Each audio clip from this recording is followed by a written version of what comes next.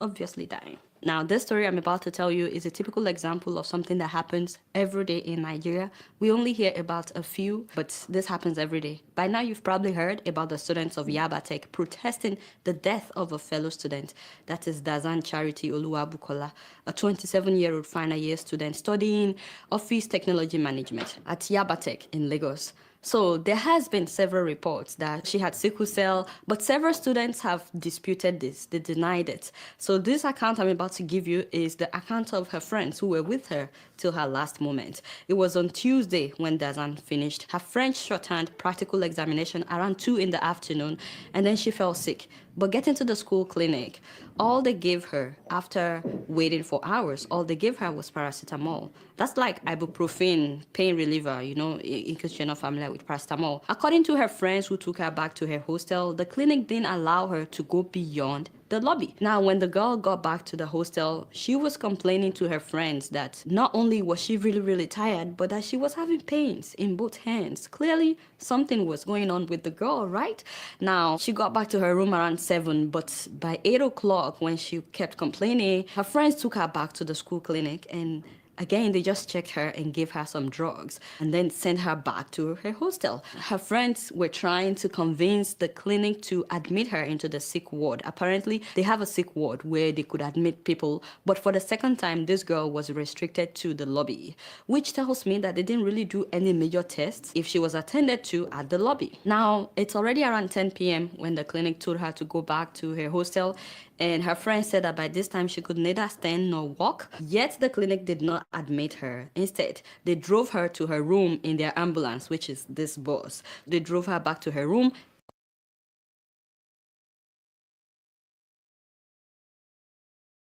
You only take trains where you cannot walk to, that kind of a thing. But you are very passionate because you want Nigeria to change. You keep doing this thing that is not lucrative in any way at all. I was making like $850 a month. Jesus. Living in Brooklyn, my rent was $600. Okay. And phone bill was $50. So calculate what's left to eat in 1 month. By the way, I was doing the show at that time, and people were accusing me of collecting money from politicians at that time. So it's just a matter of budgeting. Okay, so we have $200 to do it. Oh, I think it was 175. I don't remember. After you pay for AC, AC was $25.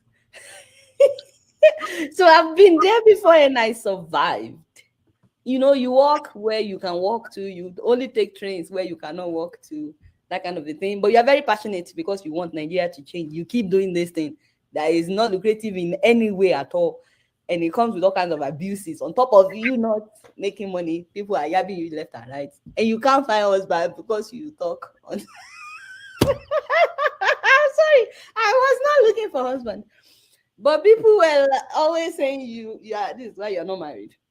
So anyways, I think the biggest challenge going solo was how do we keep body together? But then I welcome challenges like that, and it really made me work even harder. And God has been so faithful. If you are a close friend of mine, you would know there's a phrase that I say a lot. Someone like Rudolph will tell you, and it is God is faithful. I'm always saying God, because I tried to do something else, my brother, because this thing was not lucrative in any way you can think of. I tried to do something else. I tried to apply for other jobs and all that, and God will always shut those doors.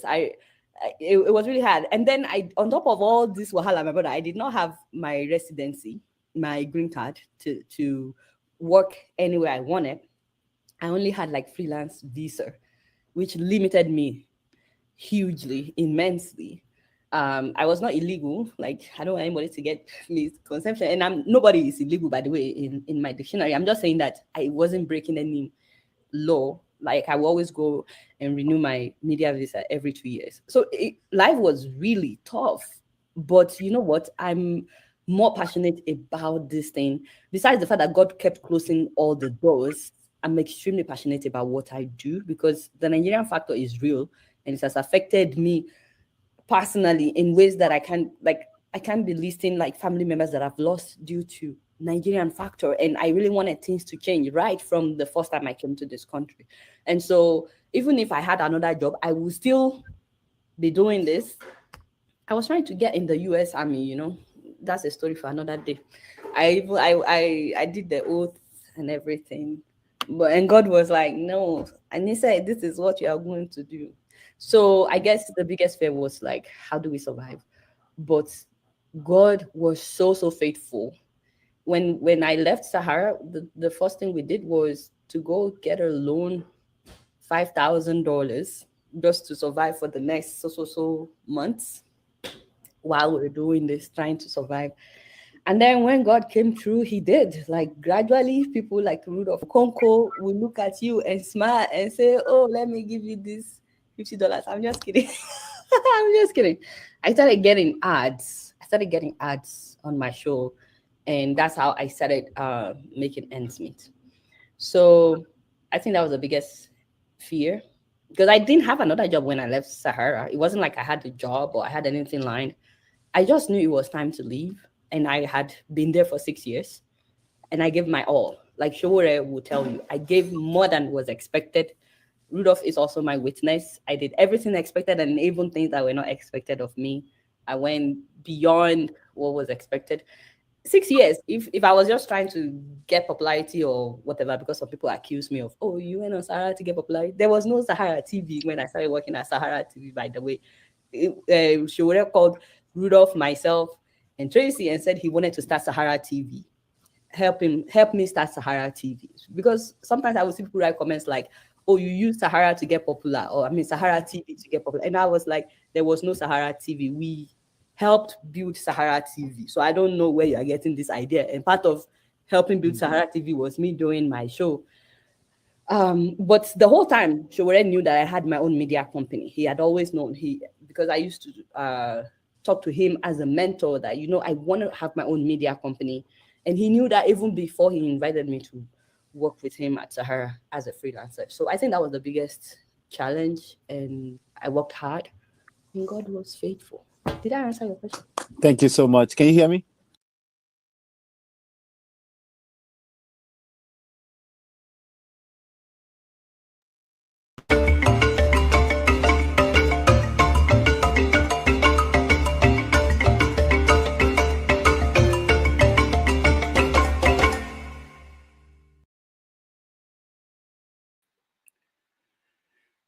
Hello, welcome.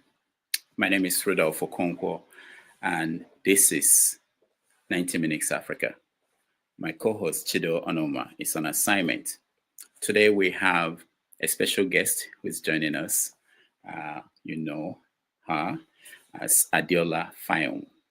She's the host of Keeping It Real with Adeola. She will join us in a short while.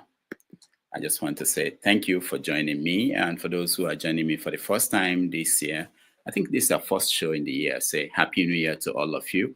I appreciate the fact that you've keep us going and continue to be part of this program. We appreciate it. Adeola will join us at the top of the hour. So we are going to have a little conversation before she joins us. And I want to say thank you to everybody who has been supporting this platform. Last week, Sunday, I was off. I wasn't in town, so I was not here. So we didn't have the show. But I have a good lineup for the rest of January. Interesting guests that will be here in January. And as we move along, I will be announcing them. And of course, like I said to everybody, if you know anybody who you think is interesting that we should talk to, please send the contact over to me. Today, we are going to talk to Adeola, and you guys watch our show. We get her to help us appraise the government of Nigeria and political and social stories across Africa. This is somewhere that something that she does every week. So we get her to do that. She just returned from Kenya, and maybe she will tell us a few things about what took her to Kenya and things like that.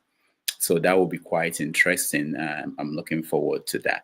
But in the meantime, I see some people here in the studio already. Let me get them in. There are a few things I want to have a conversation with a few of them while Adeola, we wait for Adeola to come in. Mr. James, how are you? I'm fine, thank you. Good evening from the Gambia. Yeah, good evening. Henry, how are you? Happy New Year, Mr. Rudolph. Happy New Year to you. I'm doing well. Yeah, good. James, Happy New Year to you. There's nothing to be happy about, frankly speaking.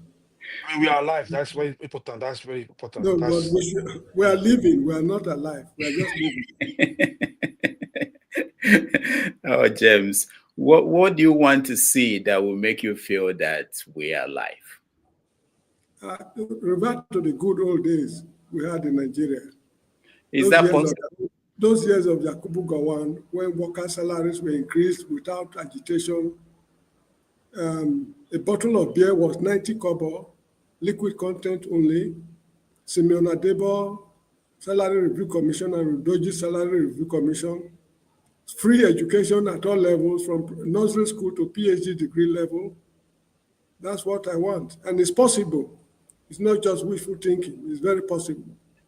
Yeah, James, even in America or even in the UK, a can of Coke is no longer what it used to be. Yeah, but the resources we have at our disposal and our responsibilities are not the same as that of the UK and the United States. These things are very possible because when Awolowo started his free education program, people told him it's impossible. He demonstrated it beyond, I don't know the right English word to use. He fooled all his opponents. He did it even in Bender State of those days. He never promised us free, a university. He only promised us free education and all those kind of stuff. But he gave us what he never promised us. That is a university. So what can be better than that? And this is a man that said he cannot do it. He did it. Anyway, let me not talk too much. But James, before I go to Henry, we have free education. I think some states in the north, they don't pay school fees to go to school. Look, when the Boko Haram boys invaded Kankara, when our daughters they kidnapped some students at Kankara, a place called Kankara. When they showed the government science secondary school on television, in fact, pigs will not agree to sleep in that place, a pigsty. You get what I mean? That is what they call a government science secondary school. So is that the kind of free education that Awolowo gave us? All right, let's Henry, I'll come to you. Okay, I'll come to you, Henry, and Henry, go ahead. Yeah, you see, Nigeria cannot come back to those days when things were going cheaper on. What we just want, at least people will live, we have life to live. At least, just like if I want to eat any food here, I can go and buy it and eat it. That's it. This is what Nigeria need. Nigeria don't need too much for the government. And you see, the words have already been changed. Like in Germany here, things are expensive here too. Now they increase the electricity tariff here. Things are more expensive now these days. I mean, at least if the government can do at least 5% for Nigerian people, Nigeria can fetch for themselves. You see, okay, like this country we have now, we have 24 hours electricity light, 24 hours economy. You understand? You can wake up, I can check my car, so I'm going to Italy today, I'll just drive straight without me looking, somebody chasing me, or I'm not going to attack me on the way. What Nigeria need first, the government should do some, at least be their challenges, 24 hours electricity, that first thing, security, that two things. If they can do it for Nigerians, this will be moving well. But they're not now. I heard that the grid, electrical grid is already collapsed again to 2025. Other countries are looking for they are heading for 10 years to come, but Nigerian government don't have plan for the citizens. It's so alarming. We are now in 2025. Your INEC now is looking for billions for election. You see, let's assume now the government want to save save the Nigerian citizen. You say every Nigerian you are entitled to have 500,000 naira every month. Every Nigerian, either you work or you don't work, they have the money to do it. Nigeria have the money to do it. Think about the money they stole. Every governors, politicians, government officials. Think about it. Okay. You see, they have their way to change things, but they don't want Nigeria to progress. They don't want it. They are not patriotic. Forget about when some people come here and start saying, we are patriotic. America, you stay, Mr. Rudolph. It's not ever easy there too. They don't have 24. They don't have a basic amenity there too, all the way. They don't have it too. You have to pay for insurance yourself there. It's not like Germany here. Once you are here as a citizen or you are living in Germany, you have you're already automatically insured. Nigeria government can change things if they want to, but they're not ready for Nigerians now. They don't want Nigeria to have better life. They don't want it. They want to educate their own children overseas and bring them to rule your own children. That's it. Except Nigerians wake up themselves to demand and stand firm. But Nigerians are not ready yet, Mr. Rudolph. They're not ready. All right. Henry, Yeah. thank you. Let's hear from Dr. Alexander. Bob. Good morning, Rudolph. How are you today? How are you? Happy New Year. Same to you, brother. Same to Mr. James, Harry. How y'all doing today? You guys are fine, yeah? That's good. That's good. Rudolph, what's going on? I wanted to join in for a bit. I'm very, very tired. I'm getting old, so this cold in Houston it's driving me crazy, man. I was talking to my son yesterday. Houston is cold? What would you say about New York? Houston is, I think, -1 today. Houston's cold. Wow. Yeah, and I'm getting old. I used to remember when I was much younger, I'll go to my dad's house in London and say, "Hey, boy, you're crazy. How come you're walking around the cold weather with no jacket on?" Now I'm shaking like a leaf, but oh God. Age is not a good thing, no. Nah. I know. You're not alone. Oh, well, listen, I understand see, James is in his 60s. So I understand that he knew and saw Nigeria when Nigeria was at its peak, you know. Like he said, you could buy a bottle of Coca-Cola for probably 10 kobo or something like that.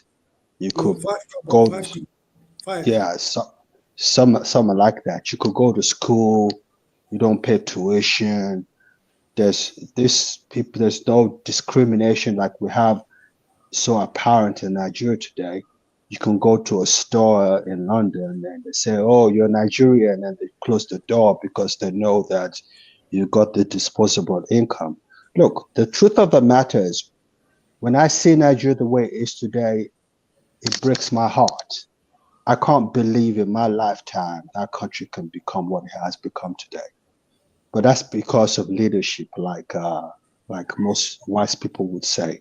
You know, if we can only have people as patriotic as John Rawlins, a leader as humble as John Mahama, you know, a sage like Kwame Nkrumah. These are Ghanaians I'm mentioning right now, people that really can look at their people and say, my people are suffering and I have to do something about that. You know, the present crop of leaders we have today, they're not connected to the ordinary people. They don't know what matters. They can't see the sufferings in the face of the ordinary man. And once that is lacking, we can't get anywhere. All these things that Tinubu is doing, in the long run, they're going to work out to make us a very prosperous country. But in the immediate term, what are we doing? What's the government doing to resolve the matter that is apparent right now, which is the hunger in the land? People are suffering.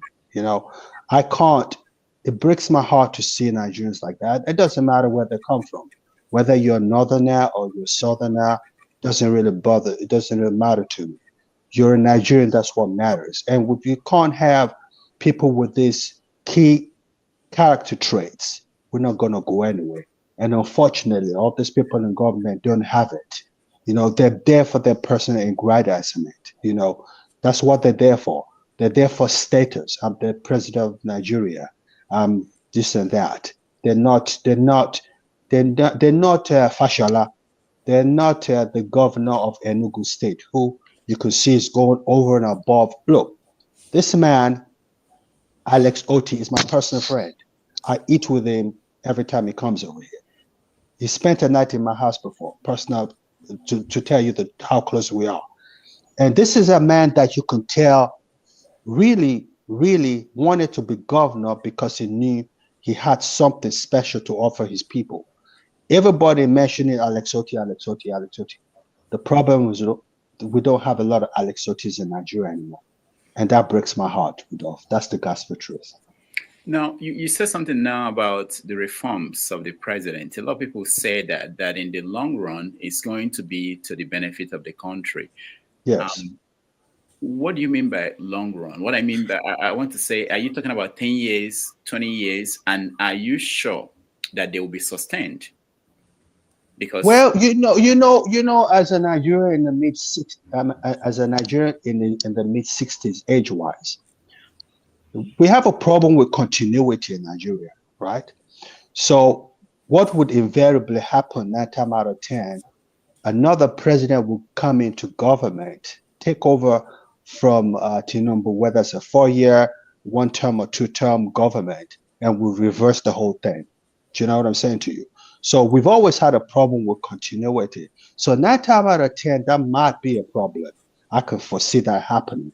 But if we continue in this pattern, Nigeria will get better.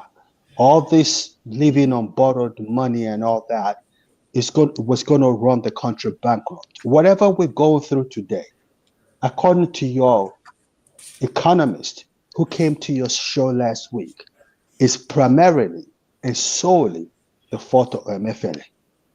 You can't even try and justify why you think MFLA did all he did. He knew, as I told you on your platform before, that he was working with a bunch of nincompoops, and he was making decisions that were peril to the survival of the country called Nigeria. So we are in dire stress right now. So we have to reverse whatever Buhari has done in the last 8 years, what MFLA has done, and it's going to take a while. But continue on this trajectory, it's only going to be for the better. My problem is that how do we solve the hunger in the land? That is important to me as a Nigerian. All the key parameters right now don't point to the government looking out for the average Nigerian, and that is my problem. You see Mahama come into government in Ghana. You see the policies he's taking because he wants to alleviate the suffering of the people. Ghanaians are going through a hard time too, like we are. But we shouldn't be in the position that Ghana is. Nigeria, on paper, is a very rich country. Ghana is not. Ghana economy is about the size of Lagos, so it's not a rich country. But we are, on paper, a very rich country, and corruption kills us completely. And that's why we are where we are today. So in the long run, yes, if the new government in 8 years or 4 years or whatever year it is will not reverse the policies that the government of today has implemented, that's my position on that. But that was a great question you asked me. Yeah, James, just one more before I come to you, James. Let me say that I'm working on getting a government official to actually come here so that we can interact with them. There's one that is very close to accepting to come. But the point I want to, just for you to finish up, Alexander Doc, if, say, you look at 6 months ago, the government said they were going to remove tariff so that there will be reduction in the cost of food items in the country. That was a policy they announced. They recognized that people are suffering. They wanted to reduce what actually happened during the Christmas, the holiday period. But they couldn't do that. If they could not do something that simple, why do we have hope that they are going to reform tax system and it will work and it will solve problems? Well, I like the I read what President Tinubu talked about regarding poverty in the land for 2025. I'm hoping that he implements whatever he has in mind. I'm hoping, I can only hope. I'm hoping against hope. I'm hoping that 225 would be a better year than 224. But the way we're going right now, I don't know how people are going to survive. I mean, I'm having people who've never asked me for money before call me and ask me to loan them or give them money. That's how bad things are, Rudolph. So unless you're in government, everybody's suffering. So this cannot continue perpetually. But hopefully, and keeping my fingers crossed, 2027 will be better than 224. We've hit the wall right now. We can only do what we can to reverse what 24 brought along with it. Do you know what I mean? Yeah. Yeah. All right. Thank you. Thank you for having me. Thank you. And Professor Pansat, I hope you're okay, son. You okay? I am okay, and I appreciate you asking about me a couple of days ago. Yeah. I was really concerned about you, but God bless you. Thank you. Appreciate it. Thank you very much. All right, man. All right, James.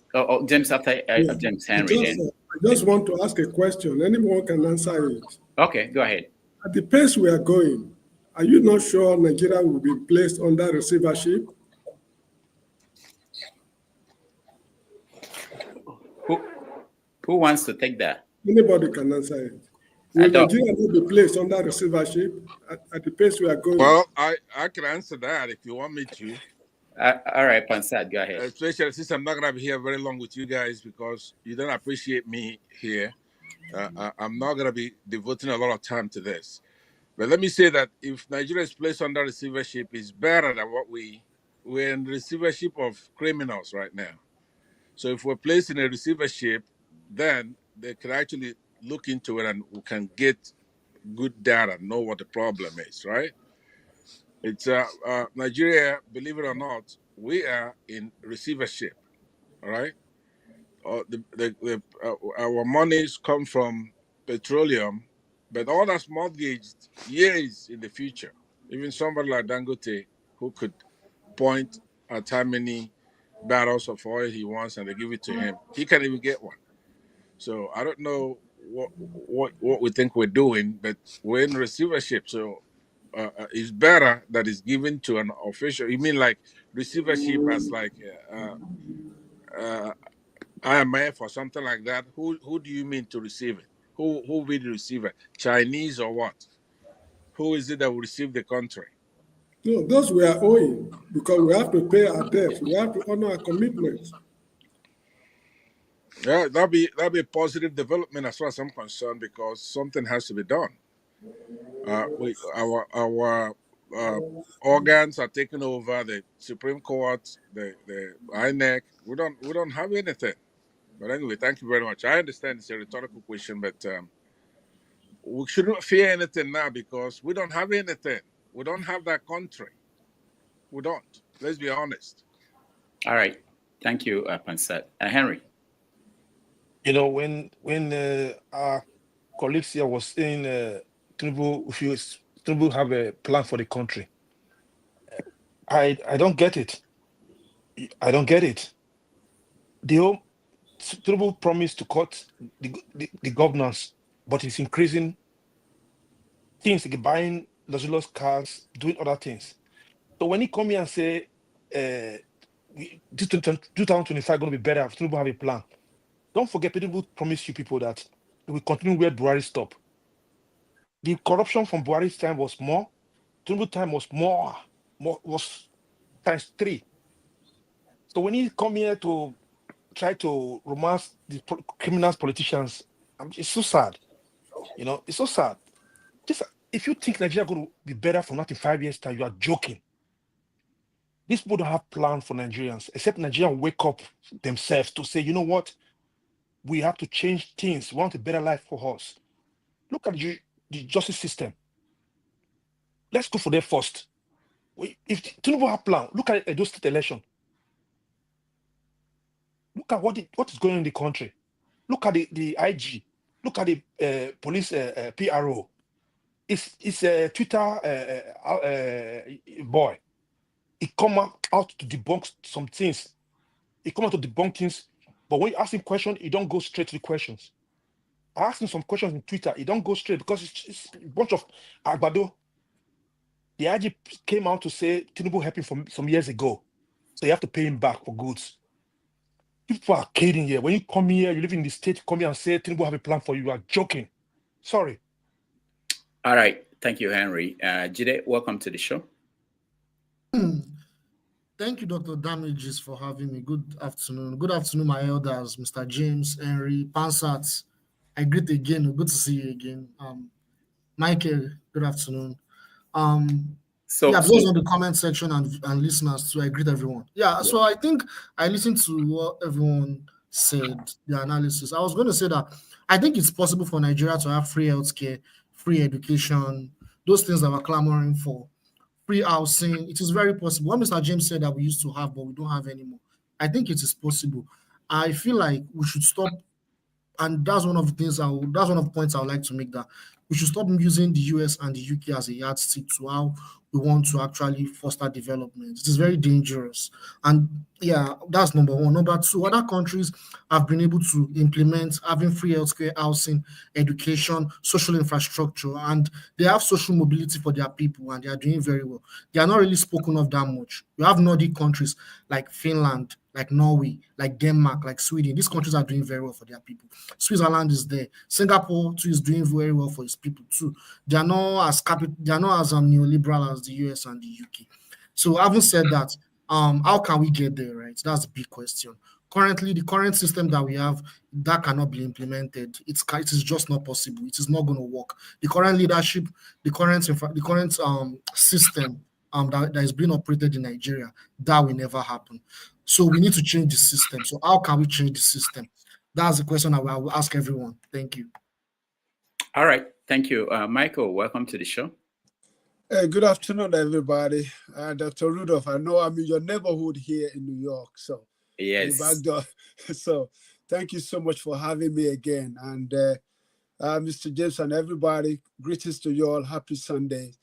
And Happy New Year, by the way. So this is a new year. We hope we can get better. In fact, I listened to it, I just joined not too long ago. But the fact about it is that sometimes I look our issue, the leadership, because the leadership comes from us within. The leadership are not made or dropped from the sky. So we have to look into ourselves. What are we ourselves as individuals we're doing? Because a lot of time when I go to Nigeria, I see they complain about leadership and they see but the same local people are perpetrating the same thing to their own individual. It's like what I see in that society is like once people have a little bit of power or a little bit of advantage, they manipulate it and use it to the extent of putting other people down. I don't know if we all get it when we go home and they're citizens, but when we come here, it's like we're here in the society is check and balances. You cannot do much, you cannot get away with that much. I mean, you can do it, but when the law caught up with you, you pay the price. But over there, once the law caught up with you, you know somebody, you're good to go. This is why I see the society is the decay of that society. Unless I find out, unless the individual Nigerians themselves look inward and change before we can get a quality leader that we want in that country. That's my own opinion. I may be wrong. And the fact that about it too is that, because I grew up, I'm in my 60s. You know, I grew up with earlier day that I have the opportunity going to what do you call it, those schools, the missionary schools. We don't pay. You pay for your books, you pay for your uniform. That was something was good at that time. But I must say this to you guys. The moment we have these religions come over, this prosperity, how do you pray your problem, your suffering out of what you have? How do you pray for that? we need action. There's no, because those days the missionary don't teach us go pray, pray, pray, pray. No, they teach us education whereby you can be productive. Even though when I look back too, the education they're teaching us, they're not teaching us to be independent.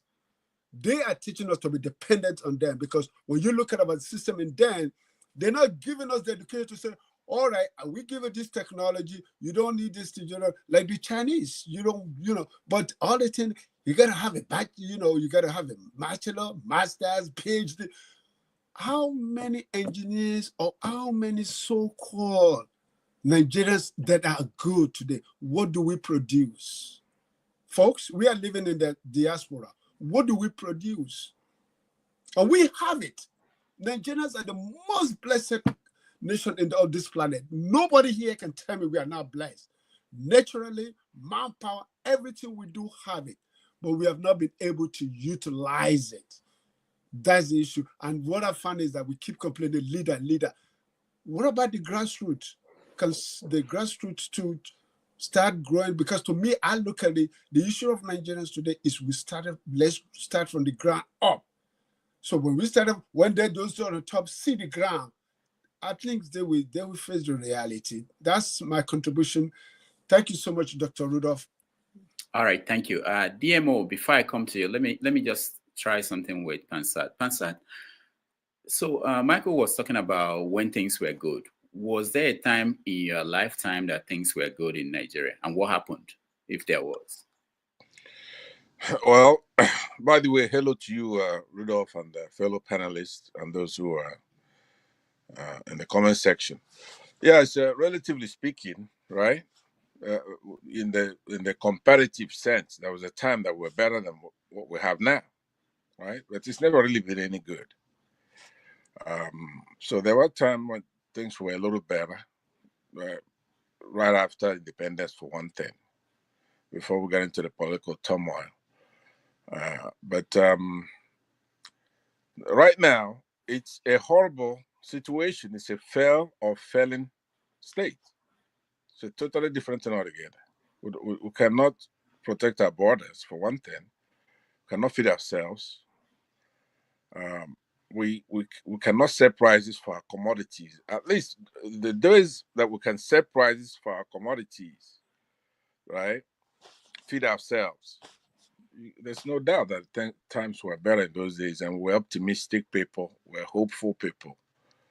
And some of our leaders had plans for more than a generation. At least they had plans, and they built structures that show that. So I agree with you in that respect. Right now, it's a joke.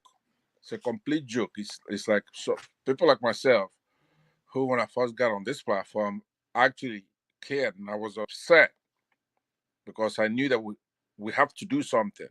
But right now, we can't even do anything. That is how bad it is.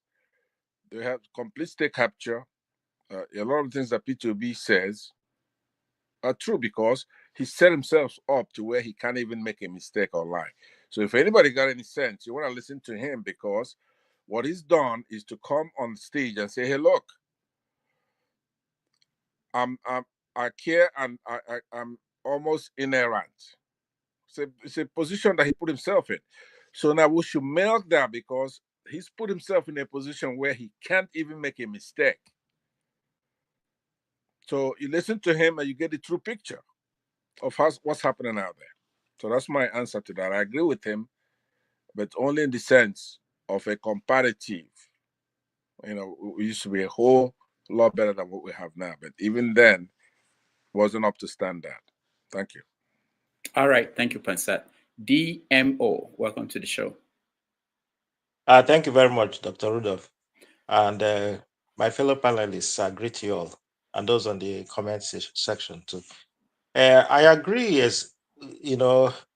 with what Pansat just said now, Oga Pansat, and Henry as well. I agree when they were saying. Then again, in my view, I think all of us were just saying the same thing. Technically, I might say almost the same thing, because I grew up in Nigeria during the 80s, 90s, and just like Pansat said, I think it's comparative. My parents were fortunate to travel to the UK, in the 70s, using the scholarship. And that's how, and that's when I was born there. And that's how I got my citizenship. And we came back in the 80s. I still remember when my dad would be singing this Nigeria will survive, early in the morning, and the song will still be the same thing at this stage, So I think, in my view, what I discovered, because over then I tend to tell myself, no, I will stay and, help Nigeria and all that. And eventually, I was doing my housemanship in Enugu then, in UNTH, when they took light, when we were doing very serious operation, and everybody brought out this rechargeable lantern, and the patient ended up dying. And this is a patient that had relatives abroad, So that was when I made I made the choice. I said, no, this thing will not work. I better just go, leave this country, because, and now I think I made a good choice. And my colleagues that stayed back, they still had the same, oh, now we are going to, who stay, now we go do this. Well, I got inundated with phone calls. My colleagues, they're leaving. These are consultants, and they would have been consultants by now when we left, So, but they've left because of their own children. So my concern now is that the younger generation, the so-called leaders of tomorrow, the mindset is that of, they've normalized corruption, most of them have not tasted when Nigeria was better, in quotes, So the only thing, in my view, like Henry said, he said, unless Nigerians will be like, number one, my in terms of solution, unless Nigerians will be like, no, enough is enough. We've had enough. We have to, change all these things, That's what I think. But on the flip side, that mindset of everybody's already corrupt. Not, the president is not the only person that is corrupt. Even your fellow Nigerians will. You all travel to Nigeria, see what happens at the airport. Secondly, unless they bring in a leader that comes in and sanitizes the whole system, But again, the law people will say you can't build something out of nothing, So the system that brings in the leaders is already, corrupt. So corruption will beget corruption. So that's what I believe. Thank you very much.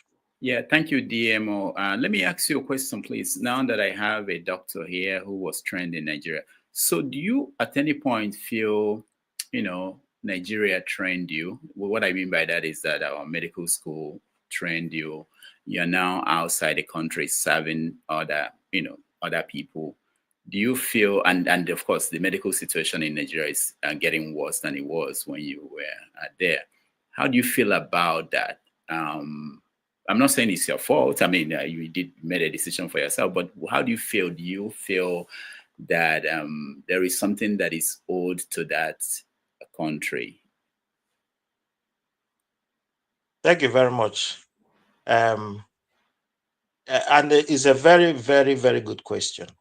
Now, I believe Nigeria trained me, and at the price of, my school fees. I mean, we were paying tuition fee 4,000 naira. It wasn't difficult to pay that school fees. From, in my view, I went to a federal university.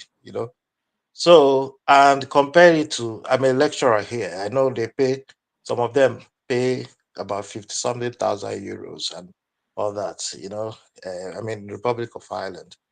So they, and some 7,000, 21,000, as so what.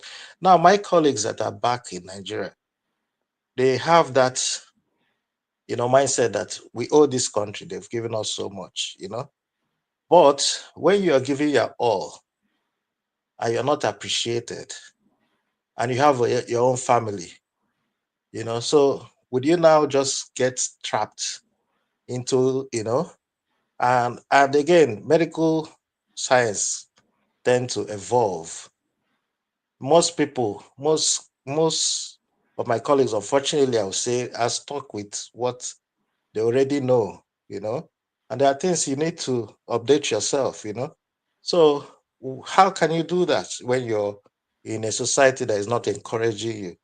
So the best thing to do is to go. I still carry the guilt, but you still have to fend for yourself and your family, you know.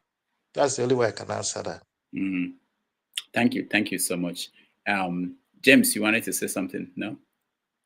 Yes, you see, it's very funny, the question you've asked, because I also belong to that category of people trained by Nigeria, and I never worked in Nigeria. I've explained why I could not work for Nigeria. If you don't mind, let me just give a quick rundown. During my primary school days, it was Action Group that was in power in then Midwest, what we call state, region. Then during my high school days, the military were in power, but in Benin City, that's a Benin state, the military continued with the free education program that was in place. So I did not pay school fees. Those who were in the boarding houses, they paid for feeding, but I was a day student. When I got to Government College Ughelli, for the first time, I paid school fees. We're very lucky, UPA came to office. UPA said, HSC students are tertiary students. I mean, what do you call it? We are post-secondary students, what you call students. So they gave us bursary. The bursary they gave us was more than 10 times the school fees we paid. So it was free education. I went to University of Lagos. First year, second year, third year, no tuition. We were feeding with 50 kobo per meal. Then my master's program, I did pay school fees as well. It was the accommodation in my master's program that I paid 100 naira, I think, for the whole year in Makama Bida Hall. When I finished school, I could not get a job, so I started writing applications. Eventually, University of Sokoto, I think they now call it Otman Afodio, replied me. They invited me for an interview. I went to the University of Lagos to meet my supervisor, one Simeon Ojo, a climatologist.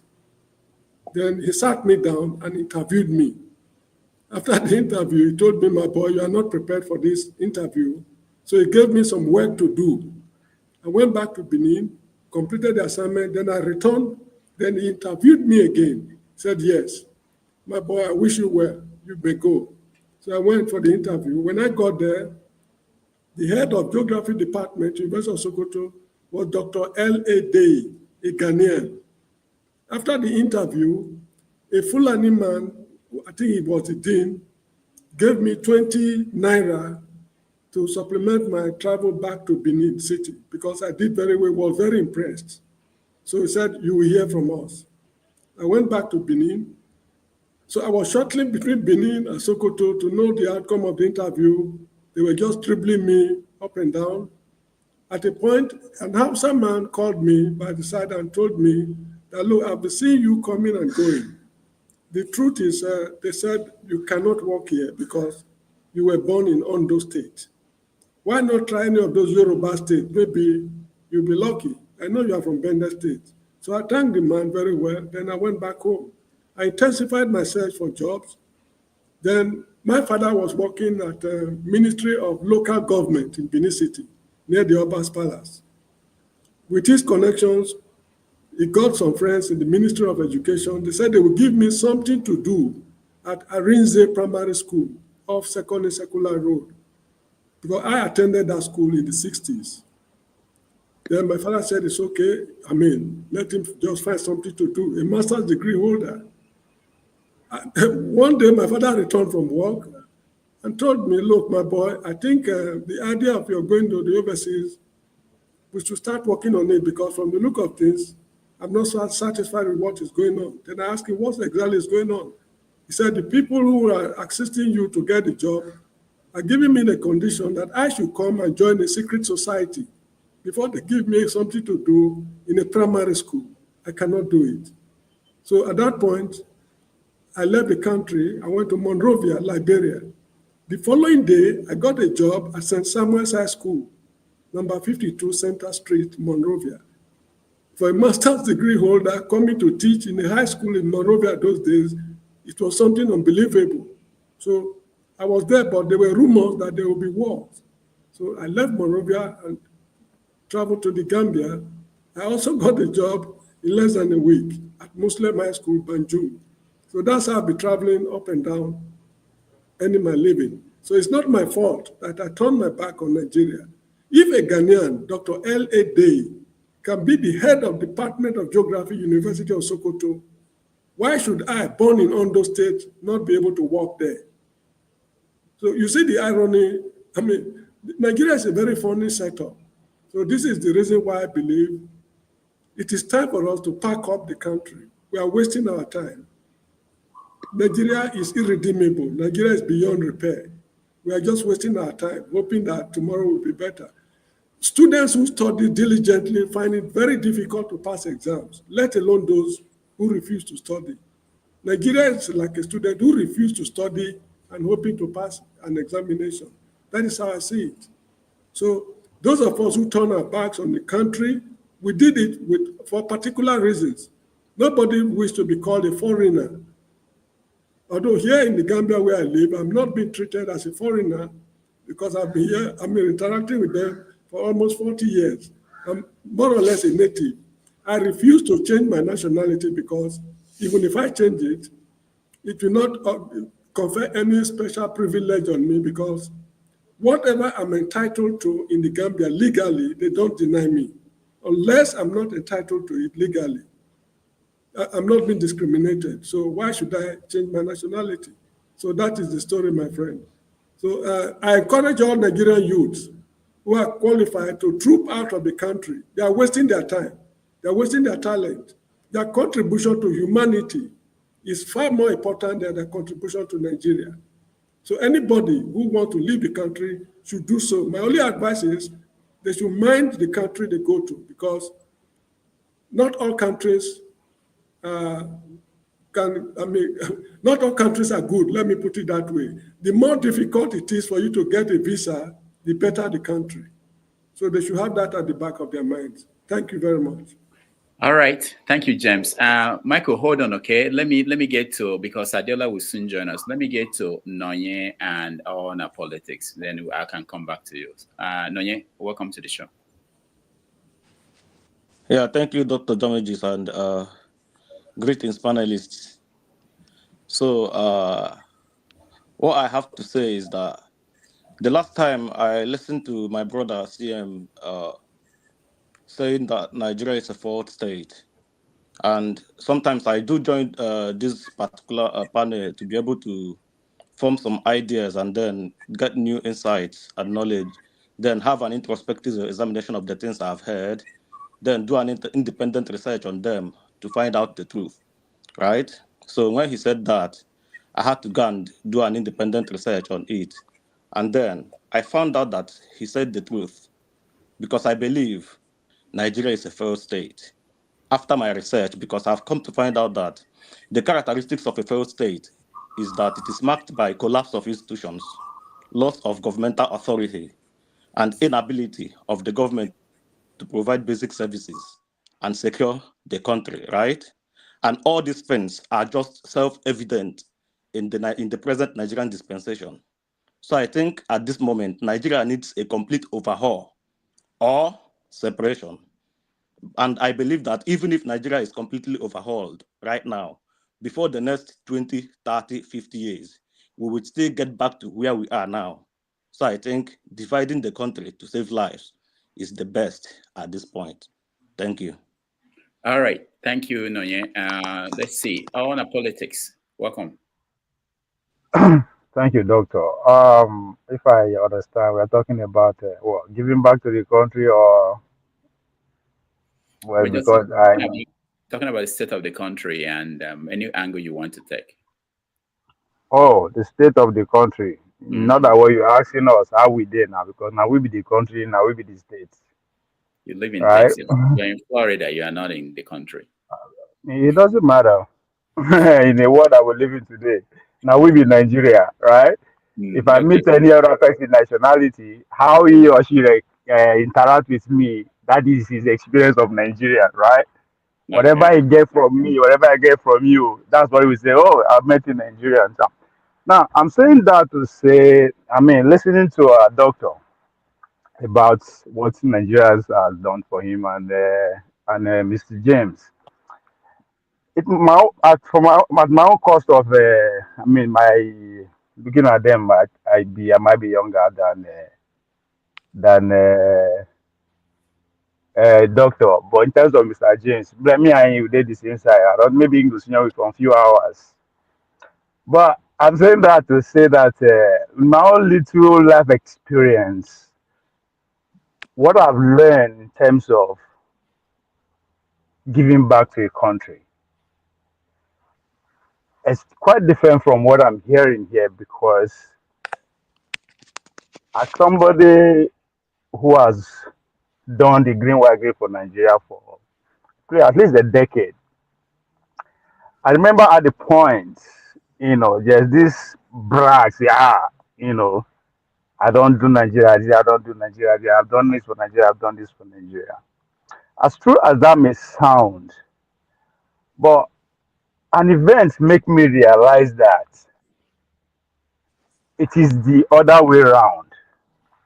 Nigeria, just like every other state, is like a platform.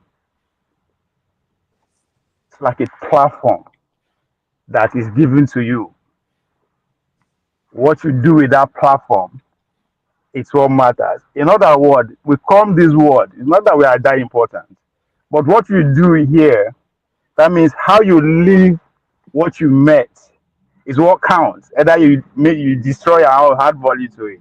That's why I see a nation state. It's a platform. I said that because when I was representing Nigeria, not until after I floated the foundation and I get into a conversation too, some other person, then I was made to understand that not be wearing green, white, green in international stage now make you give back to Nigeria. The fact that you floated the foundation, you have impacted one or two Nigerians, you have done your part. You have given back to Nigeria. Now, when I did college here as a student athlete, I remember at every section we resume school, they will select us, we the athletes. We are the face of the institution. What they do that they will assemble us for one day or one weekend and invite kids from the community to come and interact with us. It took me time to understand that it's pretty much like a deal that the community signed with this college. That how you give back to the community. You bring people around the world who are the face of that institution to inspire the younger ones. I'm saying that to respond to what doctor is saying, that you don't necessarily have to be on ground physically to be saying that you are giving back to Nigeria. How many Nigeria have you impacted? Because the idea, that's why I say now we be the Nigeria, right? If I wake up today and say, if not because of Dr. Dameji, I for not do this. In other way, I'm saying that that's Nigeria that did something for me. On the other hand, the Dameji content, because of what he has done to me, he has paid his own part to Nigeria. So I think there's so many ways to see, and because and again, I remember when we did with the Minister of Sports, there was an argument about allowance and all that kind of thing. At one point, he got angry to a point that he said, come, when you start on that starting block, they will measure your name first before Nigeria. So you know that when you are here representing yourself first. Yes, Nigeria and on the platform of Nigeria. But you know that we see it as a privilege, as an opportunity that the state is giving you. That was a very hard conversation, but he sang. So I think for me, and I think it all boils down to how you develop the country. So how you contribute, what you do, anywhere you are as a Nigerian, is actually contributing to the building to the nation state or giving back. I don't know if you are making sense. That's my own experience about this, what the country done for you, what you have done for the country, and how I was made to understand it by my various encounters with people within and outside. All right. Thank you. Thank you, Ovie. Let's hear Michael. I have another question for DMO. Michael, go ahead. Oh, okay. Yes. I just want to piggyback on what Mr. James said. That's when Nigeria happens to you, even Dr. DMO. It just is exactly Mr. James' story. I happens to be, if you guys know Nigeria in those days, my father is the Nigerian Railway Corporation, one of their traffic distance. So we travel most of the time. So we were taken from the south, from Lagos to Zaria. That was 1968, 69. The war was still going on. You know, the Civil War was still going, because I experienced it when they say Igbo was this in those areas.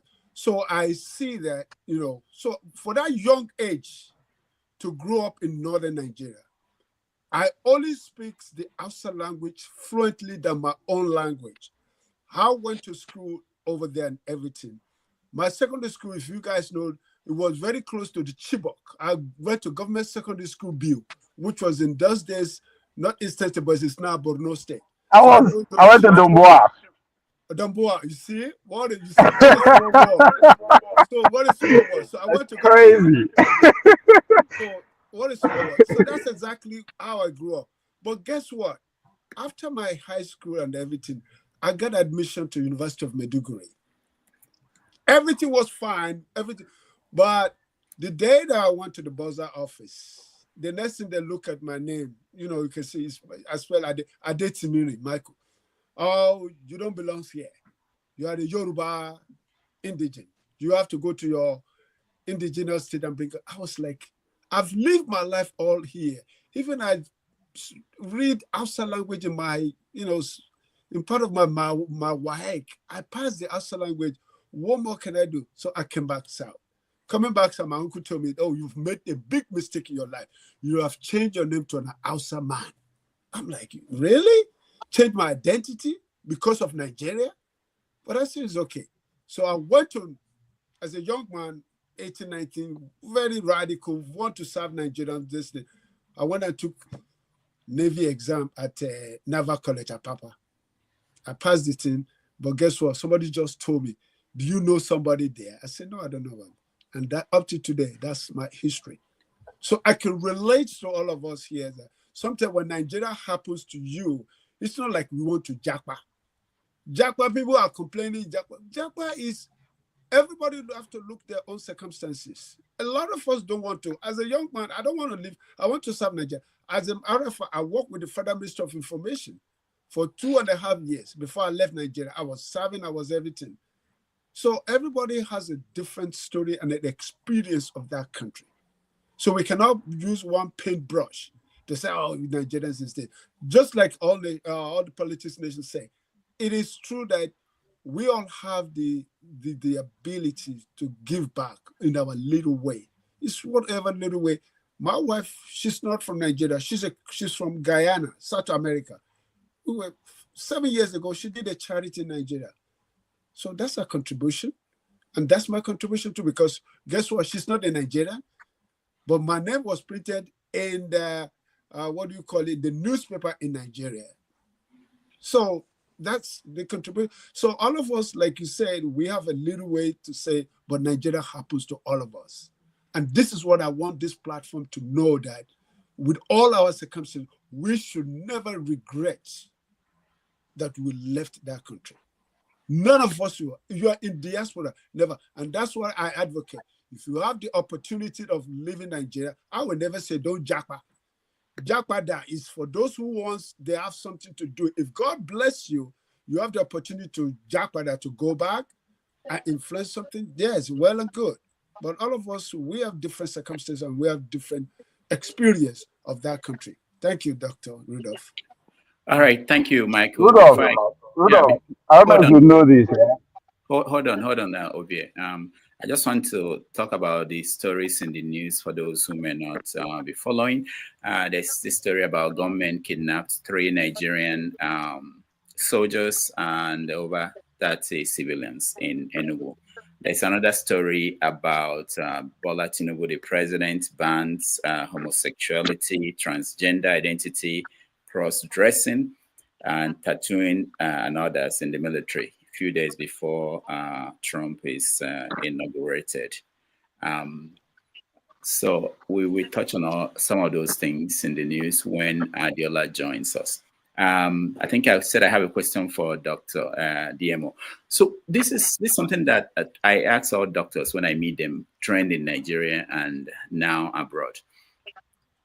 The relationship, doctor-patient relationship in Nigeria is different from what we see abroad. So for instance, I have family members. Sometimes if someone is sick, I'm trying to talk to the doctor. What are they suffering from? What is the prescription? They don't feel they owe anybody any explanation. They scream at patients, they shout at nurses. Is that how you guys are trained in Nigeria, or what happened? And when they come abroad, I mean, you've lived abroad now, do you pass across that message to your colleagues at home that this is not how patients or families of patients should be treated? Yeah, thank you very much, Dr. Rudolph. Well, anybody that said that's not how we are trained, I suppose the reality is that here, the bedside manners is very important. I think that's the first thing I learned when I came. In Nigeria, there's really no emphasis on bedside manners, unless it's changing now, which I still doubt based on personal experience, you know. The bedside manners, there's no emphasis on that, you know. So here they'll look at communication skills. One of the exams you do to get your license, communication skills is part of it, you know. So they rely, there's so much emphasis. Whereas when you're in Nigeria, just that name that you're a doctor, you seem like you start seeing yourself like a mini god. Like you've seen your senior colleagues are like that, so you're aspiring to be, you know, to qualify, then to be your senior colleague. So when you go in, automatically you go in, and it is what it is, you know. And the treatment, I suppose you are treating people to make money more in Nigeria, you know. Over here, I believe that your salary is enough. It may not be enough, but at least it's comfortable enough for you. So there is really no need for you to focus more. Because in Nigeria now, say for example, I prescribe a medication, you come in with some symptoms, you know, I make a diagnosis, which I'm not going to tell you for a reason. Then I prescribe medication for you. I will obscure my writing to make sure you don't really understand what I prescribe for you, because I will say doctors are bad writing. That's not true. Your documentation is meant to be legible enough, you know. So you go and buy the medication because you can buy it then.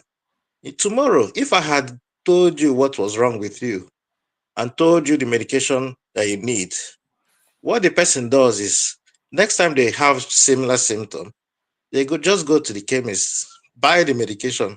I've lost there. You understand? So there's a lot of ethic issues, you know, which I won't really go further. But to answer your question, the emphasis is not on communication skills in Nigeria, you know.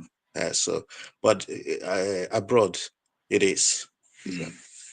I have a friend who is a doctor here, and he works with the UNTH, which is he graduated from Sukan, and he went back, and he's helping them to reform some of the structure in place and how they educate medical doctors. So I'm always interested in that, in terms of whether it's something that they teach or something that, as a result of the peculiar situation in the country, they adjusted to that. Okay, that's very good to know. All right, Kene, welcome. Yeah, thank you, Dr. Damages. Good day, everyone. My special greetings to Papa James. You're always on point, sir. And my greetings to Nonye, DMO, Ade, I have to call you guys by your name. Jide, Henry, I greet you, sir. You're always representing. And of course, all the politics. See, I don't know where to come in from. I don't know. I should talk about the doctors. Me, I have personal encounter with them that they nearly chop off my leg at one hospital in Enugu. I don't want to call their name. I don't want to give them bad market. But they weren't the cause of my problem. Actually, my problem started from Plateau State, where we have a lot of quack nurses. I wanted to damage me, and I escaped, and I came to Enugu. Enugu actually saved me. But what surprised me that day was doctor saying something that I've never heard in my entire life, and I was trying to see for clarification. And this guy they had these, I don't know what to call it, like a cubicle made of fabric. So he ran behind it and opened a very big dictionary and was going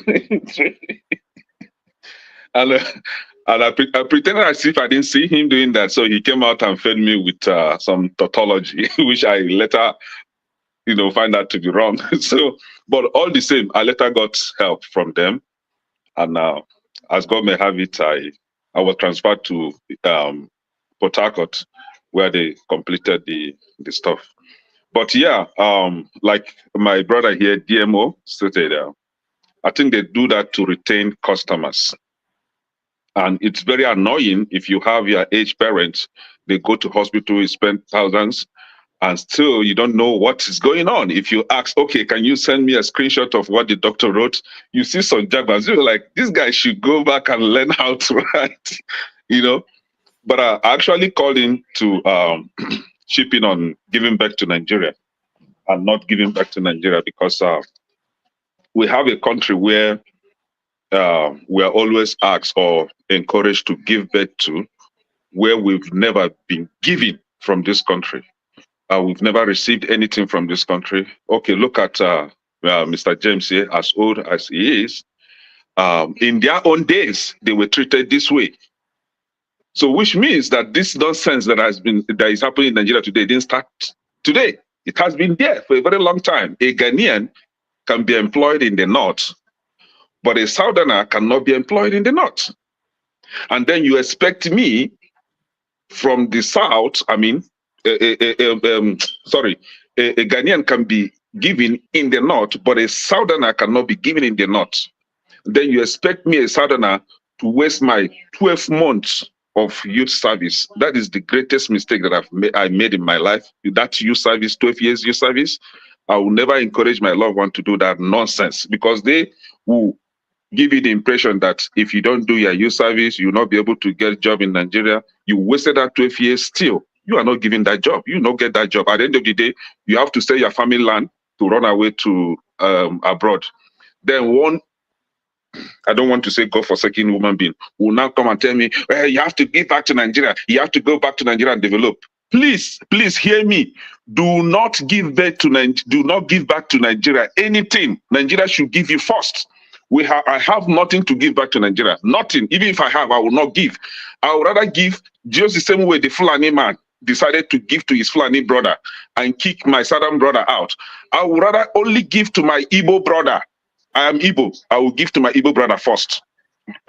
Charity begins at home. Since that is how they want us to run that country. As like Mr. James said, it's an irredeemable country. There's nothing to be said. Nigeria is gone. But for you that still believe that you can save Nigeria, keep on wasting your precious time. I have no such time to waste. Sorry, Mr. Kine, Pastor said that they should fast 100 days fasting. Also will kill all of them. And at the end of the day, they will not see. Last time they told us that Nnamdi Kanu was the cause of the problem in the southeast.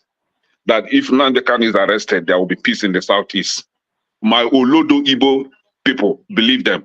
They arrested Nnamdi Kanu. Oh, there is Simon Ekpa. If Simon Ekpa is arrested, there will be peace in the southeast. My Olodo Igbo southeast brothers believe them. Simon Ekpa is arrested today. And now, just today, 3 soldiers, Nigerian army, and 30 civilians, Igbo people, kidnapped in Enugu by herdsmen, not gunmen. When they give it that name, gunmen, it sounds as if the problem is coming from Southeast. It is herdsmen, Fulani. That is their intention. Anybody that challenges, anybody that stands to challenge them should be taken away so that they will have free entry to destabilize that region. That is exactly what they are doing.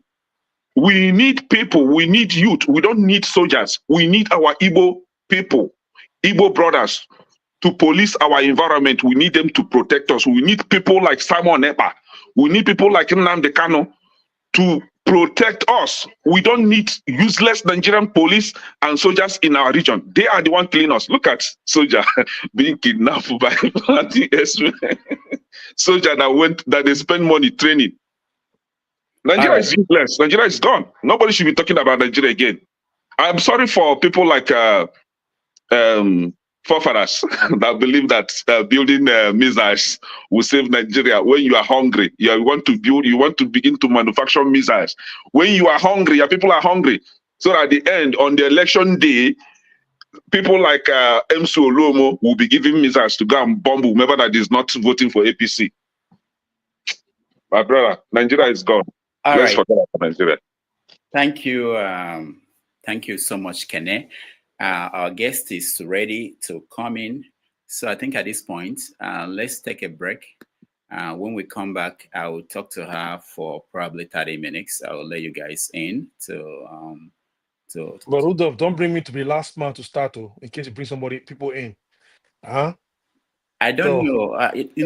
I'm not the one who controls these things. Don't do this to me this time, man. So don't think I'm the one controlling. I have powers bigger than me. All right, so let's take a break. When we come back, we talk to Adeola. I'm ordering you to reach out to me now.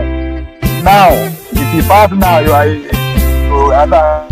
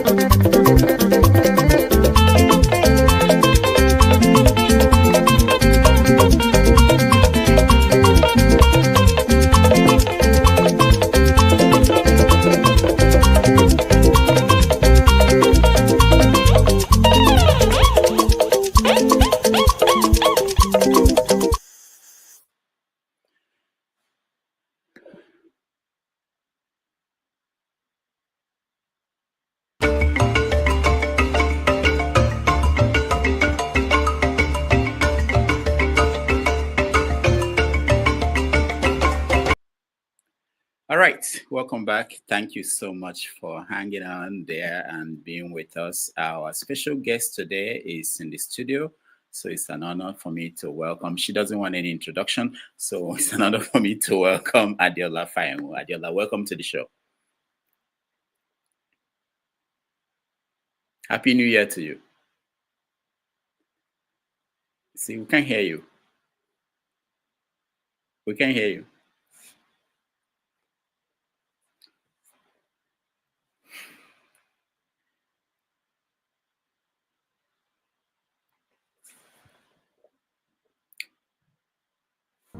All right, so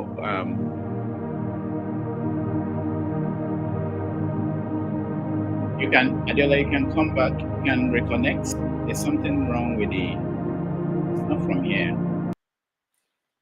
Can you hear me? No, we can't hear you. Are you playing? This is one of your tricks or so.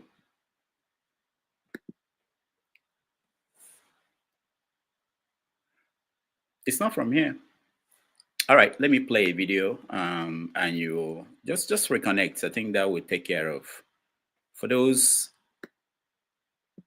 who may not know Adeola, reconnect, Adeola. It like will be okay. $850 a month. Jesus. Living in Brooklyn, my rent was $600. Okay. And phone bill was $50. So calculate what's left to eat in 1 month. By the way, I was doing the show at that time, and people were accusing me of collecting money from politicians at that time. So it's just a matter of budgeting. Okay, so we have $200 to do it. Oh, I think it was $175. I don't remember. After you pay for AC, AC was $25. So I've been there before and I survived. You know, you walk where you can walk to, you only take trains where you cannot walk to, that kind of a thing. But you're very passionate because you want Nigeria to change. You keep doing this thing that is not lucrative in any way at all. And it comes with all kinds of abuses. On top of you not making money, people are yabbing you left and right. And you can't find husband because you talk on. I'm sorry, I was not looking for husband. But people were always saying this is why you're not married. So anyways, I think the biggest challenge going solo was how do we keep body together? But then I welcome challenges like that, and it really made me work even harder. And God has been so faithful. If you are a close friend of mine, you would know there's a phrase that I say a lot. Someone like Rudolph will tell you, and it is God is faithful. I'm always saying God, because I tried to do something else, my brother, because this thing was not lucrative in any way you can think of. I tried to do something else. I tried to apply for other jobs and all that, and God will always shut those doors. It was really hard. And then on top of all this wahala, my brother, I did not have my residency, my green card to work anywhere I wanted. I only had like freelance visa, which limited me hugely, immensely. I was not illegal. Like, I don't want anybody to get misconception, and I'm nobody.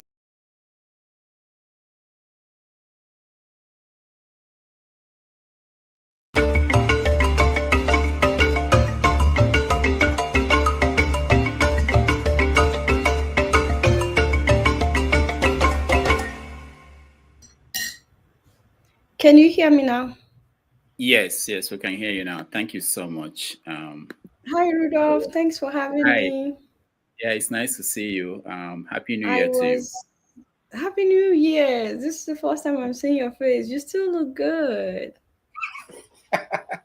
Okay. I was about to thank you for no introduction, and then you started playing that video. Like, why? What video? There was no. It wasn't a video. It's a new thing that I did. It's not a video, really. It's just your picture. Yeah. No, I didn't play the intro. Yeah, no, I didn't. So welcome. Thank you so much for. Is that Victor that we are going to see? Thank you so much for making our time. Thank you. I know you are busy, and we are really happy to have you. Busy, I'm never busy for you, Rudolph. It's just that now I have new bosses. I have two toddlers that I believe they own me and my time. What can I say? Of course, that's what you did to your parents. So they are doing the same thing to you. So what else? Nothing new. So let's start with first of all, I heard that you traveled recently. You went to Kenya for what is it, Bitcoin conference? Why are they meeting? Yes, Why are they meeting in Kenya? Why not Nigeria? We are the capital of Bitcoin. I know, that's exactly what I said. In fact, because I was one of the MCs hosting, it was a 3-day conference. So one of the times that I was emceeing, I said jokingly that whatever they do, they should make sure that next year this thing goes to Nigeria. Like, what's that? What kind of disrespect is this? We've done it in Ghana twice. And then from Ghana, we went to Kenya. And I'm like, Nigeria is right there. Where were we supposed to start? And you know, the funny thing, they all started laughing. And I'm talking about even the organizers, including the Nigerians amongst them. And I'm like, if you, the Nigerians, are laughing, and they were like, the Nigerians among them. And I'm like, this ain't right. Let's go do this thing in Nigeria. And they were like, first of all, nobody has time to be dealing with buying fuel or looking for a generator for the 3-day event. So I'm like, it's a hard clap back. It's hard to clap back at that, because I was ready to fight, and then they started with the electricity thing, and then I didn't know where to go after that. It was a shocker for me. They were like, first of all, we cannot be. Have you heard any sound of generators since we started? I said no. Can you imagine? So I don't know where it would go next year, but it doesn't look like it would be Nigeria. So how was the conference? How was Kenya? That's not the first time you went to Kenya, no? No, it's not. But it was really good. It was really, really good. The Bitcoin conference in itself is such a wonderful event to attend. You know, they do Bitcoin conferences all over the world, and the way this one started, first of all, is inspiring. I'm pretty sure that you remember Farida Nabarema. She's the convener of this conference, the woman from Togo, the activist from Togo.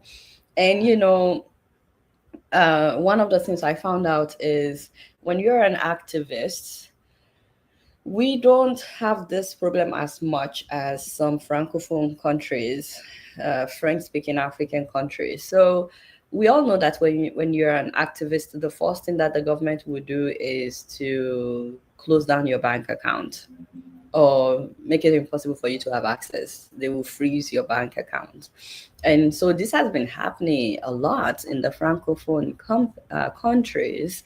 And the way people are surviving is through Bitcoin, because the government has no control over that. So for them, it's a very, very vital tool in advocating for a change in their government.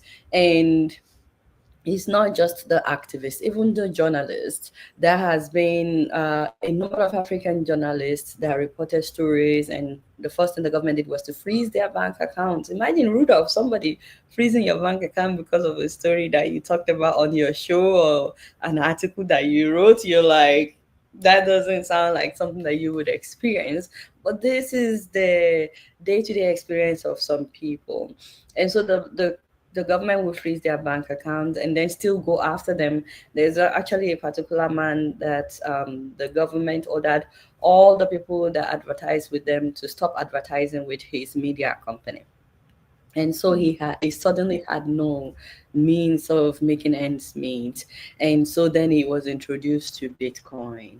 And so for a lot of these people, Bitcoin is how they are able to continue to do what they are doing without the government being able to interfere. And if you would remember during the NSAS protest as well, Bitcoin played a huge role. People were donating money, they were donating Bitcoin, I should say, which really helped the protesters. And so when I went to this conference, it was eye-opening for me. The conference was not so much on, oh, this is how much Bitcoin is, hold your Bitcoin like they do at other Bitcoin conferences. This conference was all about how we can use this to make a change in Africa. And then they invited a lot of people that are doing amazing things with Bitcoin. There's a particular woman that has an organization that strengthens and empowers other women, especially women who are facing domestic violence and women who have no bank account of their own, no properties of their own, no say in their homes. And with their cell phones, they are able to open Bitcoin wallets and start making money and gradually start buying properties without their husband knowing and stuff. It's been empowering a lot of women. And then we got to meet some of the people that had been helped with this initiative. They came to the conference. But one of the things that happens at that conference is every year they invite young Africans with innovative ideas, tech ideas. They invite them to come and present it, and they get fundings in Bitcoins. I think the first prize this year was $10,000 in Bitcoins. Some people got $5,000. It's just, and this happens every single year. And then not just that, a lot of organizations come there for you to pitch your ideas, for them to see whether or not it's something they want to fund. So it was innovative, it was inspiring. I am so happy that I went. Next time you have to go, if they do it in Kenya again, because Kenyans are lobbying for them to bring it back to Kenya, we should go together, Rudolph, because I know you have a girlfriend in Kenya. Did you tell your followers? Not one, two. I have two. Two girlfriends? So, yeah, it's very important to me, yeah. All right, so did you get a chance to see Kenya any parts? You were in Nairobi, I believe. Is it Nairobi? Yes, the conference was in Nairobi. Okay. We got a... Go ahead. Oh, yeah. So did you have the chance to see Kenya, any, A places? little bit. We went to the national park. We went on safari. The kids got to see zebras, rhinoceros, all those monkeys, all those good animals. They saw giraffes. They're really tall. And then they went to the giraffe center. They fed the giraffe, and also it was good. We also liked, we got to drive around town just to see. It was adventurous. We were there for a week, so we tried a little. Oh, we went out to dinner with Declan. That was yes. He told me. I told you. Okay, what did he tell you? He's going to join us. I wanted to know. No, he told me you were there. I wanted to know, did you get a chance to know what's going on there? Because he was telling me that in Kenya at this moment, they are having the same kind of problems we're having in Nigeria. Things like kidnapping, the activists have been disappearing. Did you get to hear things like that? I didn't get that sense when I was there. So it was really nice to see Declan. I feel like now he's a local. I don't even know if I can call him American anymore. I think he's more Kenyan than he's ever been American. I told Declan to take us to a local restaurant where we can have a feel of, Kenya. Declan took us to a buka of Kenya. Yeah.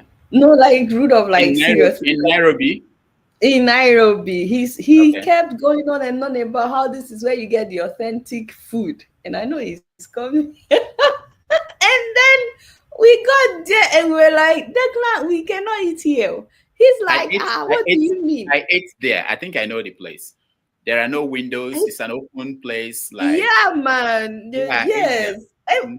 I said, Declan, we cannot eat here. He said, this is as good as it. I said, You are Declan, Jibota now. You are. no, it's not even that. Rid of. I have two toddlers. I cannot be dealing with any stomach issues in another country.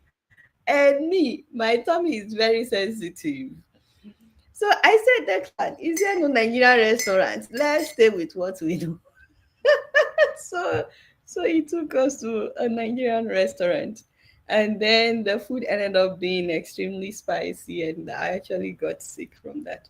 Oh, Anyway, just running stomach. But all right. anyway, so the one thing that I noticed in Kenya, which I didn't notice the last time I went, because the um attack at the mall hadn't happened at the time. And so this time around, I noticed two things that really shocked me. First of all, um, I was surprised that every public space, every public place that you go to, there is security check everywhere, which you have to go through the machine and then they scan you and all that. It was really weird.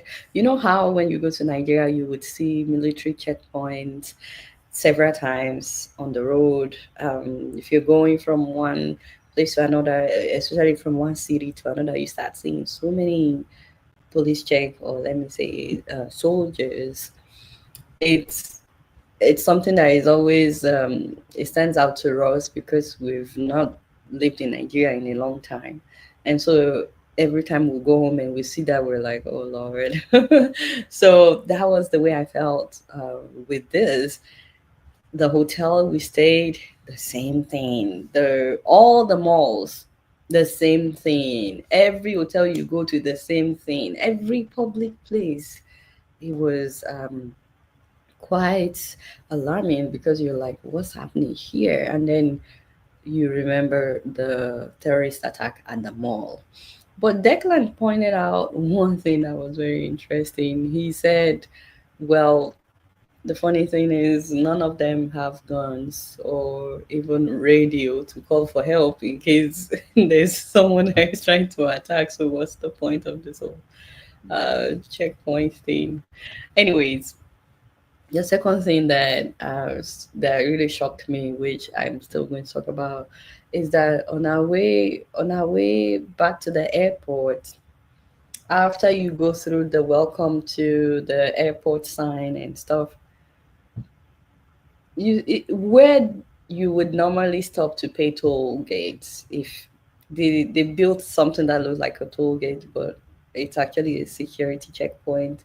We were driving, full speed, looking at the airport, and then we got there, and suddenly the driver stopped, and we were like, "What's happening?" He's like, "Yeah, this is where you get up. You guys are supposed to get down." It What happened. we were like, "What do you mean get down?"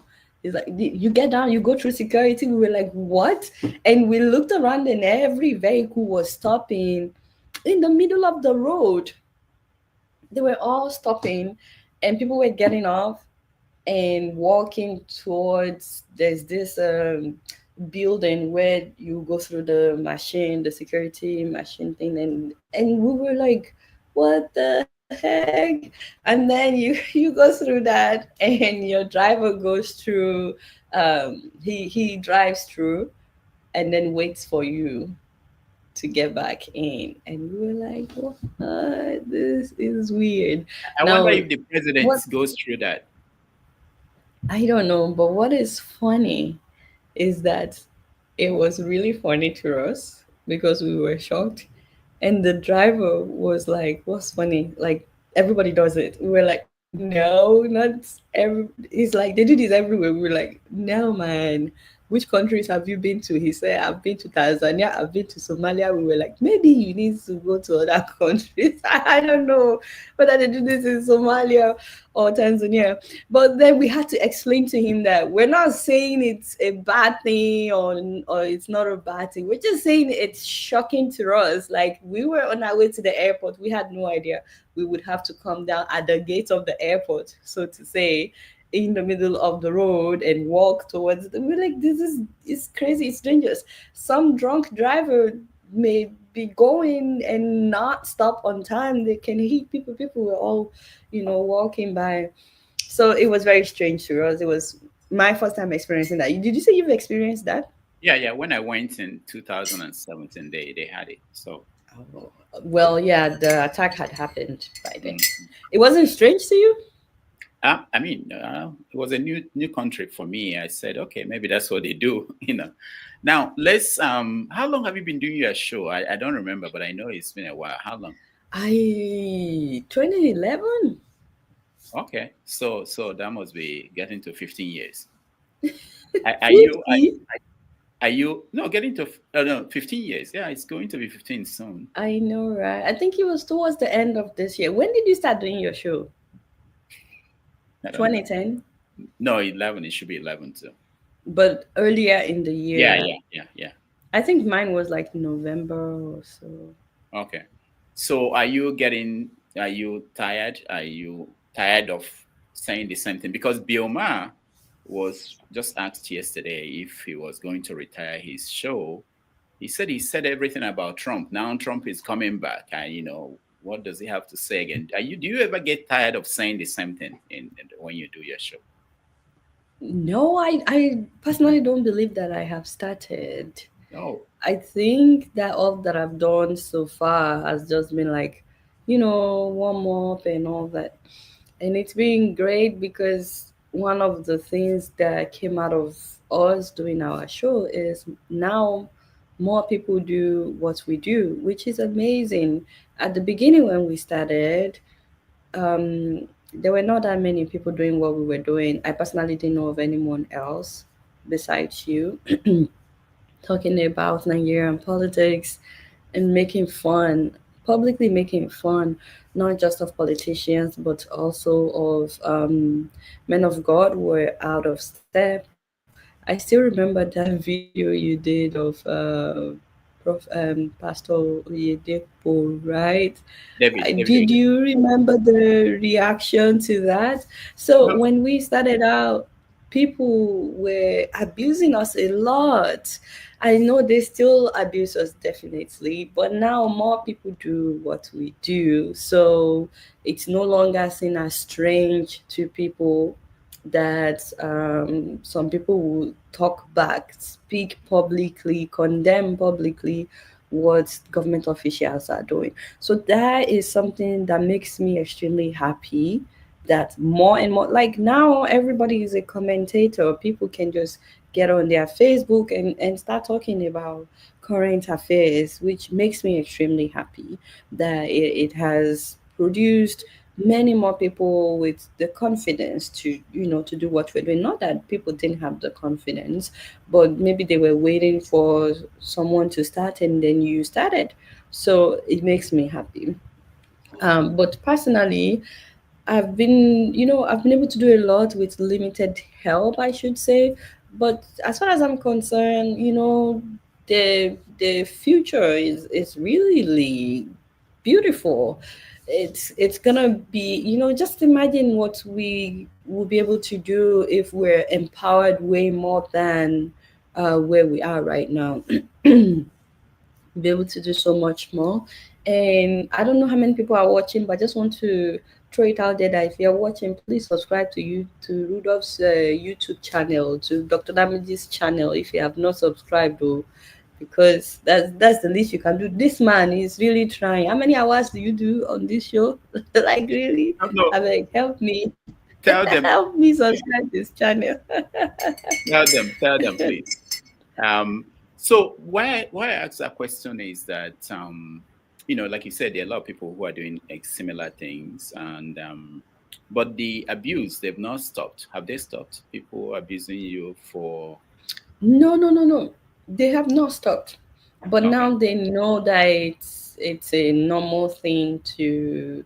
It's more acceptable now. So you understand Mm. to publicly condemn what politicians are doing. Mm. No, what I'm And talking about, you criticism, how they criticize you, the people who are watching, the audience. Has it reduced or is it still at the same level? well, so that's a good question. It has definitely changed. Initially, the abuse is, oh, you must be a prostitute, or this is why you don't have a husband. Who wants to marry you? You talk too much. But now you are married, you have 2 kids, so I that is. was, point of correction, I was always married. I I was don't know. married before I started I don't know doing when it. you found a husband, but I know that it's 14th anniversary. You just celebrated your 14th wedding anniversary, but So yeah. yeah, so the show should be 14, maybe in November of this year. Okay. So I was always married. So the abuse now shifted from you must be a prostitute. This is why you don't have a husband. Nobody wants to marry you. I don't know why they thought I needed to be married, or why they thought marriage was my goal. Marriage was never my goal. So, but if somebody wants to abuse you, they usually will use the words, the phrases, and the lingo of the environment where they are in and what they think is important to the people around them. So, I guess that's where that was coming from. And also, I remember anytime I talk about a man of God, there's always this "touch not my anointed." When it starts happening to you, you will see, because you have touched anointed this that, and then he never did. So now the abuse has shifted to yeah, it's more tribal now. If I say something, they will say you Yoruba, whatever. And then if the abuse is coming from a Yoruba person, they would say Omali, which means a bastard. Um, and then it has also gotten into, oh, you must be sponsored by sorry, I just saw somebody's comment. Anyway, you are being sponsored by the opposition, or you are being sponsored by the ruling party. Someone just said that she was married to Jesus first. No, I wasn't talking about being married to Jesus. You I know was you are always used. married to Victor before I started doing this show. I know people didn't know that I was married for a long time. I think it was our 10th wedding anniversary was the first time that most people knew that I was married, which is weird because I always wore my wedding ring. So Don't read the comments while we're here. This is not. We don't read the comments while we are live. why Otherwise, not? you'll be I like reading comments. you'll be You distracted. should encourage people to put in comments, and No, I they like do. They do. putting They know spotlight that in I the read it. They comments. know that I read it. Yeah. Okay. So let me get back to we'll talk about your family soon, but let me get to Tinubu, who is your uncle, and Yeah, and you have a lot of uncles. I wonder, I do. you follow him all the time, and he watches you. Let me play a video of him. There's something he messaged for you from Bola Tinubu.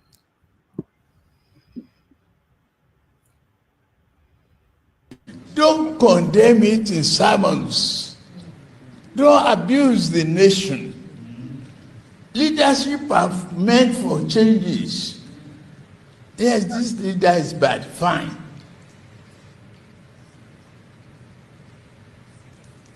Wait until it's time to renew his mandate and say no. But don't condemn your country. Don't curse Nigeria. It's a beautiful land of prosperity. So, Adeola, why do you condemn Nigeria every week? That our hospitals are not good, that our roads are not. Why? The president was talking to you there. So, first of all, I appreciate everything that Alhaji said in that video. He's absolutely right. Nigeria is a land of prosperity. It's a beautiful land. And nobody, I repeat, nobody should curse Nigeria. I personally have never cursed Nigeria, like F you Nigeria or whatever. You would never hear me curse Nigeria. And then the only thing that I may not agree with was where he said that if a leader is not working, you wait until it's time to renew their mandate and say no. I don't think people should wait until it's time to renew their mandate before they say no, because if someone is not doing you well, I don't think you want to wait before saying no to them. So I'm on Alhaji's side. I'm with Alhaji on this one. I don't think anybody should cuss out Nigeria. You would never hear me cuss out Nigeria. But I also think that if a leader is not doing well, you should talk about it, not just when it's time to renew their mandate. You should let them know that they're not doing well. So do you think he's doing well? Alhaji? Alhaji is not doing well, but that's not the question. Everybody knows that Alhaji is not doing well. But I think Alhaji believes that you have to wait for 4 years before you let him know he's not doing well. And the way you let him know is by not voting him in for the second term. I think that is what he believes. And so that is where we clash. I'm so distracted by your comments. That's why I said you shouldn't look at them. If you do that, you'll be distracted. You shouldn't look at them. Adeola, okay, sorry. I just did. Were you married when you interviewed Zimbabwe's shameless president? Yes, I was. I was married. Again, I got married in 2011. My husband was the one that picked me up at the airport when I got back to the US after interviewing Mugabe. And then this person said, Adeola, I think it was when you got pregnant that fans stopped abusing you, which is very funny. So does that mean they were waiting for me to be pregnant? And you know the funny thing, when I was pregnant, there were so many comments about, thank God, finally she will shut up now that she's pregnant. And I put out more videos when I was pregnant then. Especially when I was pregnant with Zion. I put out more videos than I did when I was not pregnant. And then less than a month after, I went back to work. Anyways, it's good to see your people and seeing all their comments. So I don't think Alhaji is doing well. I think Alhaji knows. I think, just on a side note though, it's easier to criticize. It's easier to point out where people are not doing well if you're on the other side. I think some people may have the right intention to do well, but then when they get there, I'm not saying that Alhaji has the right intention, God knows. But some people, when they get there, I'm talking about Nigerian politics, they realize it's way more than what they thought. Nigerian politics is so complicated. And I've even heard about instances of people who ran away because they were going to kill them if they did not join them. I think it takes guts. It takes clear determination that you would have made known upfront, not when you get there, that you are not going to join them and that you will not be corrupt and that you will do the right thing. And then even after you make it known, it takes strong mind to actually do what you promise that you will do, to follow through. And even when you're doing what you said you will do, the people around you won't necessarily celebrate you. I talked about Nigerian lawmakers every now and then. Do you remember the lawmaker that bought rice the previous year, December, when Tinubu said they should give out rice? And this man posted it online. This is the rice they bought with the money that the president gave them. The president gave all of us. The man went, oh, Yabo. The man went and said the president gave all of them money. And so this is what he has bought for his own constituency. Doing the right thing, right? You will think the other lawmakers would celebrate him. Do you know that they threatened this man? The other lawmakers, they said he exposed them because majority of them did not buy the rice for their people. And so instead of celebrating him, these are his colleagues. They threatened this man to the point where the same man, this is a grown man, a grown-ass man that made the video showing us, the same man now sat down and said, well, the rice he bought was not, the money was not given by Mr. President. And it was out of his sheer will, out of his goodwill, that he bought the rice for his people. And he just wants to make sure no lawmaker gets upset. And I was like, what the heck? What did they do to you? And then you get to find out that they always threaten them with suspension. And if they suspend him, money will not come in for as long as he's suspended. So the same man now went back on his word, saying that he was never given money to buy rice. So it takes strong mind to actually do what you promise you will do once you get there as a Nigerian politician. So it's easier for us to criticize, but it's also needed because that is how it's like checks and balance. So they really need us, to keep them on track. But at the same time, we're also aware of the reality of what some of them are facing in doing what they promised that they would do. You recently met with one of the Minister for Health in New York City. My father. So when you meet people like that, how do they relate to you? First of all, me and Alhaji Pate, we go way back. So I think I should throw that out there. It wasn't the first time I was meeting him. I've known Dr. Pate before he became the health minister this time around. He's done it before. But I've known him before then. And we met under normal circumstances. And he was such a gentleman, such a nice man. Extremely nice, very cultured man. He has lived in America for decades. He went to school here, and he's really good friends with Bill Gates. He went to school with Melinda.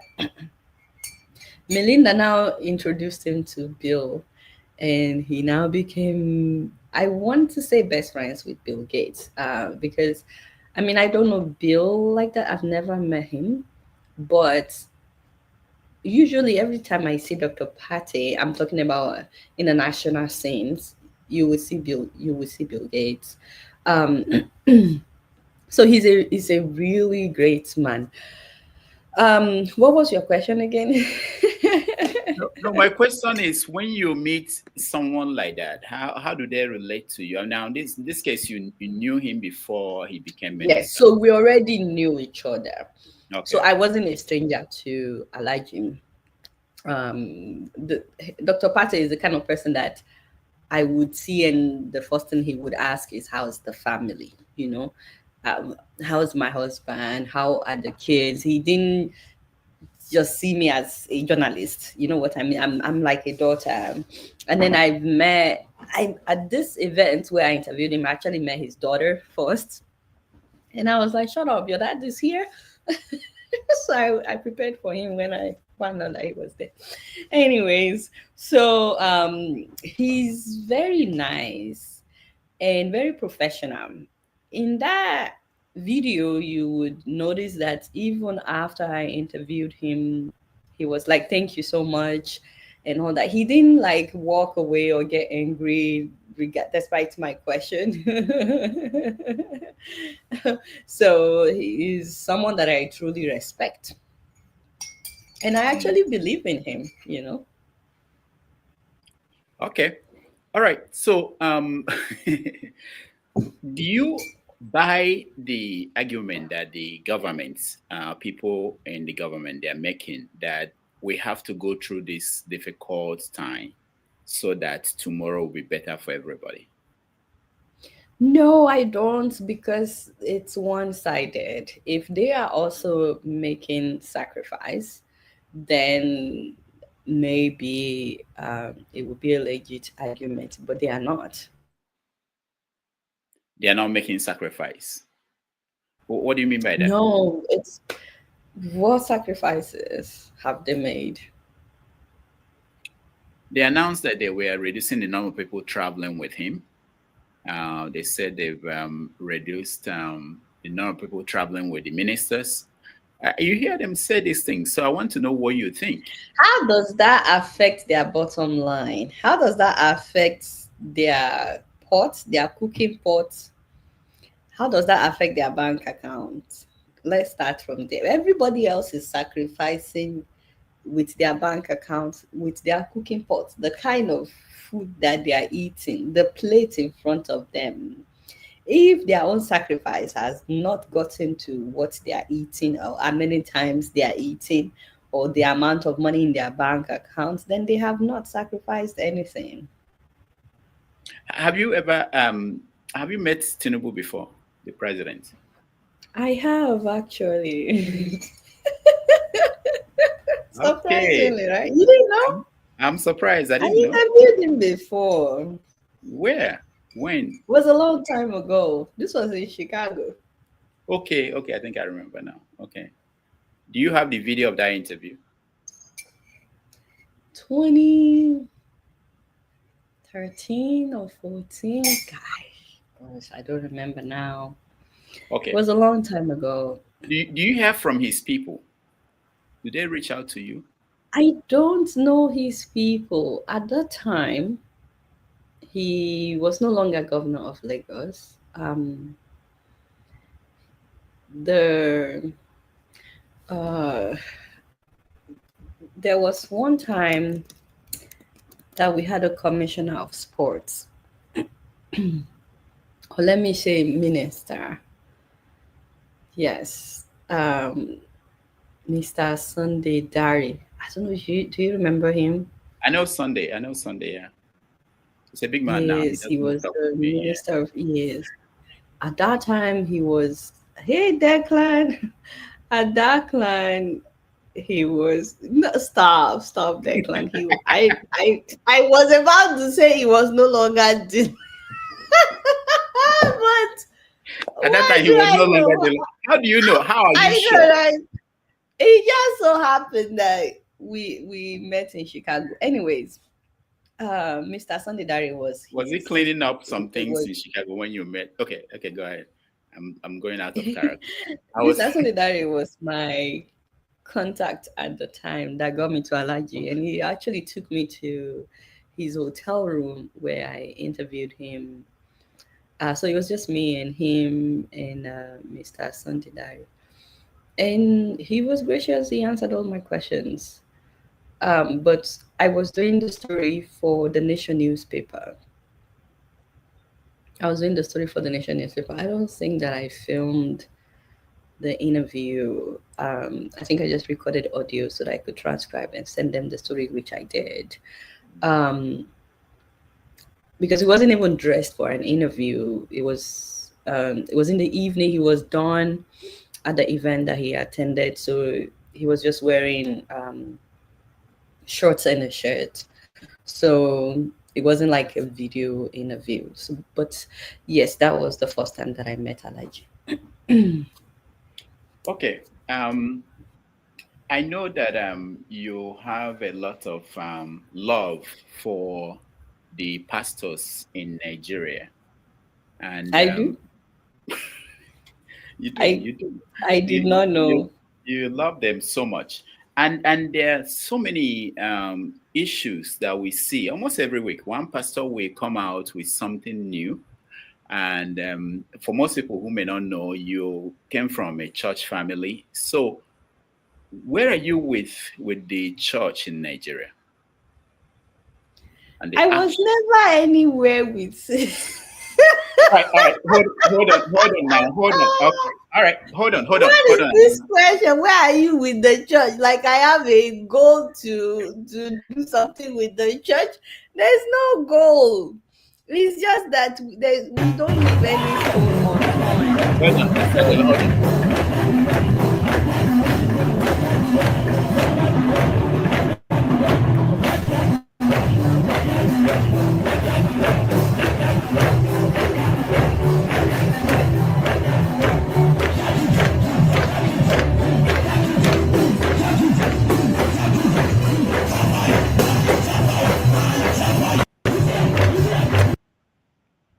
All right. So that's performance in a church in Nigeria. But It's not besides performance. they are grinding and standing on their enemies. What do you mean performance? The devil. The devil and all their enemies. Yes.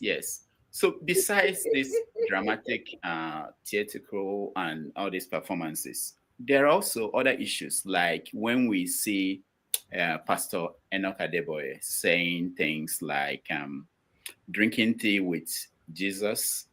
I don't know if you saw that video. Do you not want him to drink tea with? Do you want him to drink tea with the devil? No, I want to know, as someone who came from a family, your dad. My dad was a reverend. That's what you were trying to say. That's what I'm trying to get. I don't know if you have told them, but so how do you see these things when they do these things and say these things? My dad was a believer. He was not into religion. Does that make sense? So I think nowadays people are more into religion than actually a relationship with God. And it's like two different things. But if you're not careful, they try to package it as the same thing. They make it look like it is by their own power or strength. And the Bible says it's not by power or might, but by the Spirit of God. Anyway, so there were things that that I would see, and I know this is not in the Bible. This was not preached. Now, it's funny that you mentioned Pastor Adeboye, because I'm still debating whether or not I want to make a video about what happened recently. Did you see his picture? Now they used AI to make his picture look like he's in Mecca. He's an Alhaji. And I don't know if you've seen his response to that. Have you? Yeah, he said that all of you mocking him, that you are not going to see the end of 2025. Well, that's not exactly how he said it, which now you have to be careful. How did he say it? Well, he said, but my father said mockers will not see the end of this year. He said it was unfortunate. Unfortunately, they will not. But unfortunately, well, I don't know if he said unfortunately, but I know he said my father said they mockers will not see the end of this year. And I was just like, oh Lord, like, and I don't think I can even blame Adeboye. I think that people around him also should be blamed, not just him, because it was somebody that showed him this video. I'm pretty sure he didn't discover the pictures by himself, no offense. But the people that showed him, I don't know what they said to him that he didn't see it as what it is, which is it's just a joke. They do that with all popular people. You would see popular musicians, what they would look like if they were homeless. I don't know if you've seen that. Whiskey, Davido, how they would look like if they were homeless, and it's not as if they don't see these things. They just laugh. It's just for joke. Some people will even repost it that check this out, definitely we don't think Pastor Adebayo would repost because I don't think he sees the joke in it. But nothing should warrant you saying that your father, which in this case is implying God, it's like which God now is saying that these people will not see the end of the year because of what? Because they use AI to, it's just it's those things that make you, and then some people still believe in, touch not my anointing. And then another one that I'm also thinking about doing, and I think if I would do it, I should do it on time. This is January. A lot of preachers now will come, especially towards the end of this month, to remind their followers or their members to pay first fruits. Thank you, Rudolph. And you know, I was reading my Bible the other day, and I came by Luke. See, I'm about to preach to Rudolph now. It's not the first time. I don't even remember now. I think it's Luke 11:43 or so. And Jesus was telling the Pharisees and the religious leaders and all of them that yes, they should pay their tithe, but they should not forget the more important thing. You're careful to tithe even the tiniest income from your herb gardens, but you ignore justice and the love of God. As far as Jesus is concerned, these things are more important. In fact, he said after that, he was like, you should tithe, yes, but do not neglect the more important things. I don't think some Nigerian pastors know that as far as God is concerned, there are more important things than tithe.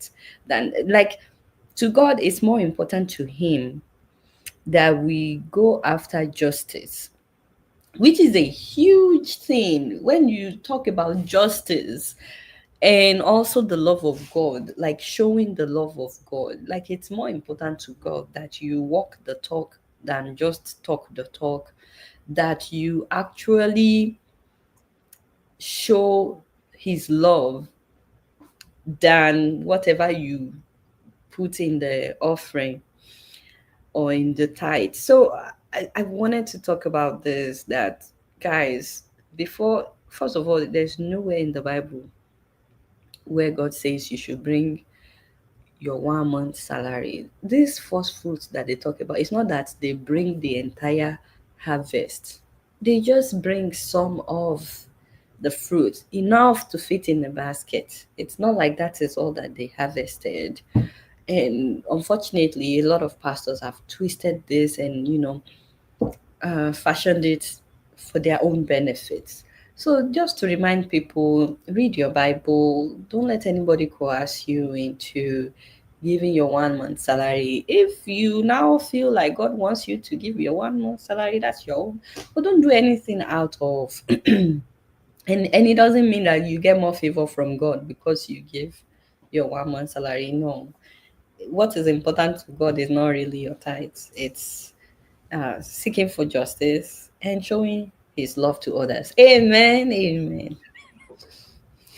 Okay, thank you so much, Reverend Pastor Adeola.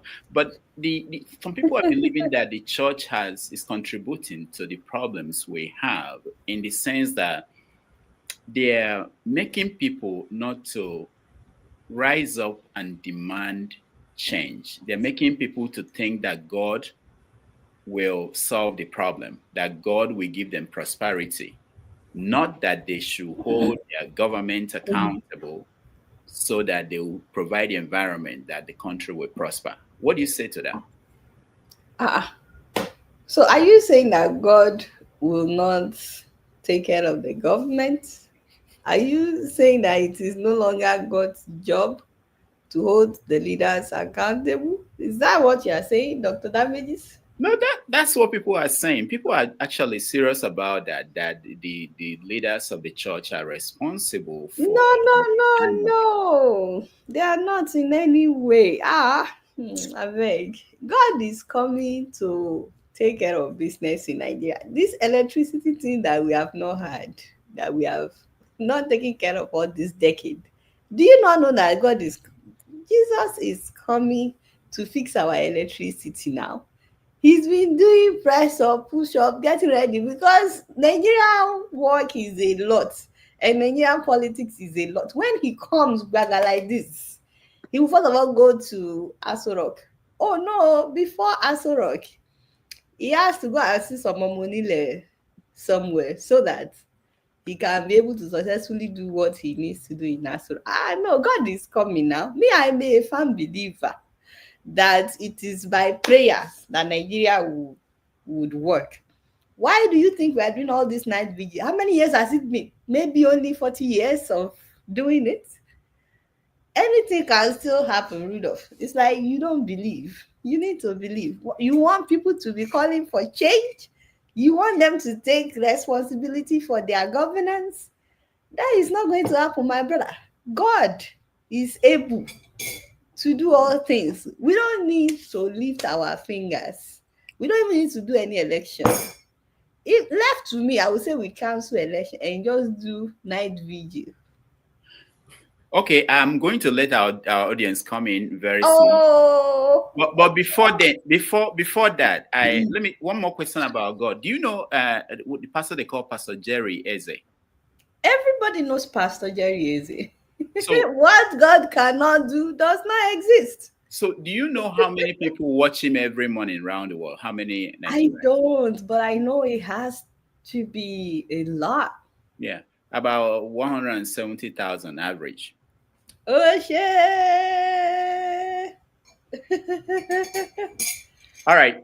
So before we go and let our people in, I couldn't log on. What is this? I couldn't log on to my Facebook. So I want you to tell us the Adeola Fayehun family. The people we are seeing in this picture.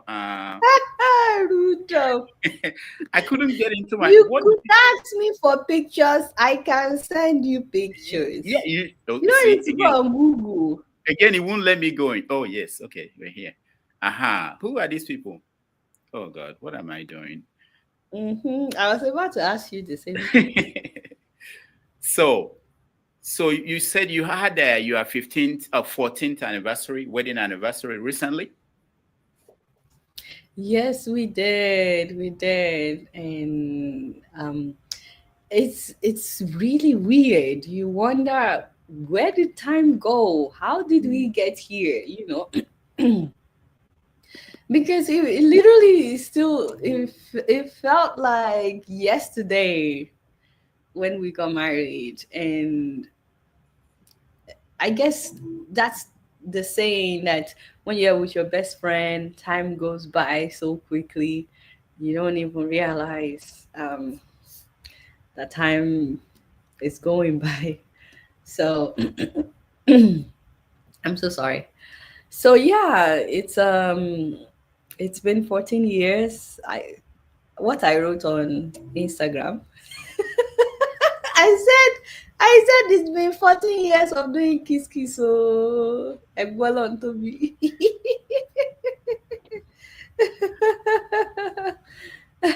All right. So now looking at the landscape of Nigeria. Nigeria is facing a lot of challenges. There are people who actually believe that it's time to break up the country. That is not going to work. Where do you stand on that? Do you still have hope that Nigeria could be fixed, especially when you know that the electoral process may not throw up the best candidate? I can see why some people may think so, but at the same time, if we would be practical, we know that they're just hoping. Because I guess some people may feel like that, thinking that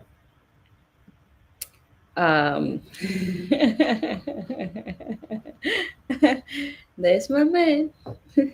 My beautiful I'm picture. getting a feed from somewhere. I don't know who's feeding me the pictures, but finally, I'm getting the feed. I've been struggling with this. I thought I was connected to your Facebook, but I wasn't. Anyway. And then when you look at the people that people are hoping will bring the change, you look at what they are doing now. Ooh, that's the crew.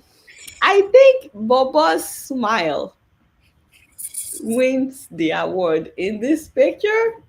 I think he gets the prize. You know, look at his smile with his packing, or how do you say it?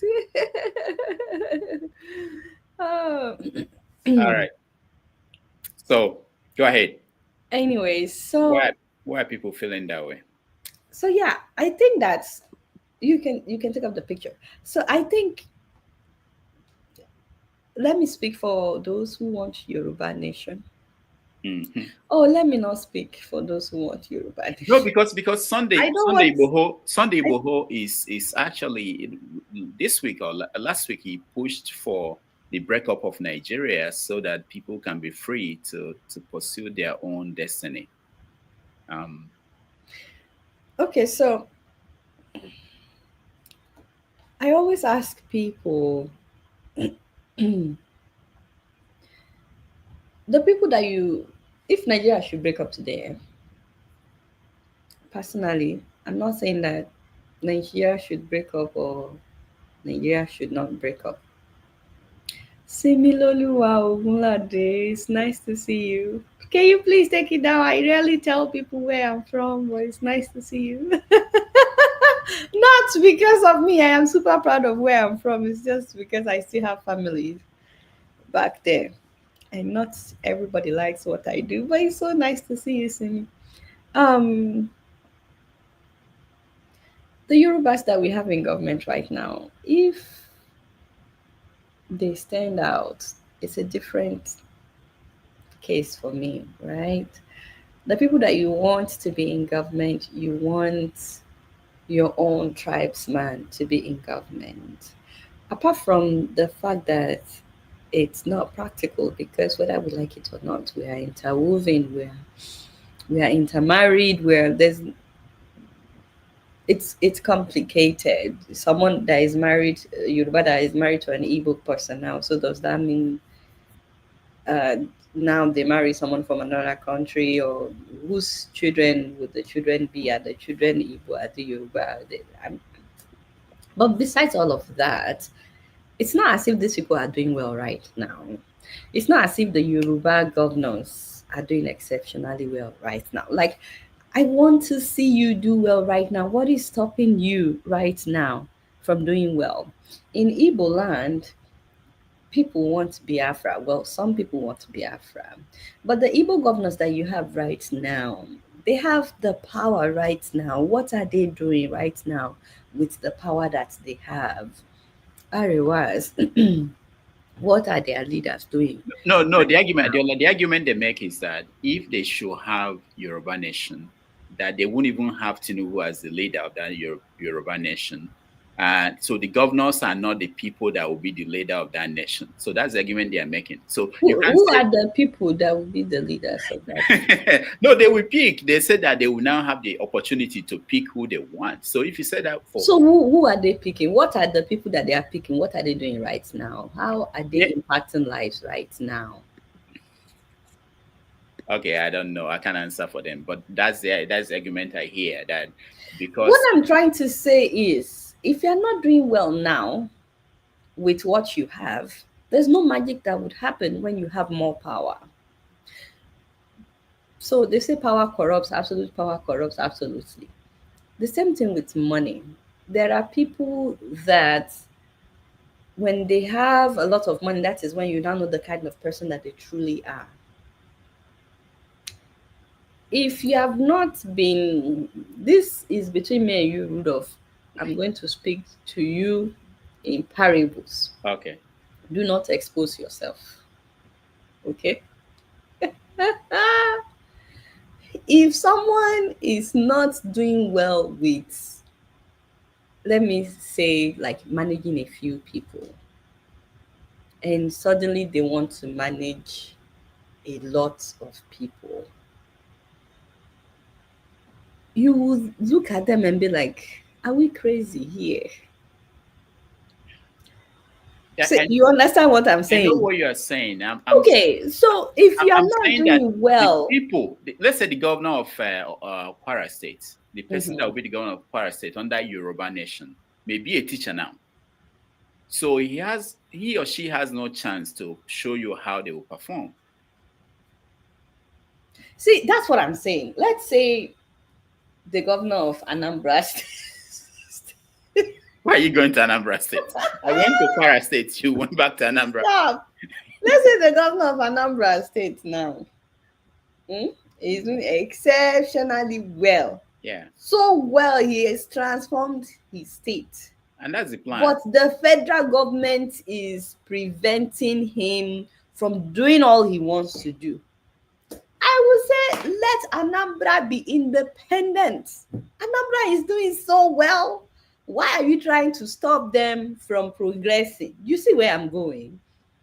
Same thing. If the governor of Kwara State is doing so well that he has transformed Kwara, but the federal government keeps interrupting, they keep preventing him and all the Yoruba governors are doing exceptionally well. But the federal government is trying. I will be like, okay, I think the Yoruba people need to be on their own because they are preventing them from doing what they want to do. But the people that are advocating for, first of all, right now you have a Yoruba president. Is he Yoruba or is not Yoruba? Let's start from there. Whether he will be one of the people that will govern the Yoruba nation or not. He's Yoruba. And look at where we are. What are the governors you have right now? What are they doing? The lawmakers you have right now, you see, they all gathered there in Abuja at the National Assembly. There is no ethnicity as far as they are concerned at the National Assembly. They are all lawmakers. They are all getting paid similar amounts. I know they have senior lawmakers, whatever. They are getting paid similar amounts. Do you not see what they are all doing with their constituencies?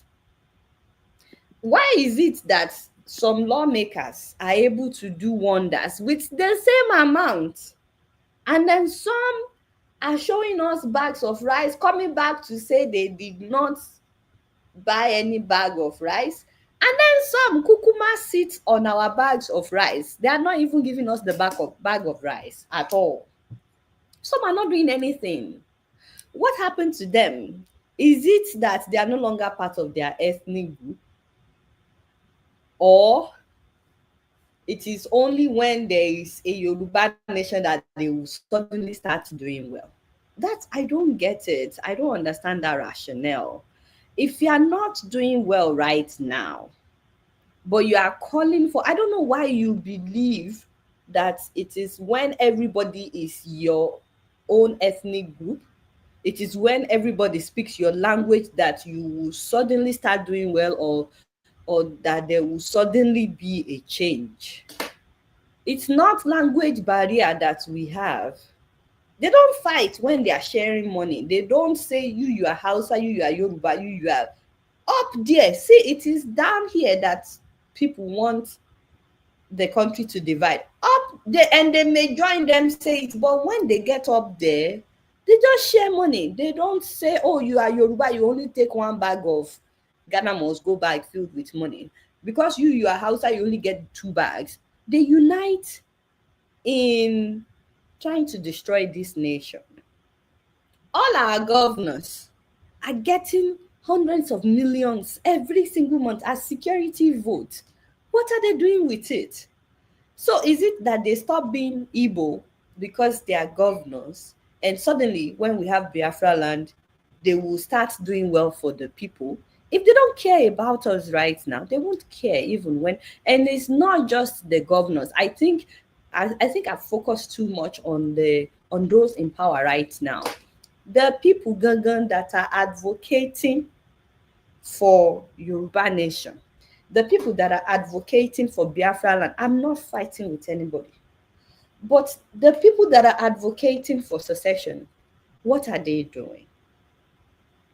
What have they tried to do for their people? How have they been prevented? Because the people that they are trying to do things for are not all speaking their language. Like, I want to know what is stopping them right now to invest in Yoruba land or in Igbo land or in Hausa land. What is the obstacle? What is stopping them? So that we can know that it is only when we have Yoruba nation that this problem will go away. They need to present the problem. If it is not a problem that can be solved by we have a new nation, then it is not a problem. Whatever you want to do when we have Yoruba nation, do it now. Let's see it. And then let's say, it would have worked if not that we don't have Yoruba nation. You know what? We need Yoruba nation. Everybody will support you. Okay, this is a long argument because they will say that they don't have the power, they don't have the position to do it. If like so they want power. Is this about that they want power, or they actually want to make a change? It's two different things. They need power to be able to make a change. Let me give an example. Someone told me today that the reason why you have two Alafeno for you today, the governor approved one, and there is one that the kingmakers approved, is that the federal government gave power to somebody who is now the governor for your state to determine, to override whatever the kingmakers in Oyo decided. So that's why you have that crisis. But if there's no federal government that will give power to a governor, then the local people, in this case, it will be the Yoruba nation, will be able to decide and say, this is the person we want. Okay, so then imagine that Oyo has Yoruba nation. Let's assume that we're in a Yoruba nation, and then this happened. Some power said, why can't you hold your governor accountable right now as if is he not a Yoruba governor? Why don't you hold him accountable right now as if you are already in a Yoruba nation? Whatever you will do in Yoruba nation, do it now. We are not, okay, forget about governor. How many lawmakers are the people holding how many local government chairmen are we holding accountable right now? At least the local government chairmen, they are not as powerful as the governor. People know their houses, right? Why don't we start by holding our local government chairmen accountable? And then from that, let's hold our lawmakers accountable. They are all Yoruba like we are. And then from there, we can go to the governor and all that. Let's start the Yoruba nation right now before there is a Yoruba nation. Whatever you want to do in the Yoruba nation, do it now. It's not as if having the Yoruba nation will solve your problems overnight. Again, I'm not fighting with anybody, but I have seen countries that are not as big as us, as we are, and they speak the same language, they are the same ethnic group, and they're still not going anywhere. There are some that are doing well, there are some that are not doing well, but at the same time, I've seen countries with diverse ethnic groups that are doing well. So it's not as if it is a formula that only works one way if people speak the same language. No. I don't know. All right. Thank you. Whatever they want to do, they should do it now. Just do it now. What is stopping you? So some people, for example, will say, if I have money, I will feed the poor.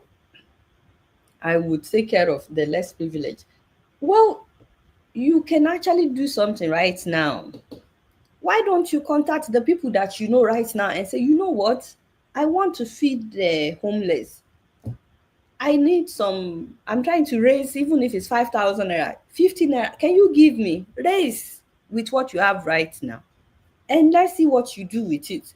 Let people trust you with 50,000 naira first before you start asking for 5 million or 50 million. If you have not been able to manage 100,000, but you want to start managing 100 million, they want power.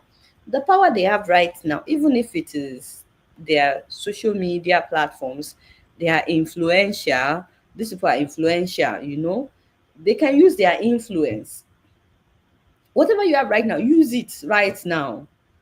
Don't wait until there's Yoruba nation or until there is a Biafra land. So again, I'm not fighting anybody. I'm just saying whatever you want to do, then do it now. Let's see it.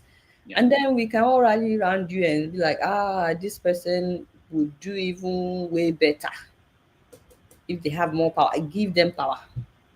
Okay, I understand. And one more thing. I want to, one of your friends, I want to play a video of one of your friends. You're an advocate for young people getting into politics and being part of that. And we had one in Nigeria, and his story is continuing.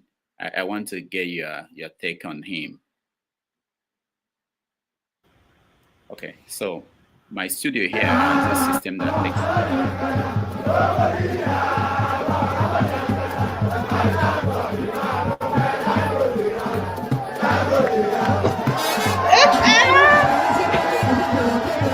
Oh, yeah.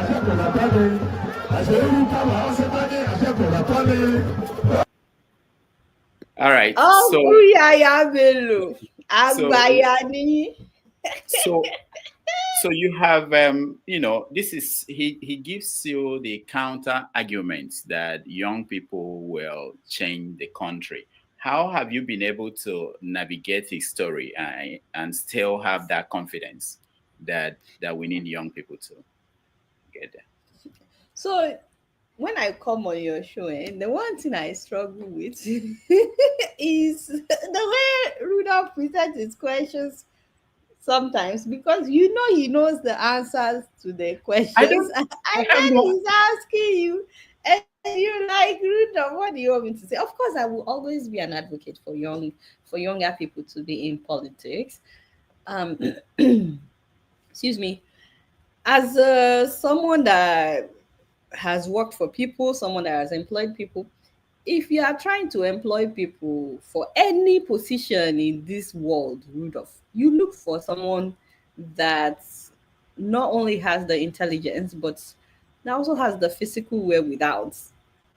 Would you hire a 90-year-old video editor? I'm just asking, Rudolph. Be honest. If they know how to do it. Yes.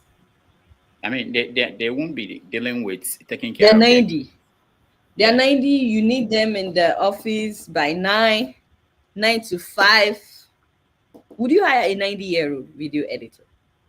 Maybe not. I mean, because they may not be able to. Maybe not. They may not be able to do it, but there may be exceptions. You're a hypocrite, Rudolph. Why haven't you hired? Why haven't you? What has been stopping you from hiring a 90? I've not seen any. Nobody applied. I advertised and nobody applied. Anyways, it is only in politics that I see old people clinging on to power and acting like they're the only ones that can do the job, which is quite sad. So I will always advocate for young people in power, but we can't just use one person's example as the yardstick for what it's like when we have young people in power. While we have him misbehaving, we also have young people that are doing really well. And Senator Natasha Akpoti is doing really well. And I know that she's not as young as I am, but she's in her 40s. She's 45. She's 45 and she's doing really well. Her people are quite happy with her, with her performance. And I think we undermine the fact that she's a woman, because for a lot of people in Nigeria, they don't even want to hear about women being in politics. What do women know? I used to hear that a lot when I started my show, You're a Woman, what do you know about politics and stuff?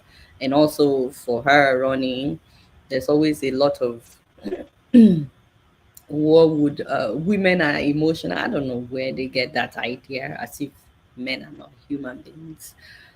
So there's a lot of that, but also there's a new governor now. I'm trying to remember the governor of which state that is doing really, really well, and he's also young. Do you remember? I think it's in the east.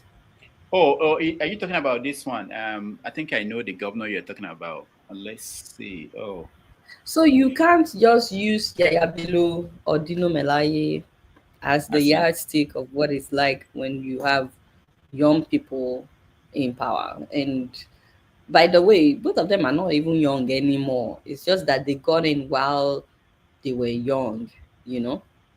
Let me even see how old is Yaya Bello now.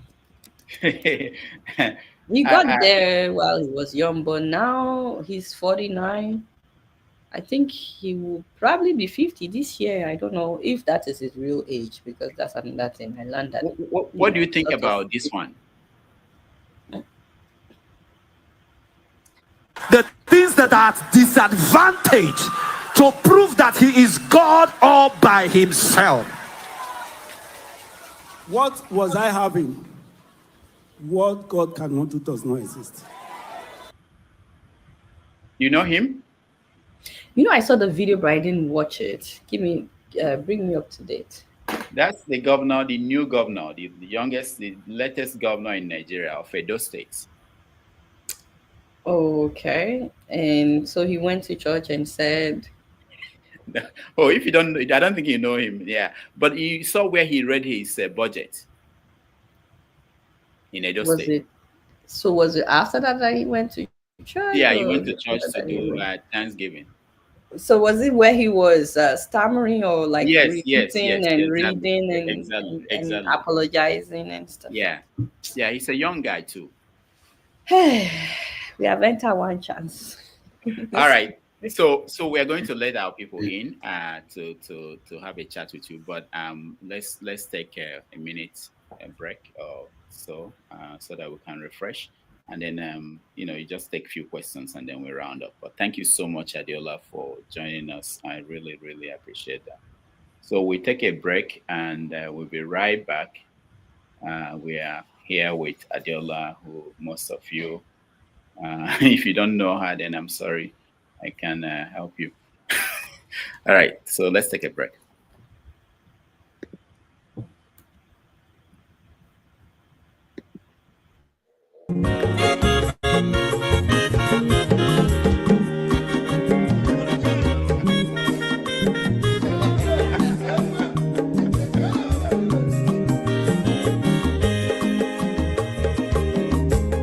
When your mazolo bio, akwa mazolo bio, Max, if you bunye go kwanu mo no fube nazo olaga ni piazugo, ulaga do ni piazugo, akwa mwilo chiyo bikora puzo, kona bazia. Onyo mazoro biko abamba wazoro dosari ibya unyane bana mo ulaga dori byazigo ulaga dori byazigo abamba wilo chilo bigora fuzoro ona wazia. Mazi wake up, Odoguna Parizunaka. On your money, got the lemon. Mazi ni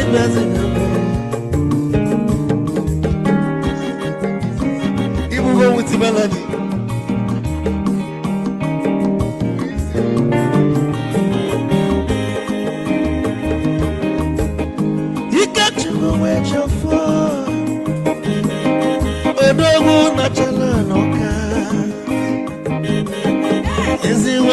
Nigga de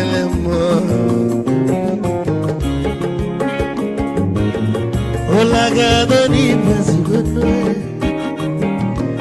Olaga ni pesigo Mama wilo chilo Bigora muzoro Anabaze Say Onyamazoro Amama wazoro Sorry Ibya muyanu kwa namu Ofube Olaga piazugo Nazaboy Mola gadoni piazugo Avamma wilo chilo Biko rapu zero Anabazi Odogu kenelu bikechoko Ama kwa mnika kugogia Waligwe kwelo Ikejo mabele bege Hey, you want?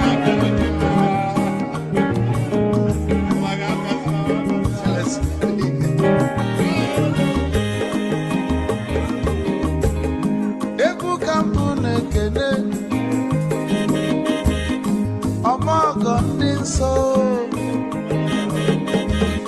Chukwe mekalumo Ike chukwu negaje Esi nwanne m ekene ịlapụ ife niile na-eme wee bịa nke gosili na anyị na gị bụ nwanne wisdom ga-adị ka nye gị maịkị ka ogobanya bụ egwu isili maxi ọ bụ na-etiri egwu a malụkwa malụ n'imego m ife ọjọọ wee sị gị nwanne m ife ọkụ na ịchọlụ na ngeme wisdom onume ekene gị gbamanwụ iyo iyo biko lapụ nabasị ya zoro zoro zoro zoro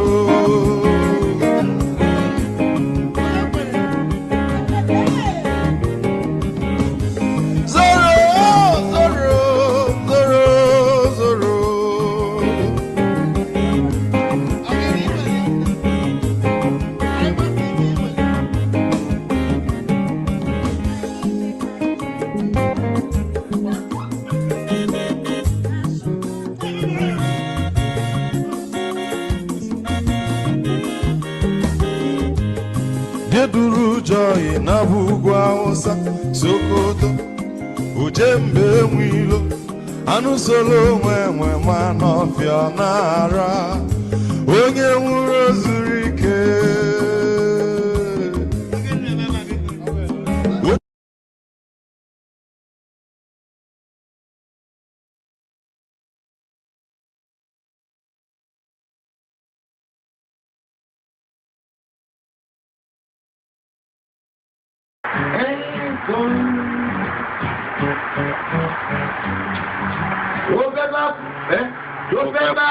Tó fẹ́ kú torí ẹ̀ o.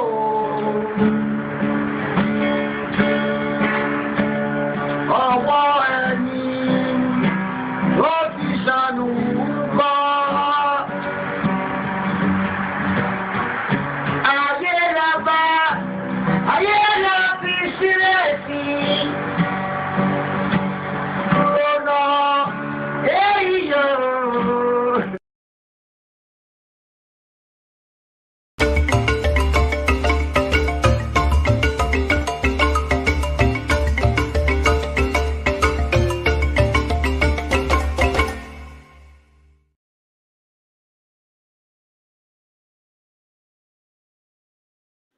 Welcome back, everybody. Thank you for hanging in here and being with us this Sunday afternoon in New York City. We're talking to Adeola Fayehun, who is going to join us again. And we are going to take questions from the audience. So if you're interested in joining us, I think I shared the link. You can click on the link and join us to have an opportunity to ask just a question. She has about 20 more minutes to stay on the program. So anybody who feels you has something to ask her or a comment to make, look at Pansat dressed up. Pansat. I have to come to California, you know, and see people like Pansat. It would be good to hang out with Pansat, you know. People don't know how wonderful that would be. So Adeola will join us in a moment, and for questions, I see people in the comment in the backstage. Please, if you want to join us, turn on your camera. We can bring you in. and have that conversation. So, and while we wait for Adeola, she just let me play a video. Pansat, while we wait for her. It's an Or old. we could have a chat, though, right? Can we It's have a, a chat instead? say it again. Maybe we could have a chat. You don't need a video. Oh, okay, okay, no, okay. I wanted to get your reaction to the video, but anyway, go ahead, go ahead. Oh, okay. I mean, whatever. It's up to you. I didn't know. Yeah, I wanted to. It's an old video, but I just watched it again, and I felt that there are certain things that we hear and see in Nigeria, and we move on, and people don't process it, and we don't have that in mind when we see some of these political actors that we have that are operating in this space. Go ahead.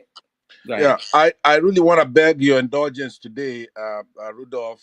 I wanted to ask Madam Adeola a couple of questions that are important to the country. She used to work for Showere.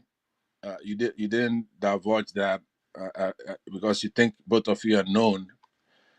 You used to work for Showere for a very long time, And when you had Okendibe here, I was able to ask Okendibe point blank, do you think that Showere will make a good president? And he said no. And they gave his, I don't know if you recall that. I wanted to talk to Adeola a little bit about Showere because she worked there, right? So I'm hoping that she's listening backstage so that she won't be caught off guard. I really want you to help us go deeper, right? She made a couple of statements that are relevant here to that point. I hope you agree with this. She says, number one, that Biafrans should go ahead and do what they can do now, to develop their areas. You know what I'm saying? I believe that goes to all of us, right? We should do what we can. But the answer to that question is that there are a lot of things that are called exclusive list. A lot of things that are on the exclusive list. So no matter what a state plans to do, you really can't do much. It's kind of thawing out lately in the last couple of years. For example, in power, the state now can generate. They brought it into where the federal and the state can do it. Do you understand what I'm saying? But my main thing I want to, if you allow it, is to find out what kind of person, what kind of boss was Showere, right? How did they part ways? She worked there for a very long time. You two. But let me not that I'm speaking for her, but in the last conversation, the last time she was here, she answered that question. So I didn't want to go back to things we have addressed on this platform when she's been here. This is the third time she's been here. So it didn't make sense for me to go back there. So when you want to frame your question, that's why I always say you can frame your question in such a way that you give her the room to answer that question without making it look like it's back and forth between you and her. The other people who, like I said, who will want to ask questions or make comments. So I would say if she comes back, and when she comes back, you will get a chance to ask a question. But I think you should get the answers you need in two: one question and then a follow-up. Okay, but like I agree with. I mean, it's your show. All I'm saying is that when you've been a journalist, I've seen you interview Buhari. Everything depends on the person you're asking a question, right? If somebody is dancing around, I'm talking about other guests you had in the past, like the guy in Nigeria that's an economist, right? If you say, are you saying that you're what was that? A consultant, and then he's dancing around. That has nothing to do with me. If you say, "Oh yeah, I'm a consultant," then I could go. Do you see what I'm saying? So even though we're your panelists here, you're gonna have to have some respect for us here. No, that's why I said you get a chance to do a follow-up. Just that. I understand. So we can give room for other people to be able to ask questions. Okay. Fantastic. I understand, but listen to what I'm saying, Rudolph. What I'm saying is that if somebody comes here and they don't want to be cooperative in answering a question, or they just go talking for a long time. I'm here in the United States. It's a big deal. All right, Pansat, our guest is still here. Let's finish the conversation. When we do, after the show, we can talk about this. All right, Okay. let's welcome No back problem. Adeola. Adeola, welcome back to the show. Hi, thanks for having me. Okay, so we have Pansat here and Michael. We start with you, Pansat. Thank you very much, Rudolph, and welcome to the show again, Ms. Adeola Fayehun. Thank you. And I watch a lot of your shows, other shows that you do, and you and Rudolph have a similar style where you use a lot of mockery, derision, parable, analogy, that kind of stuff. I want to ask you a question that would not. I want you to be a patriotic Nigerian now and just answer this question for me if you can. You might have heard me in the background when you were taking a break, so you're not spoofed by this. The question is about Sowore, who is a presidential candidate. He's never held office before. He's run a couple of times, but he doesn't win. But he then waters down somebody else who could have won. In the case of Jonathan in 2015, and then Peter Obi last year. So the serious question is this. First of all, do you think, having worked with him, seen him close, so I could be your boss, be your friend, do you think he will make a good president of Nigeria, in your opinion? I have a follow-up after that.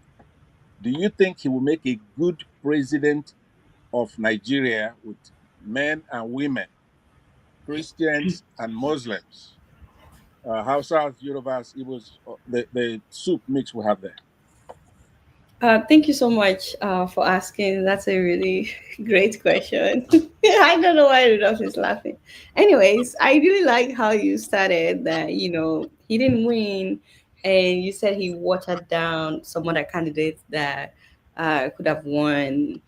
So, to be honest, I think it looks to me like the person you want to talk to, Gongo, is Show, right? I think you want to ask him that how dare you water down other candidates that could have won?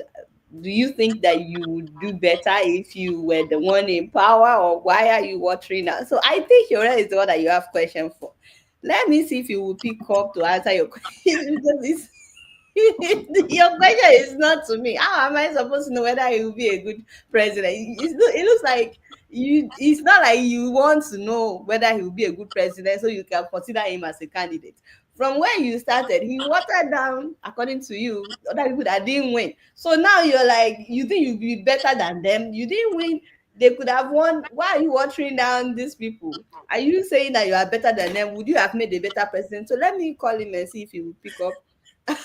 Because your question is actually for him. There's no way I would know. I'm sorry, sir. Let me help you. So Adeola, don't call Shore. If you are, if No, you were I'm to vote, just kidding. I won't call him. But I don't think your question is for me, sir. I if you think were your to question is vote, for no, I Shore. think We what should bring Pansat was Shore getting, on the show. Bring what Shore on the show for him to ask. he's been here. Yeah, Rudolph, with all due respect, please don't help me, please.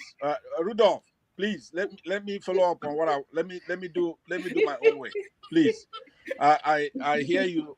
So let me put it this way then, Ms. Fayehun, okay? He used to be your boss, right? He's a leader in Sahara Reporters. Leadership has quality that goes. It doesn't matter if you're a school principal or if you're leading the Boy Scouts. If you're leading Sahara Reporters, that leadership quality will be there. I know you parted ways. Did you part ways in a manner that had integrity? You're no longer there, right? So it's a very serious. That's why I'm saying you and Rudolph, you have this thing that you deal with all the time, which is to mix laughing and allegory and all that, which is good. But in this case, it's a very, very important thing for all of us. And I really want you to have another whack at it. I know what you're saying, right? I want to know. You could just put it in any way you want. Do you? Okay, let's put it this way. You know Peter Obi, right? Peter Obi. Do you know him? She interviewed him. Yeah, so I watched it. Okay. So why do you ask? Do you know? You see, that's Well, the a problem. lot of people. It's for other viewers, people who are viewing. I want to make sure there's a foundation. But so, what I'm saying is, you know Peter Obi and you know Showere, right? I believe that Which if of you look. them would be better president? Is that your question?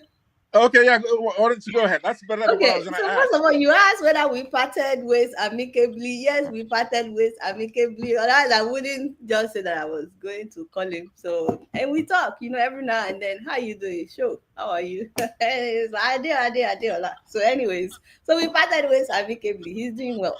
And then you were asking, would he make a good president based on what you know about? See, as much as how long have I known you now, Rudolph? It's I been don't know. donkey years. If Rudolph tells me now that he wants to go and run for local government chairman in his village, or he wants to run for the governor of Anambra State, how am I supposed to know whether or not Rudolph will do well by the people?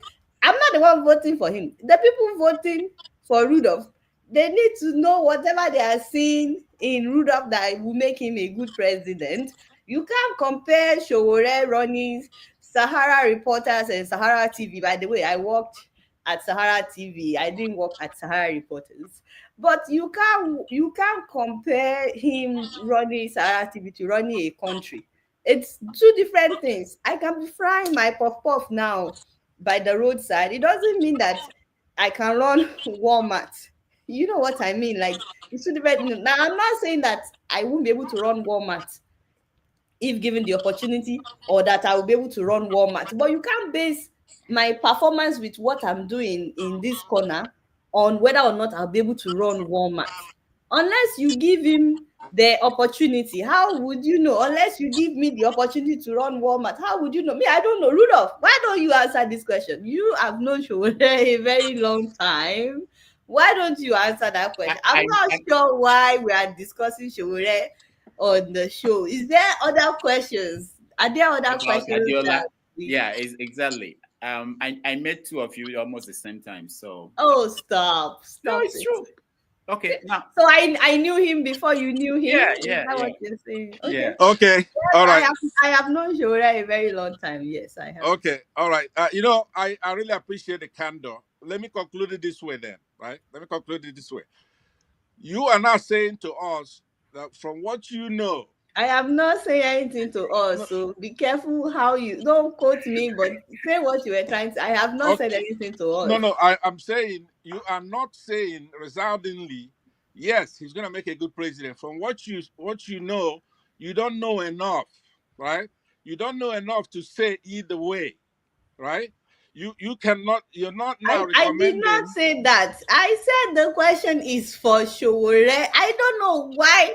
Okay, should anybody ask you if I would be a good president? How are you supposed to know? First of all, I'm not running for any office. But how are you supposed to know? Like, the fact that you've seen me on the screen doesn't mean that you actually know me. You know okay, what I mean? finally, do you think Peter Obi will make a good president? That's a very good question, and I'm glad that you are asking. And I can already see Rudolph laughing every time I say that's a very good I don't know Peter Obi. I've met him once. I know that he's been governor of Rudolph State. So Rudolph can probably say more about him. It's one thing to know someone, it's another thing to see them in the capacity of governing, like governing capacity. It's two different things. How am I supposed to know whether Peter Obi will be a good president or not? I don't know.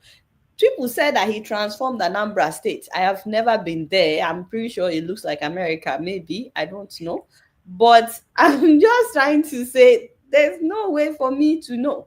But I still think we need a change from the government that we have right now. But I'm not saying that this is the person or this. It's not my job to tell you who will be a good candidate. It's my job to criticize whoever is in power so that they do well. Don't push things into my mouth, I beg. All right, Pansat, thank you. You're muted, Pansat. We're hearing an echo from your end. Okay, finally then, are you recommending that anybody who's running for office should go and be a councillor first a local government I chairman. have never said that. I have never said that. But all jokes aside, I know I've been joking since. I know I've been joking. Okay, that's But what. all jokes aside, I think sometimes people want power. It doesn't mean that they want to make a change or a difference. Everywhere that we are as individuals, we actually have the opportunity to make an impact where we are. You don't have to be in politics to start touching lives, to start changing lives. And I think that is something that we forget a lot. And I know that I've been joking a lot, but honestly, it's not about being in politics. If you want to change lives where you are right now, sir, you can make more impact than you. Sometimes we don't know the power we have until we are all in for this goal of trying to make a difference. Let me tell you personally, when I started my foundation and we were trying to make a difference, every now and then that we would do something. Sometimes I will literally cry that God, I didn't think that you could do something as big as this, which may still be little as far as some people are concerned. But for me, it's a huge privilege to be able to touch lives. Now, this is something that has been with me since I was young, trying to make life better for people, trying to make an impact, trying to make a difference, not looking away when I see that these people are in need and so on and so forth. So do I have to be a politician to do that? Heck no. I do not have to be a politician to do that. And I'm grateful for the platform that I have, because now it made it possible for me to do even more. But I've been doing it before I have the platform that I have right now. If you know how I grew up, my parents are missionaries, and we would literally go into the middle of nowhere, spend the weekend there. You sleep on the mat, we'll provide medication, take clothes to them, take people to hospital. When you grow up with that kind of mindset, you don't wait till you have a big platform. Even when I didn't have anything, when I started doing my show, like I said the last time I came on Rudolph's show, how much was I getting paid? I was barely making ends meet. I was shopping at Goodwill, but I would still raise money to touch lives in Nigeria and give account of every single dime that I collected, people's money, and how it was spent on other people. And then gradually I got a bigger platform, and I'm now able to get more money, have board members, and be able to touch more lives. Am I doing any of this as a politician? No. All I'm trying to say is, Yoruba people will say, be Sunday Obatiri at Saturday Latimo. If you want to know how Sunday would look like, look at what Saturday is like. I don't know how to translate that, but I don't think that we need to judge people's character or potential based on when they have political office. You can just look at their record. What have they done where they are? Personally, that is my opinion. I don't know if I'm making any sense. All right. Thank you, Adeola. Thank you. A whole lot of sense. Pansat, no. Thank you. So, Adeola, they say a follow-up question similar to what Pansat asked. I think I should put it out. Someone said, Kulata said, based on what you observed about Shore, why employed, what are his strengths and weaknesses, and how do you see him apply it to Nigeria? So, first of all, I was never employed by Shore. I was freelancing. There's a difference. I was never a full-time employee. Rudolph, was I think you were an employee, right? No, it's tough. You were part of the staff, right? You stayed there longer than me in terms No, of... you stayed longer than me. More time anyways, there. I was a freelancer. It's Okay. different when you're a freelancer. I don't remember the remaining parts of the question, but No, you have to remember. What are his strengths and weaknesses? So I don't know why I will be talking about another man's weaknesses, but Shore's strength, he's very his rapport with anybody and everybody. When he meets you, he will find a common ground, something that you guys can talk about. He's very funny. He's very, very eloquent. Shura is very eloquent. He knows the right things to say at the right time. He goes for the jugular. He's not afraid. He just says this as it is. So he definitely has a lot of strength, and I am not here to talk about any man's weakness. Everybody has their own weaknesses. I have my own weakness. I don't know Shore's weaknesses because I am too busy focusing on my own weaknesses. So Shore is someone that you need to meet, that you need to experience. You need to experience Shore. You know what I mean, Rudolph, by experiencing Shore, right? Like, he will make you laugh. You will laugh. Of course, you guys will still talk about serious things, but he's actually quite funny, despite all the. That's what we need. That's not what we need as a president. Somebody's gonna make us laugh, right? Why do you say that's not who you need as a president? The fact that we have a lot of problems in the country. Obama is very funny, and he was a president. I'm not sure what you mean by someone that makes. So you want someone that is boring as president. See, I'm not here to campaign for sure. All right. Okay, we're moving on. We're moving on to somebody else. All right. So Michael, you're next. All right. Hello, everybody again. Yeah. Adeola. Hi. How are you? Hello, good. Sister. I watched your show so much, and I just want to say congratulations on your anniversary. Thank you. You're welcome to the market. You're a baby, because I'm 33 years in the business. So I know. We're officially teenagers in love. So yeah, that's good. I'm so proud of you, and I see you have a beautiful family. Keep going. So I mean, my question, and you answer some of the question Dr. Rudolph put to you, because about this separation of everybody going to ethnic this thing. And I like the way you answered the Yoruba things, which to me, the last time there was a professor or so that wrote a book, and I asked him the questions. I think, remember, I forgot his name. It was this Yoruba, and I asked the same question. The Yoruba people itself, they have not recovered from Kirishi War. There's no, up to me, that's what I'm observing. There's no solid unity among the Yorubas for them to be clamoring for a nation. Because I guarantee you, if you have a nation of Yoruba, if you pull an Egba man there, and Ibadan man will say he's not qualified, Ekiti man will complain. You see the issue. So I don't know if I'm wrong saying this, that we are not yet, even the Yoruba, like you said, the governors, what are even within the Yorubas, let me put it this way, all the Yoruba states in Nigeria today, what are they doing in common that you see that will foster the strong unity, that will live away? You are Ijebu, you are Egba, you are Ekiti, you are all those, you know what I mean, those ethnic, because that's for me is a huge factor of being a nation. So, and I'm glad you touched on that. So my question to you is that, will you, as Adeola today, Adeola Fayehun, that you are today, you are given the opportunity to go and serve in Nigeria, will you take up the gown to say, yes, I'm ready, and then we're going to support you? Question for you. What do you mean by giving opportunities to serve in Nigeria? It's not as if anybody will call you from the US and say, come on, if you want to run for office, you go home and you start campaigning. Listen, your show is so popular. Your show is all over the world. Rudolph too. A governor can watch you, can see your potential. He doesn't know you very well, but he can see your potential from distance and say, hello, Miss Adeola, will you come back to Nigeria and serve in my administration in so capacity? Maybe will you take it? Specific. Serve as what? Okay, hold on. Michael, I don't think you watch her show.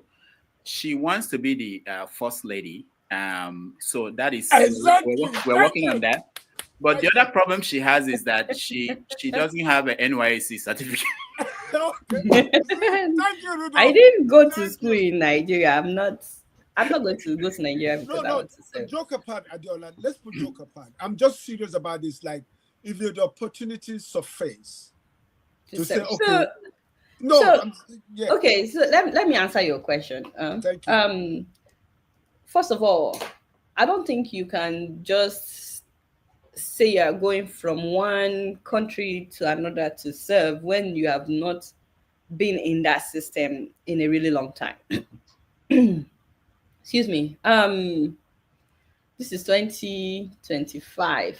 So officially it will be 22 years this year that since I left Nigeria. I have not been in that system. I mean, I go home to visit, but the most I have stayed was 3 months when I was doing an internship. It's a completely different system. I admire those who transition easily, but I have realized that for me, every time I go to Nigeria, after like 2 weeks, I need a break. I need to get out. I can come back, but let me just get out first. Let me take a breather, and then let me come back to Nigeria. So it's really a completely different system. I don't see myself just operating myself here to say that one governor wants me to do something. Excuse me.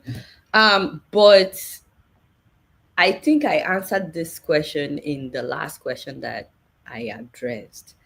I personally don't believe any governor has to call me before I would serve my country, because I don't believe that I can only serve in a political office. I like to believe that I am serving my country even right now, not just because of the show that I'm doing or trying to enlighten people, but Yeah. the humanitarian works that I'm doing. Because the whole purpose of what our politicians are elected for, the whole reason why they are in office is supposed to be to make life better for the people. And I Absolutely. like to believe that I'm doing my own in my own little corner. I'm not waiting for anybody to call me. So personally, I think that I'm making my own, I think I'm serving in my own way. It may not be the way that maybe other people want, but I like to believe that I'm already serving in my own way. But like to now get up, I don't think you need to get up to go and be in Nigeria before you can serve Nigeria. I'm already serving Nigeria. Yeah, yeah. For the follow up, I understand what you're saying. I'm not meaning that in that way extent, because like for me, I go to Nigeria as far as I can to do charity, so give back, that kind of sense. If you don't, but what I'm saying is that we are all in diaspora. Some of us may not know that we have some possible changes that we can bring to that country, because we may not be in the forefront of action, but in the back room as advisor. That's what I'm saying, advisor, consultant, and all that. That's what I'm thinking about. Like, we all be here, you've been here 20 something, I'll be here, almost going to 40 years. That's something that nobody, all of us here, which most of us in diaspora, don't think we have gained some experience, or we have seen some changes that is possible for that country, Nigeria.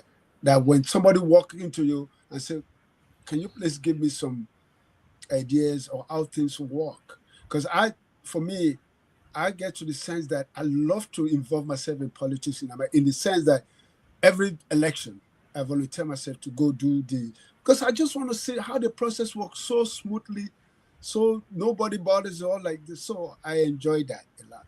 So that's what I'm talking about. So the reason that I have to be careful in answering that question is, and besides the fact that I know that I'm already serving in my own way, and I'm hoping that I get to do more.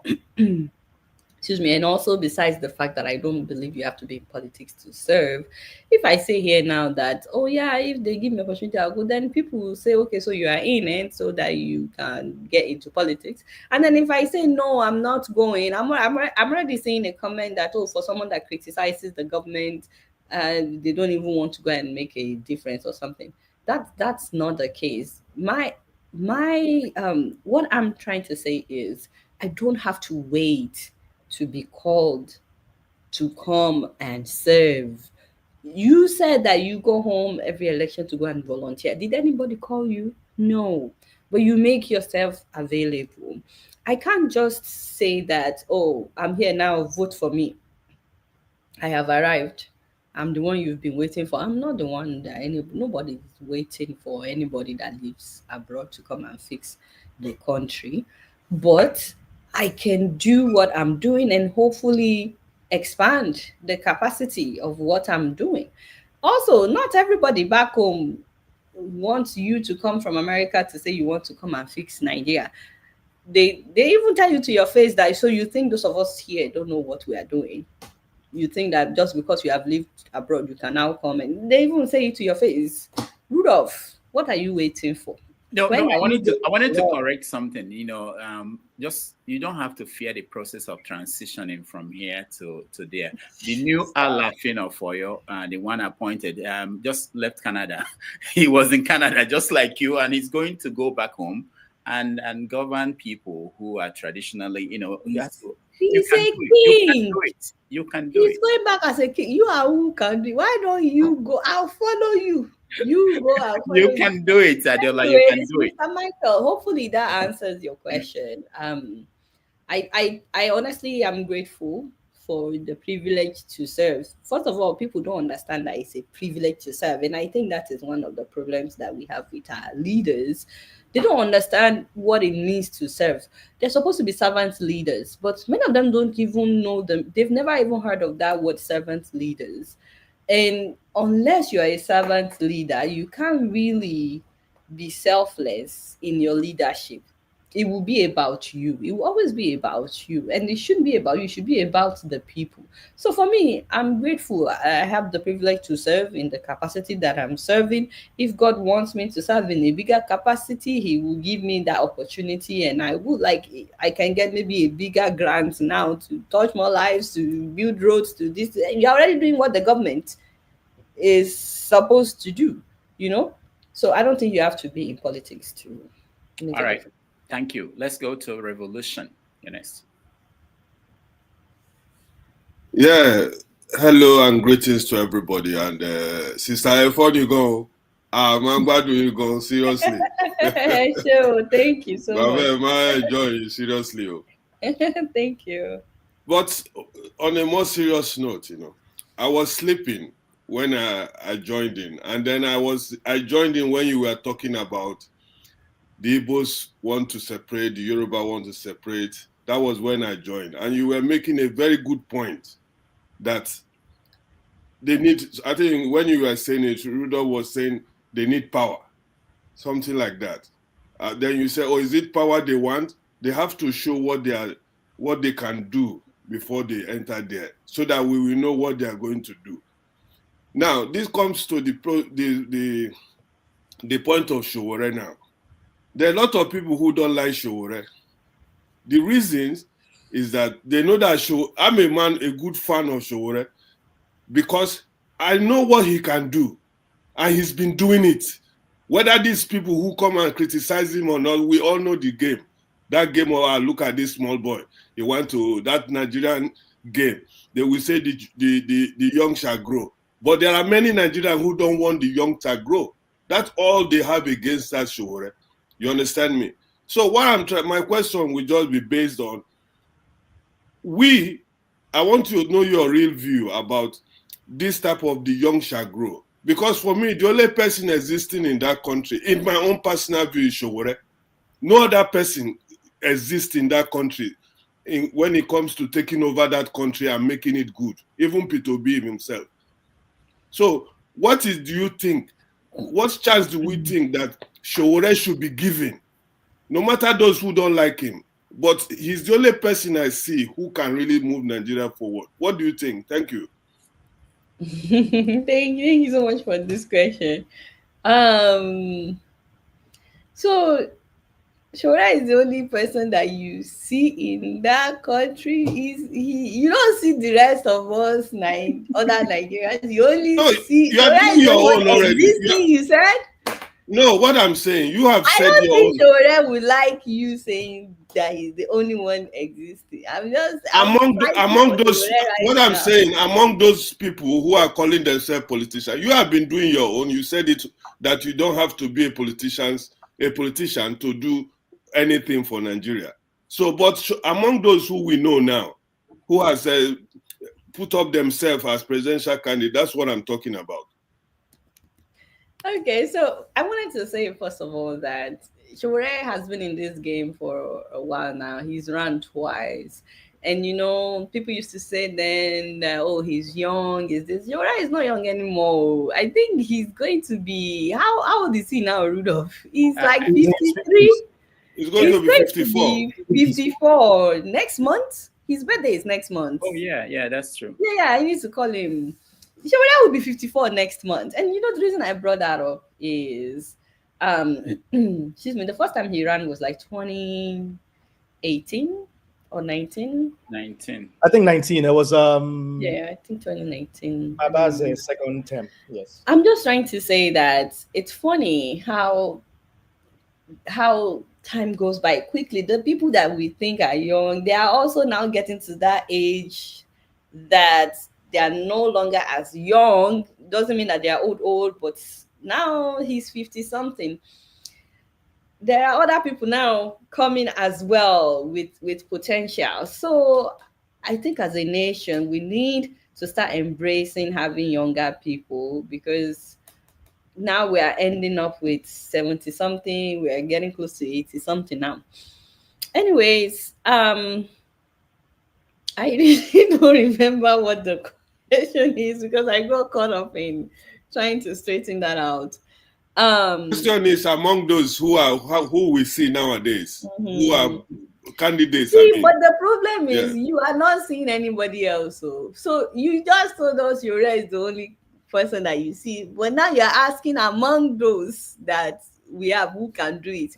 You already made up your mind before asking this question, and I know I worked for Showore before, so but I don't think you are open-minded. Even I think you already have the answer to your question before asking the question. Me, I'm not saying that Showore will do a good job or he won't do a good job, but for you to say you don't see another candidate except for Showore, I don't think that is being fair. Showore is Idiagbon style. Idiagbon. Because the problem of Nigeria is indiscipline. A lot of Nigerians. Showore that you want, or Idiagbon, or the idea of Idiagbon? The idea of Idiagbon is what we see in Showore. No nonsense. We are tired of these stories. We want the job done, and done by force. So what do you think Showore would do? But if you ask me, we all know what Showore will do.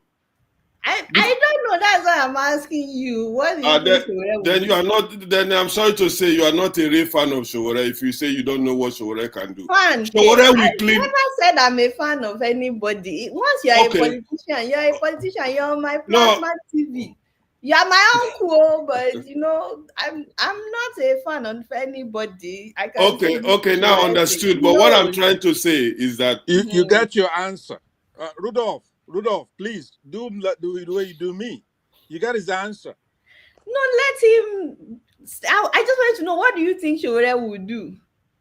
I've told you that Showore is Idiagbon-like. Nigeria is indisciplined. People like Pansat, they have to be thrown away from that country because they don't allow. They don't see any other person in that country. Showore would throw away, like, even if you think Showore would have that mind to do that, we have a federal system of government and it's a democratic government. He can't just do anything on its own if the lawmakers are not in agreement. Then let me just end by this. If we don't have somebody who can really clean up that country, because we don't have democracy in that country, we just pretend. We need a clean up so that people like Pansat, when they come, when they give them their own time, they stick to their own time, not trying to jump over everybody. That's our problem in that country. No respect. They think they are the best. That's our problem in that country. Thank you. I will stop here. Revolution, thank you so much. Don't get the man upset. I beg. Don't get him upset. Let him drink his tea in peace. Showore needs to watch this. I don't know why you don't have Showore on this show. I thought I was here as your guest. This whole thing has been about Showore today. Let me call him. He needs to listen in, and he's the one that you guys want to talk to. All right, he's the one they actually want to talk to. Let's go to Janaba. Janaba has a question for you, not for Showore. Janaba, go ahead. Dr. Rudy, Adeola, Dr. Dominic, and fellow panelists, thank you for all you do, Adeola. I don't have a particular question for you. I was coming for Pansat when it gets there. We talk about it. The nation that uh, Peter, so raise a block to Peter Obi and all that. We know how to do it, but I just want to use this opportunity to thank you for all you do. You bring a lot of smiles to my sister-in-law. You are one of our best friend in the social media, and also the way you take a serious matter into joke. It's amazing. It's gifted. The difference between you and my friend Dr. Damages is he wear the cartoon like bishop or pope, but you don't wear that. But so you are good. And Dr. Dominic, I'm inviting you for your mother to bring you to Dallas. There are a lot of good things waiting for you. Thank you. All right. Thank you, John Abba. So let's go to Comrade Omori. Yeah. Good morning, everybody. Thank you, Dr. Damages. And congratulations, Madam Adeola, on your anniversary. I thank you for the great job you do. Keep it up. May God bless you immensely for your contribution to humanity. Thank you. Having said that, on a more serious note, I think people like Pansat, I thought the last time you promised to mellow down this Showore phobia. I don't know why you feel Showore is your problem in Nigeria. And you said Showore watered down people like Jonathan and people like Obi. I don't know the personal problem you have with Showore. The last time I checked, all the expose Showore did through his Sahara reporters, none of you have been able to come up to debunk any of them. Hold on. I was seeing people talking about the possibility of returning about $50-something, $50-something. Omori, can we focus on our guests? We can do this later on. If you have anything beef with Pansat, we can settle it when our guest is gone. Let's concentrate. I think Can you hear me? Yeah, I think I had a network issue. I didn't hear you. Oh, I'm saying, can we concentrate on what comment or question you have for Adeola so that later on we can deal with whatever you have with Yeah, I don't really have a question, but people should. I was watching the news about a few days ago. People are still talking about how to return money on the info. All right. He's having internet problem. Dr. Dominic, you're next. Is he in Nigeria? No, he's not in Nigeria. Wait, is it my turn? Oh. Yeah. Well. First of all, let me thank my madam for putting a smile on Nigerians' faces. See, trust me, I've been watching Adeola for years, and like early in the morning as I'm getting ready for work, when I put her voice, I become very happy. See that infectious laugh. But happy anniversary to you and your family. Thank you. Yeah, I was really touched by that video that you did about having that health complication. It takes a lot to be vulnerable and share. Thank you. People, maternal mortality is something that is very, very high in I hate saying third world countries. Let me just say developing countries, and then to even be aware of that happening in such a nation as the United States. It's very important to highlight those things. I have so many questions, but I won't take the privilege of being a moderator. So maybe I can ask you some on the back end. But I think the biggest question I wanted to ask you is, given what's happening in Nigeria now, it seems like every successive government or regime becomes worse than its predecessor. So, do you think Nigeria is now becoming more restrictive than it has ever been? Putting in the context like how they are arresting journalists. Some of the prominent ones we get to see on the news, but there are other ones that are arrested, activists, things like that. I would say it used to happen in the past, but it almost seems like it's worse now. Do you think Nigeria is becoming more restrictive? And what do you think the populace should be doing in terms of like political consciousness, online consciousness, to sort of mitigate those things? Well, I think that I'm so sorry. I haven't eaten or anything. All right, Anyways, we I have think that things have always been like that. Harassing journalists and all. But I think because we are now in the age of social media, people are more outspoken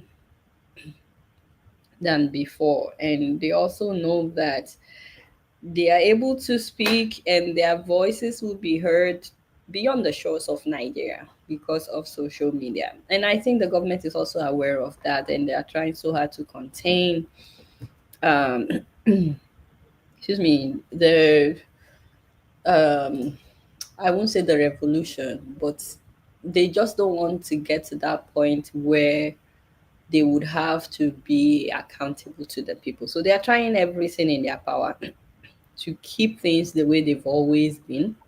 You won't get But in trouble even if you though, say the word revolution, by the way, on this platform. hmm? You won't get in trouble if you say the word revolution on this platform. Yeah, So, but even though they've always arrested journalists and all, I personally don't actually think it's as bad as it used to be. Like at the time where they sent bomb letter to Delhi, um, like at the time where some journalists literally had to leave the country, and I know that that is still happening. People leaving the country. Um, But I think now we're at the age where if someone is threatening you, you can literally go on social media immediately and be like, guys, if anything happens to me, I just want you to know this is happening. This is going on, because people didn't have that 15, 20 years ago. They didn't have that opportunity. So it's just their way of trying to make you believe that they are in power, that they are in control. It's like they they still want you to think that they are in control, but really, look at how they arrested that lawyer that we were all fighting for. What's his name again? the left arrow to me. Dele Farotimi. If it was in those days, it wouldn't have spread like it did the same day that he was arrested. We may be hearing about it some days after. But now people knew the same day. By the next day, it was already everywhere. It limited what they could do. He came out alive. I don't know if that was the plan, but and the I'm not context, insinuating anything. but Adeola, the context in this day and age is that this is supposedly a democratic dispensation. I know what you're talking about, cyanide, bomb Yeah. in a military regime. So is it more alarming now that it's this It has always been. I don't think we've ever truly practiced democracy in Nigeria. I don't think there's any one government that was true to this democracy thing where no journalist was picked up and all. Was there any, Rudolph? No, but the extent it differs from government to government. I think Jonathan was more, Lenient. yeah, he wasn't as So definitely the last Alhaji and the present Alhaji's tenure, they've been more intolerant and trying to clamp down on journalists. So yeah, definitely I agree with you. All right. This is more of a comment for her question, but she doesn't have to answer it here. No. Thank you for what you're doing with Car Foundation. I like how you release those videos of things that are happening, how you are going to IDP camps and helping people. I'm curious in the digital space with what you're doing. Are you thinking of, delving into like medical healthcare literacy? I know you're not a physician, but I think there's space for someone like yourself who knows how to address very serious situations with a little bit of humor, just to make it palatable in this day and age when people are very distraught and depressed about what's happening in Nigeria. And I definitely can offer some advice if you want as a physician. So because that's something I would like to do for people, but I don't have the wherewithal to do that. So if I have an avenue of at least reaching out to people and tell them, non-communicable diseases are now what's killing more Nigerians than infectious diseases as it was maybe 30, 40 years ago. So I just wanted to put it out there. You can always reach out to Rudolph. Do you have his contact? You should link me up with him. Definitely. All right, no problem. I have Dominic. And are you in New York or are you in Atlanta? Where are you now? I am everywhere, my brother. I'm right at your back right now. You just don't see me. Yeah, we Look don't know. outside your window. Look outside your window. Yeah, okay. All right. One last question. That's from Declan. Oh boy. Hi, Declan. I didn't have any questions. I was just here to defend you. I didn't know Declan was coming. Let me upload the video of Declan eating pounded yam like no man's business. There was one question that Emir of ABJ asked. Oh yes, thank you, Declan. Which is a good one. Who is your mentor in humor? I thought that was a nice question. Is it? These Sahara people have taken over the show. And okay, Adeola, yeah. My mentor in humor? Yes. Or who do you watch currently? Ooh. You know, my dad was very funny. He was a pastor, but he was very funny at home. And he was always talking about those politicians making life tough for people. So I grew up with that. But when I was in grad school, I was doing videos, like news videos, and they will give all of us the same assignment. And I will always think I need to stand out somehow. So I will make my own funny. And everybody would laugh, you know. And then after grad school, I started reporting about Africa before Sahara TV, before we started Sahara TV. And it was Abi Ishola that was producing me at the time. Do you remember Abi? Mm-hmm. And so she always liked when I put in the funny aspect. So I started doing that. And then when I started working at Sahara, I didn't bring that show. I didn't continue with the show. I was producing Dr. Damages. And then towards the end of the year, I was like, I want to go back to what I was doing. And then I started doing that show. The one person that really inspired me, it's so funny because she was just starting at the time, but now she's like a worldwide phenomenon. Lily Sign. Do you know her? She's Indian. Oh. I started watching Lily before she got to 100,000 subscribers. I don't know how many millions of subscribers she has now, but I always loved how she just started at the time. And I always loved how she was making everything quick, and funny.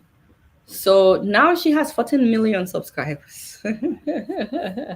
So she definitely inspired me. Lily Singh. Yeah.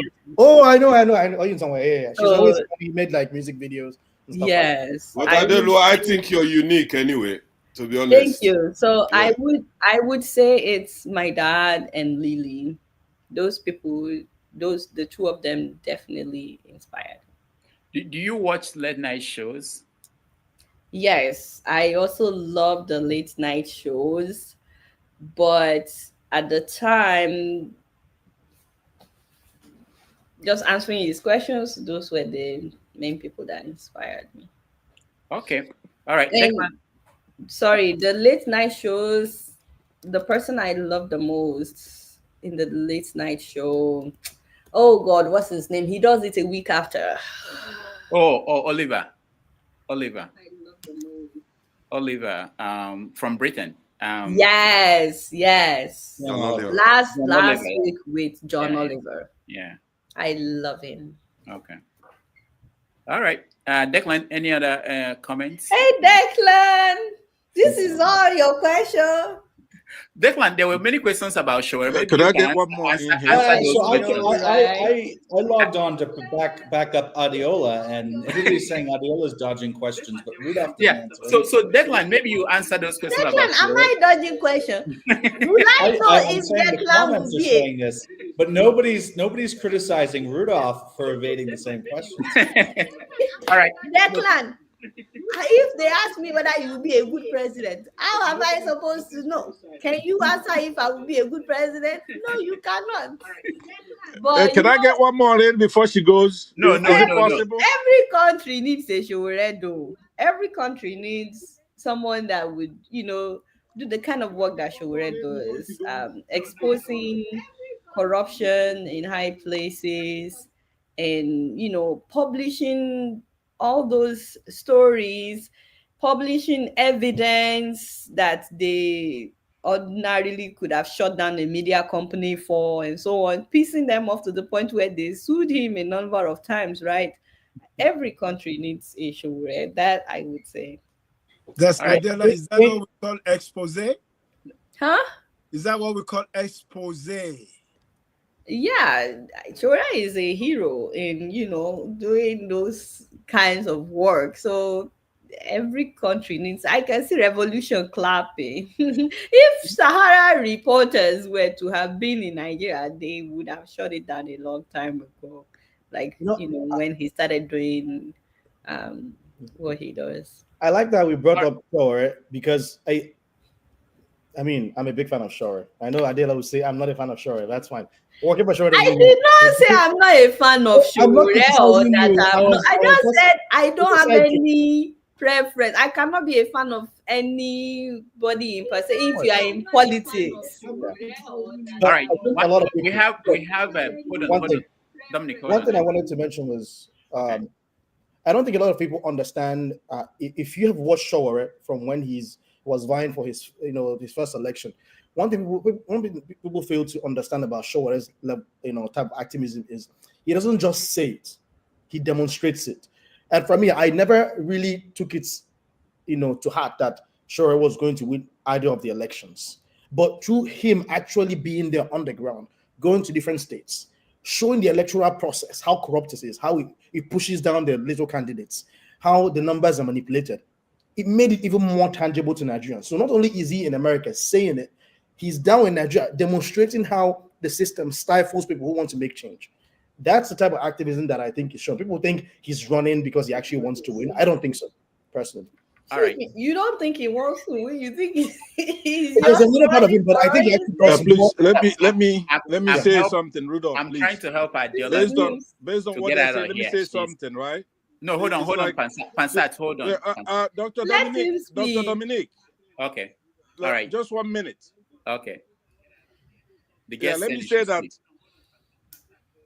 Go ahead. Pansat, go ahead. Okay. I have a little stuff. Let me say that all of us agree that Showore is one of our heroes. Showore is a great activist, right? So it should be made clear here to those people, such as Revolution. I know what I did when Showore was being disrespected. Showore is a great activist, a courageous guy. That is a totally different thing from the harm he's causing us by not having good judgment. In every election, there comes a time when you have a binary choice.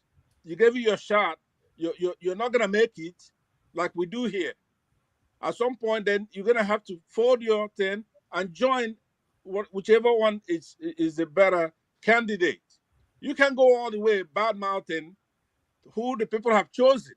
In the case of Peter Obi, whom Showore cannot stand his shoes. In any of the virtues, including corruption. That's your view. That's your view, Mr. Pansat. In the PDP, but that's not a good enough reason to say he used to be in the PDP. Therefore, he's condemned forever. He should not run. Pansat, so, thank you. I want Revolution, Pansat, Dr. Dominic, the clan, who's going to answer more questions. Pansat, yeah, that's what I want to do. I want us to end this so that Adeola can leave, where you guys can have your conversation about Showore. But forefathers, do you have a question before Adeola leaves?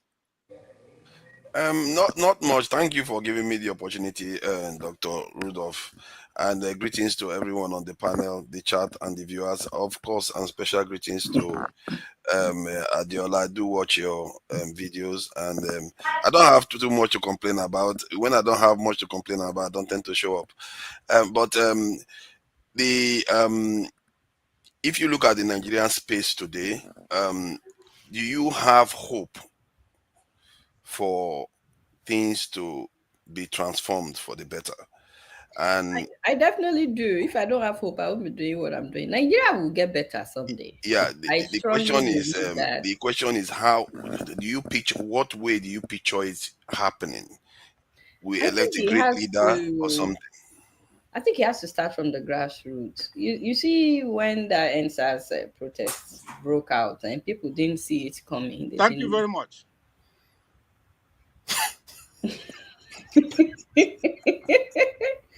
They didn't expect it.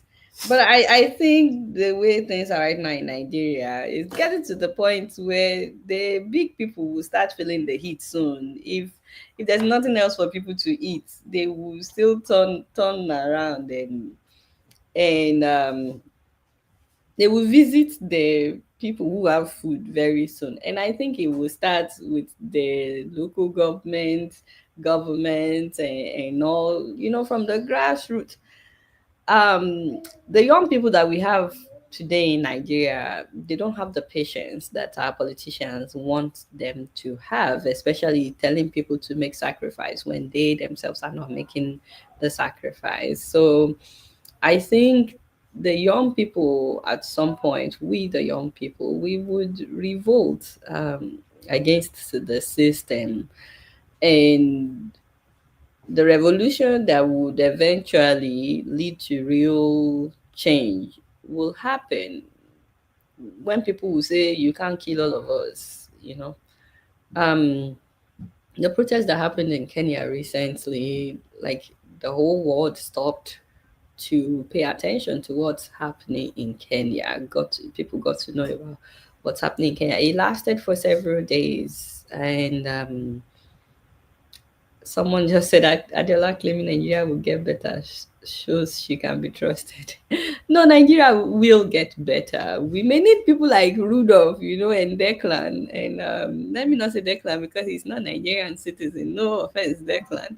You are more Kenyan than American even. But we need all the people on this panel, for example, to, put in their own culture and do what you can for the change to happen. I still think Rudolph should run for governor of Anambra State. So we need all hands on deck. But I strongly believe that Nigeria will get better. It has taken way longer than I was hoping for. I had been hoping for a change now for years. And it will happen someday, but so far it's taking longer than I was hoping for. All right, thank you so much.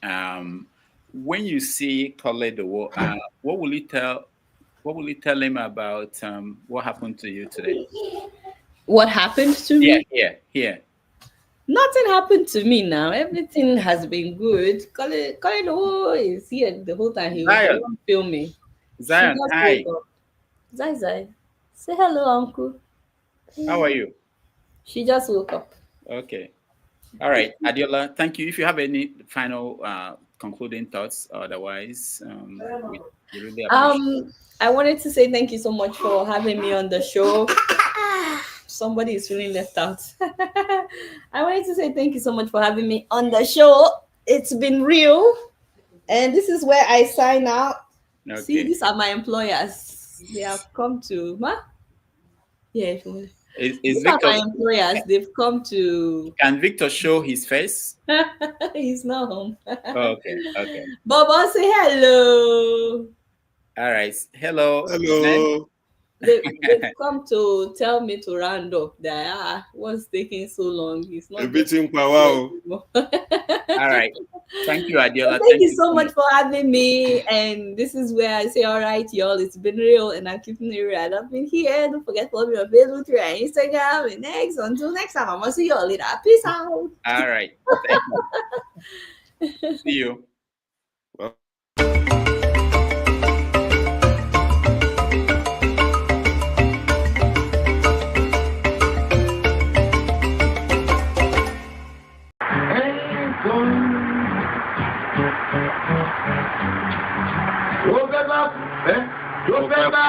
Tó fẹ́ kú torí ẹ̀ o.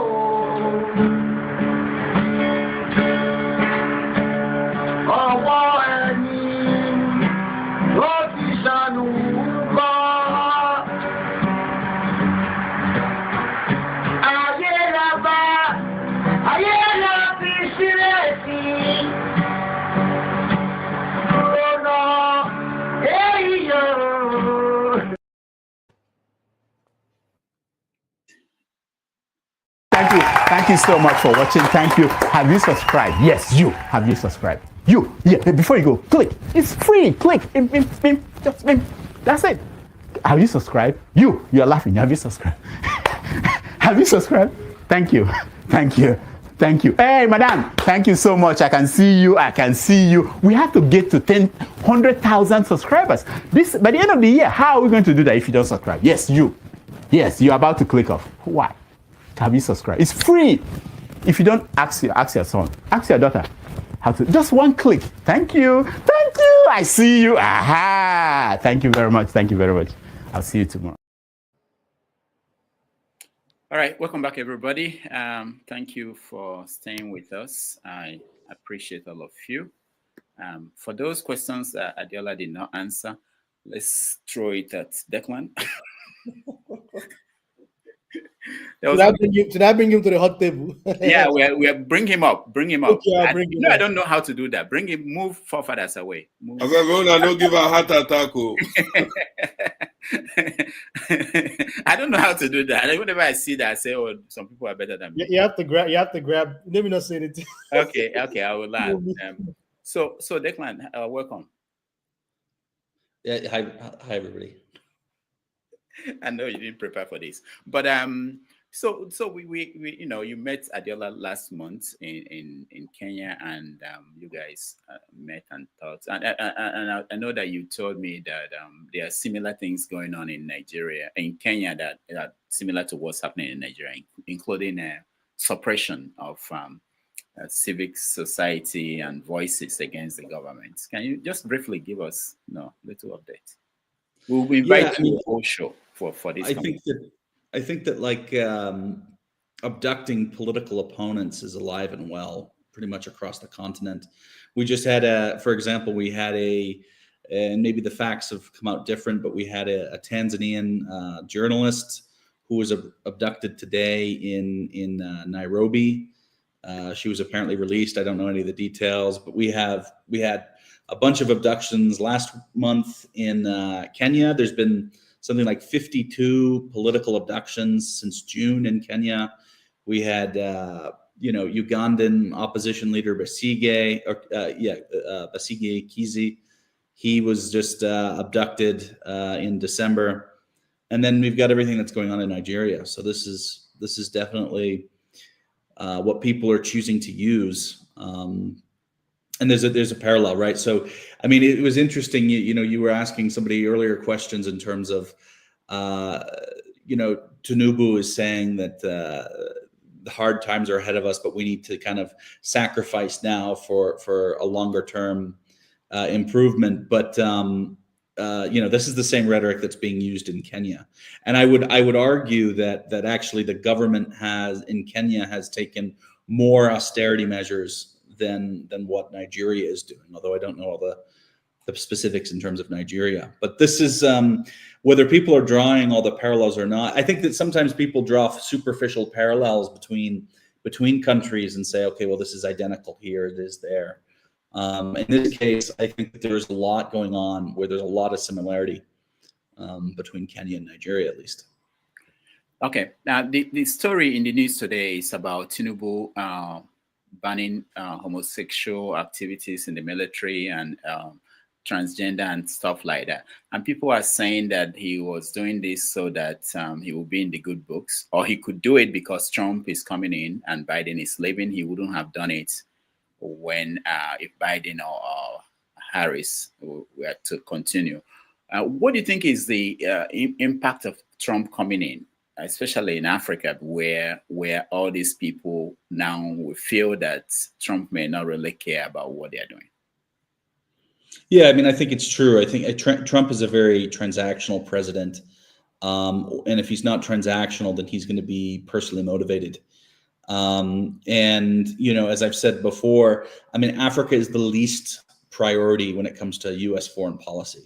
And so it's afforded the least resources, it's afforded the least amount of attention and thought. But I think that what we did see in Trump's last presidency was Rudolph, the enthusiasm could I log in of through my regular phone? enthusiasm. He's enthusiastic about countering Chinese influence, and I think that's a major kind of geopolitical question point for Africa. So I think we'll see a lot of movement on that. And then I guess the last point is when Trump took over from Obama, he kept most of the Africa programs, right? No matter how dopey they were, he kept most of them. I think we'll see something similar this time, especially a lot of the big infrastructure projects and trade deals like the Libido Corridor or trade agreements. All right, let me open it up to people. Anybody has a question for Declan? All right, Michael, go ahead. Pansat, yes, I do.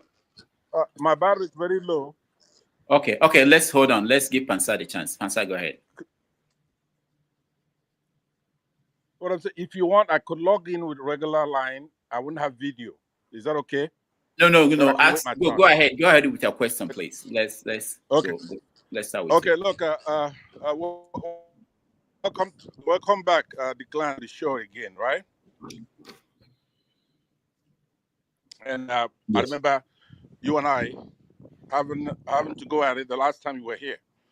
Part of the reason is that your magazine wrote 151 articles against Ngozi Okonjo-Iweala with one neutral. The rest of it were negative press. But the international organizations gave you a finger because they think that she is good. So my question is about Sowore, who I believe you're advocating for. And we were asking, would Sowore make a good president based on your affiliation with him? You worked with him before. So I have a follow-up to that. Could you first answer that question by telling us if you make a good president for Nigeria and why? And then I'll do my follow-up, and then I'll listen from my inside the house. Go ahead. Sure. I mean, I think the first thing is Sowore, as an activist, and then essentially the founder of a small and medium-sized business, right? Sahara Reporters was not this massive sized business. He built a news platform and an investigative reporting platform. I don't think that those experiences are necessarily adequate enough to be president of a massive country. Right on the back of that, I think it's also important to notice, I think Adeola may have mentioned, I don't necessarily think that this was Showore's overall intention. I think his intention was to be highly disruptive to a system that needs to be disrupted. And wanted to advance those kinds of disruptive activities through kind of civil discourse. I think that was his overall intention. Okay. Everybody that I know who was attached to him would more or less kind of say the same thing in terms of his intent. Okay. All right. Finally, let me say this. He was here and himself. And then I asked him a question because he keeps saying they're all the same, right? So I didn't see a nexus between Peter Obi and Tinubu at the time. So I keep scratching my head. I'm going, why does he keep saying they're all the same? So I came to theorize that it's probably on the economic system that they're capitalists. So when he came here, I asked him point blank, are you a capitalist or are you a communist? So now he answered it by, I'm going to quote him now. The very first sentence was, I am not a capitalist, full stop. You could look it up on one of the episodes here, maybe a month ago. And then he went on to elucidate the virtues, extolling the virtues of communism. And he says that communism has changed, though, so you really will not be able to recognize those founders of communism today.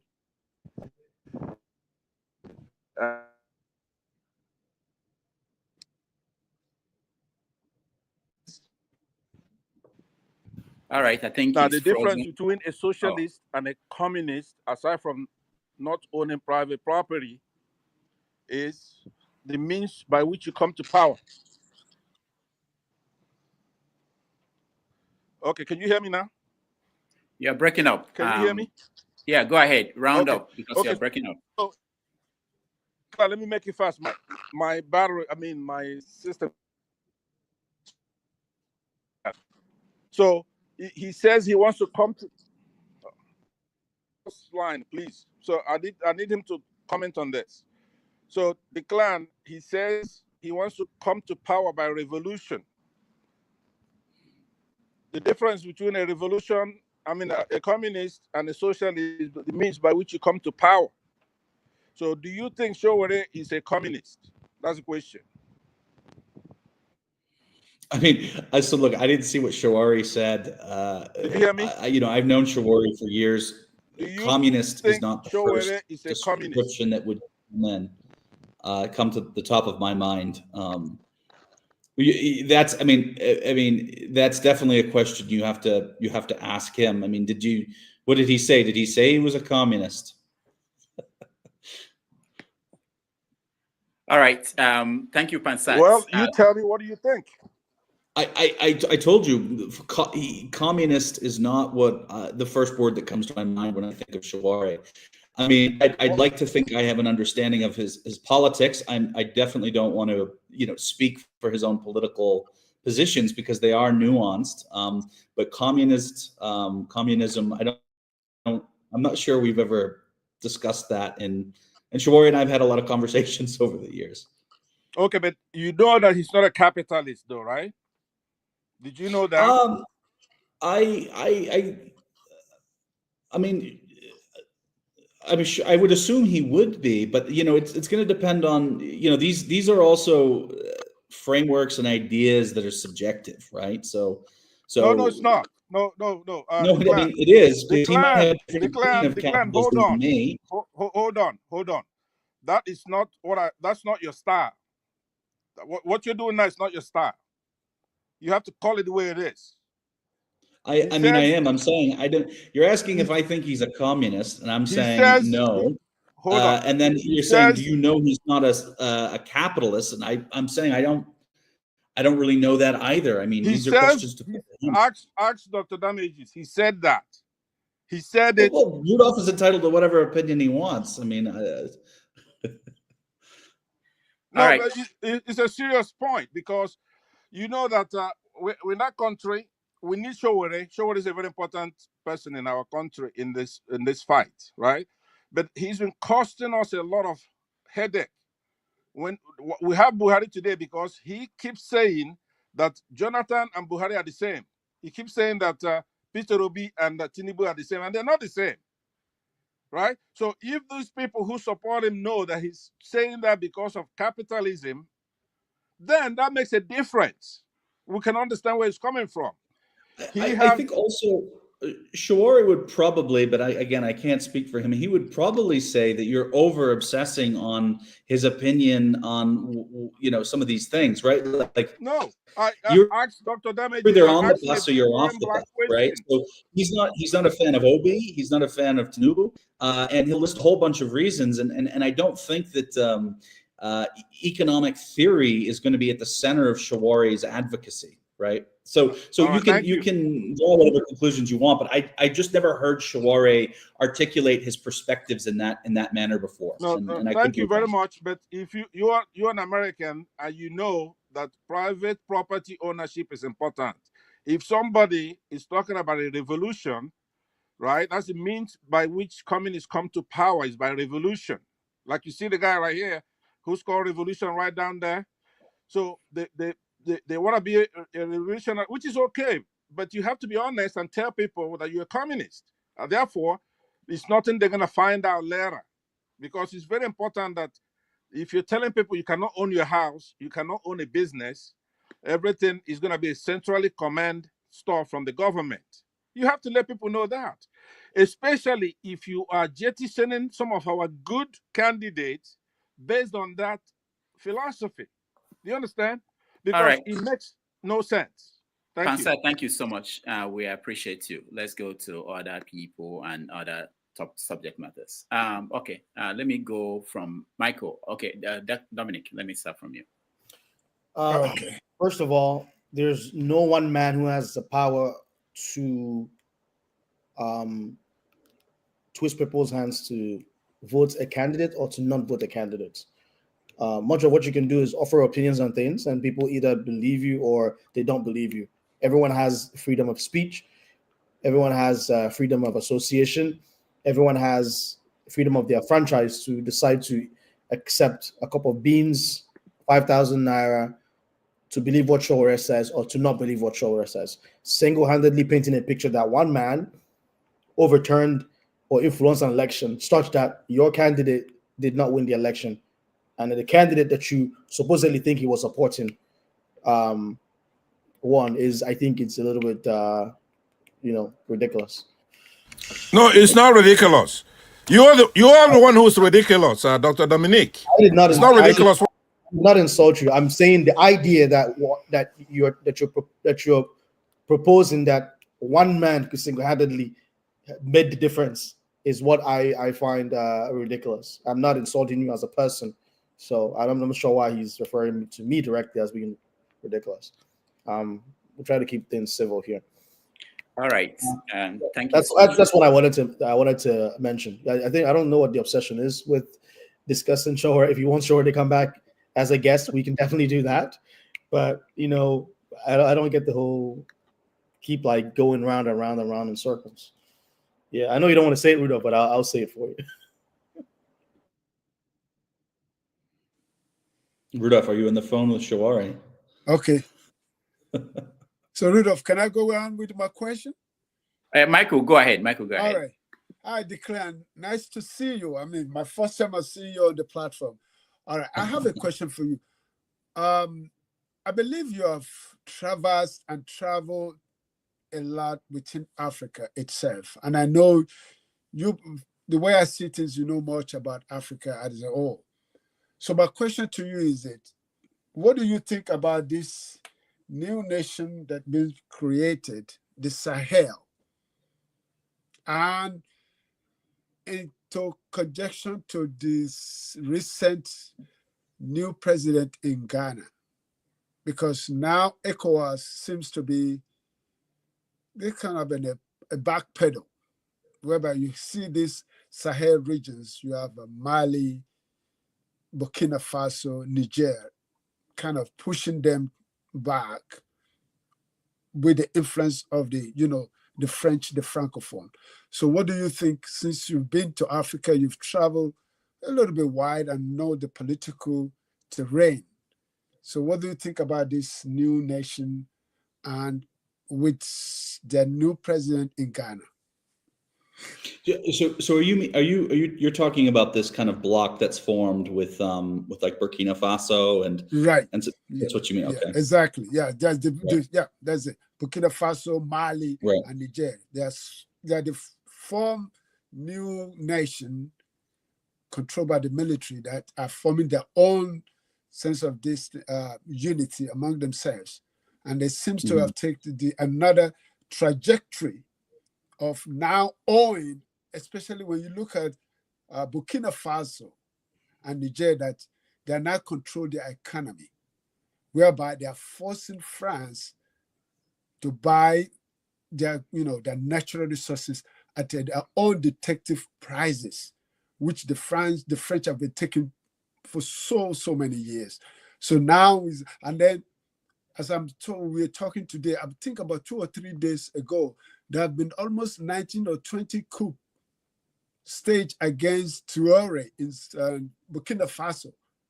And they've been finding out that it's been organized and engineered with the French support them doing that. So I just want to hear your opinion on what do you think will be the best in terms of Africa, the way they're going. Do you think there's any success to them or anything that we can take as an example, especially with us coming from Nigeria, that we can see that it can make changes?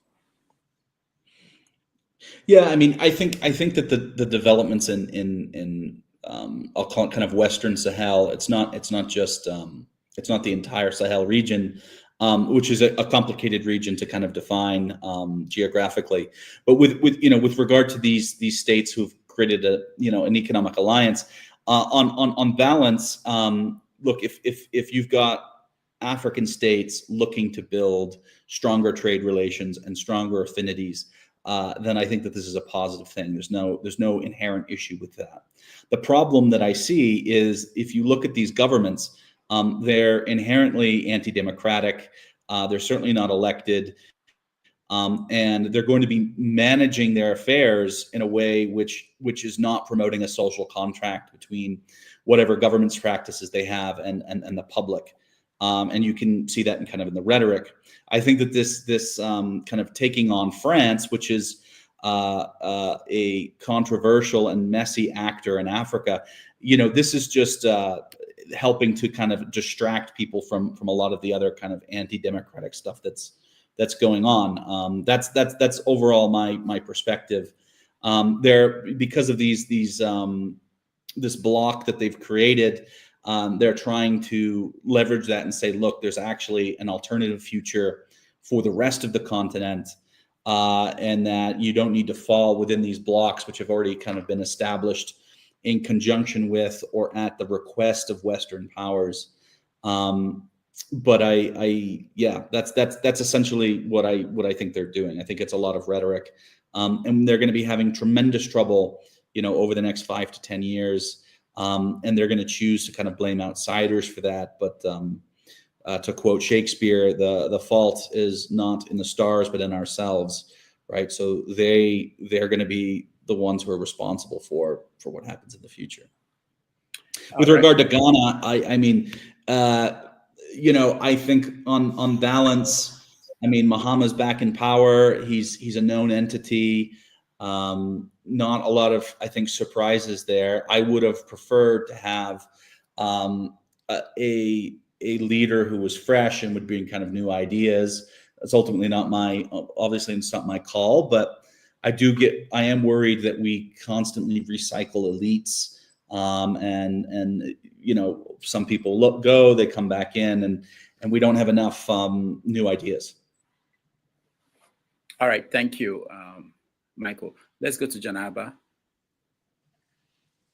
Okay, Rudy, thank you again. My question to Deccan, I think I've asked you before in a light note, and it's still the same, but I'll further out that stuff.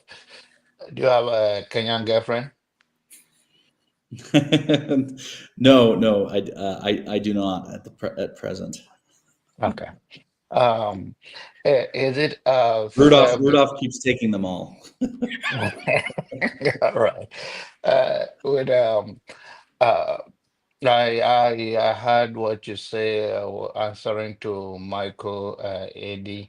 My question to you then, is it fair or is it in a good notions if African people see you because you are American citizen, right? Yeah. Okay, and we see you where we cannot survive. Are you using the white privilege, and also are you like a CIA to Africa? I missed the first part. I heard the second part. If white I was privilege, do you? No, I heard that, but I didn't know with regard to what.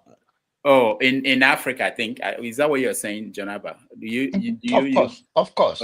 Okay. Do I have white privilege in Africa? Is that that the question? Yeah, of course. There's an element of that. It manifests in different ways. With regard to that, okay, so let's. Since I do get that question a lot, let's unpack what white privilege looks like across a couple of different registers, right? Yeah, inherently, because of how global order and imperialism has evolved.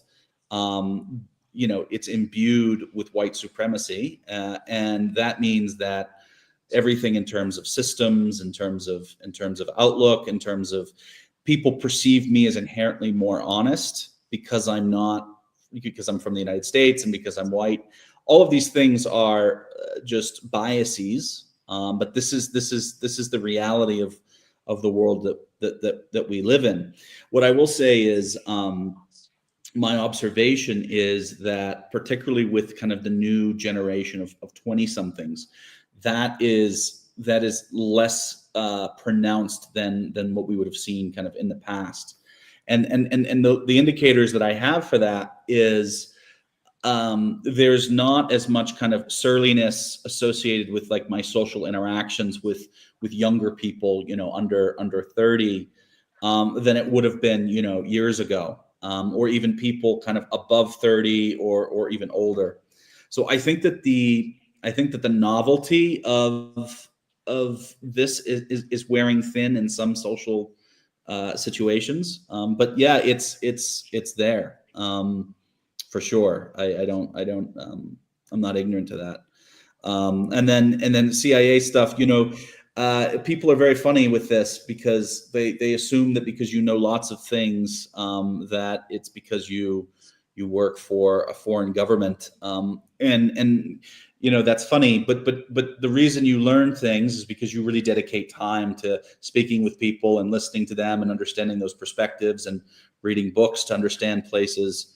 And so the reason people think that is because I put in a lot of effort to connect. Not because I'm there to do sneaky things. Thank you for your honesty. Thank you. Thank you. Revolution. One more time, brother. Hello, man, Dylan. I think I've seen you before, but I never had the opportunity to throw in something on you. But you just said something now about you were asking this question of Sahel. And the way you put it, I disagree so much because you were saying that those guys were not democratically elected.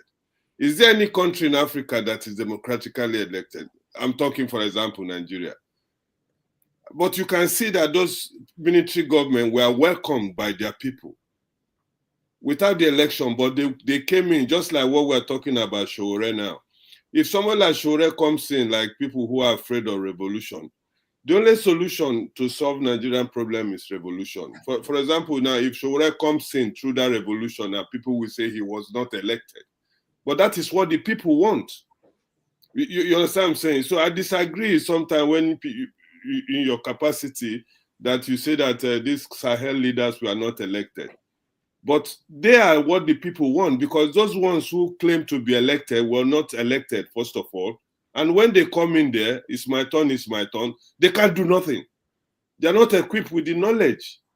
So I don't know. That's what I wanted to say. Maybe you have another view about it, or I don't know.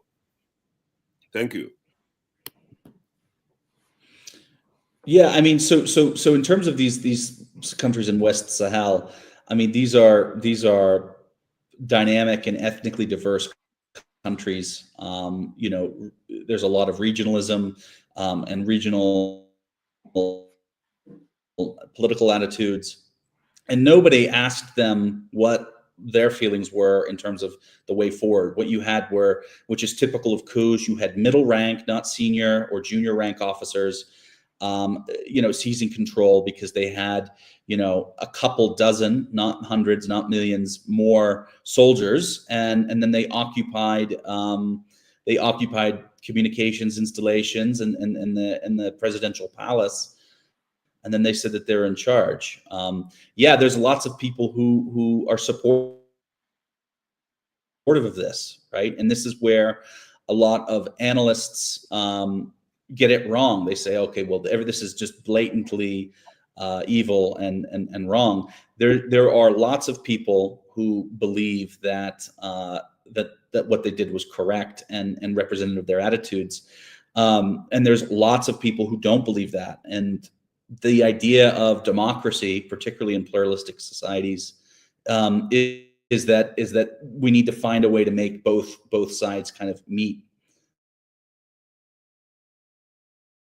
And that everybody in, let's say, Burkina Faso was in agreement with how their leadership is constructed, then the government would not be spending so much time yelling about the French and blaming other people. They would kind of get on with governance in their work, and that's not what's happening. They don't know how to do it, and they won't. I don't think they'll be successful. All right. Look, I'm going to ask my question and leave. Is that okay? Oh, I thought forefathers. Neither have I. Okay. I just want to ask. So, Declan, I just following up on what you just said. Do you think there's any justification for a military takeover when there's people who are in power, the civilians, are not practicing proper democracy or are not really yielding the dividends of democracy? They're doing things like changing the constitution and extending the terms instead of like finishing at the second term. They will change the constitution to have third term and then they'll be able to run again. So essentially doing a constitutional coup. Do you think does that setting offer some level of justification to having a coup? So are you really against a coup taking over a proper democratically elected government that actually is, yielding the dividends of democracy, or are you against any form of military takeover, no matter the setting in which it happens, even if the democratic person or leader turns into a dictator? That's my question, and I'll head up. Yeah, if we move from the specific cases of Western Sahel and just talk more theoretically, I think that there would be scenarios where military intervention would be acceptable, and there would have been examples kind of historically where that would have been okay, in my opinion.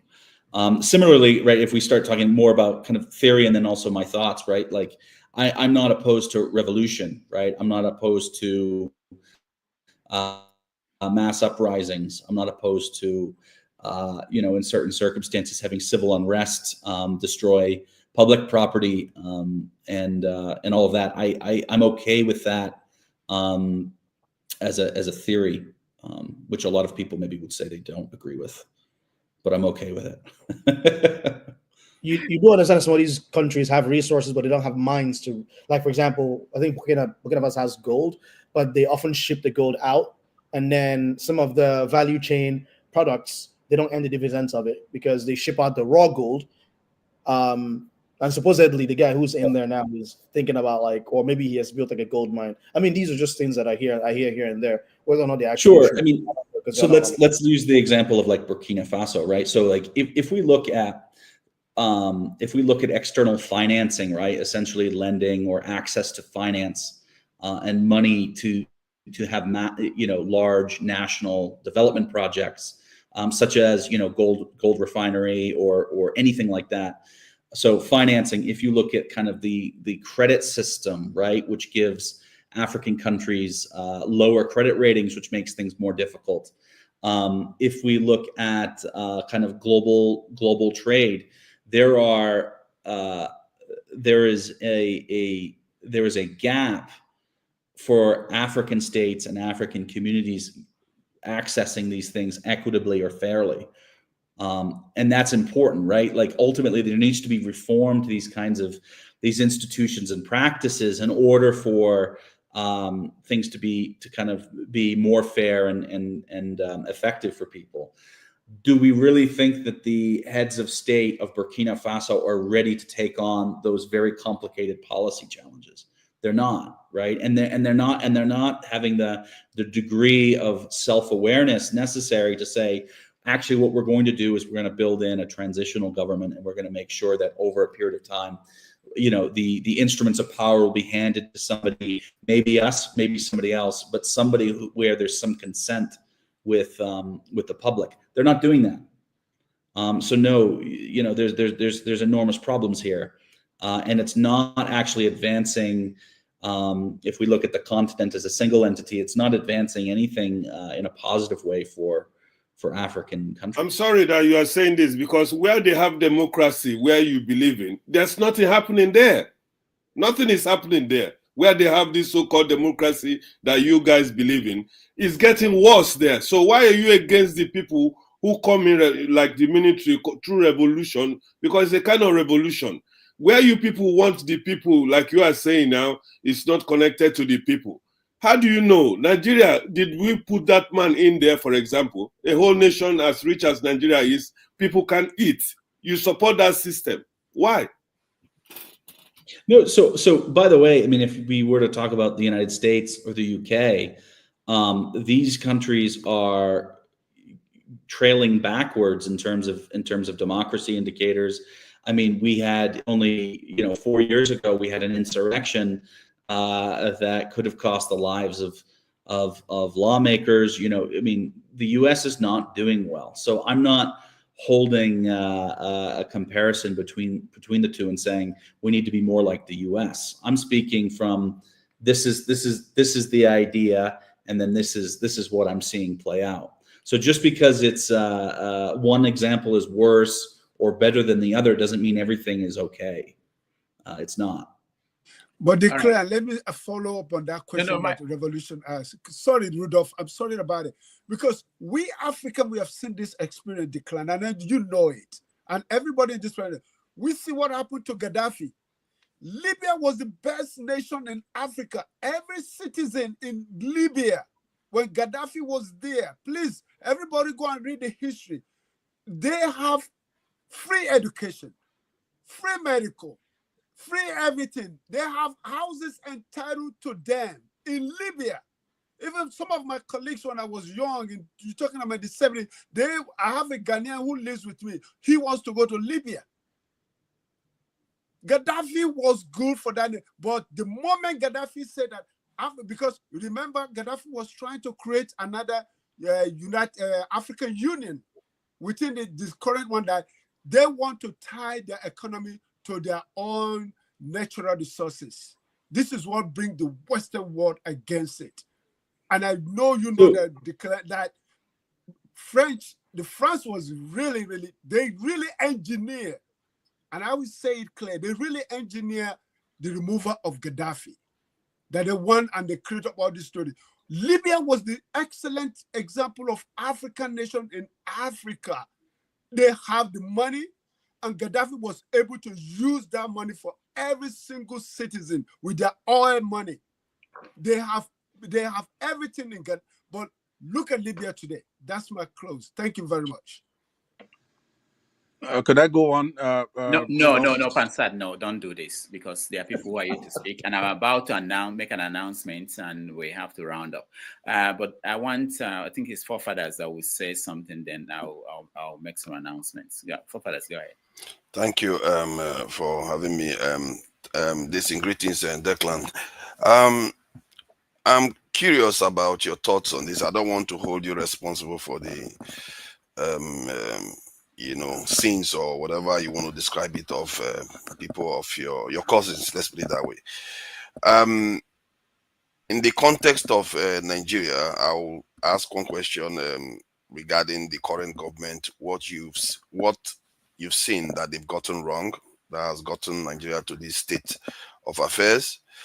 And secondly, regarding Africans, part of the problem with African countries is that they are not secure. And say, for instance, one African country is looking to go nuclear or ballistic, whatever you want to call it, submarine, whatever you want to call it. We want to be able to defend ourselves. Is that the kind of stuff you will support? And do you think, because the people that tend to stop other people from doing it are your cousins that want to stop other people from doing it. And would you recommend that they don't stop Africa because we need to be able to defend ourselves? And if they don't like it, do you see a situation whereby Africans should stand their ground and reclaim their own sovereignty? In other words, be able to defend and protect their own sovereignty? Because going back to what you just said about the Sahel nations, Macron just this week basically said African countries don't have sovereignty. That's basically what he said. He said without France, African countries don't have any sovereignty. So, and the reason why he said we wouldn't have sovereignty is because of that their security capability. So if Africans are going to do that now, we want to take charge of our own affairs, I will get your own opinion from that in terms of, do you think Africans should have a right to do that without your cousins coming along to tell us, no, you can't do that? And that's your own opinion. then what do you think Africans should do? Should we have to do that while you are amongst Africans? Should we have to do that? Because if we don't do that, we know the consequences eventually. Now that is that. Then I'll go on a more geopolitical. No, just wanted, the 3 questions. This is the first time I've asked 3 questions. So one is about Nigeria, what the current government got wrong. This one is, the second one is about we as a people, do we have a right to defend ourselves? Do you support it? And if that's your own personal opinion, then in terms of even without your own opinion, should we go ahead with it knowing the consequences, whatever it's going to lead to?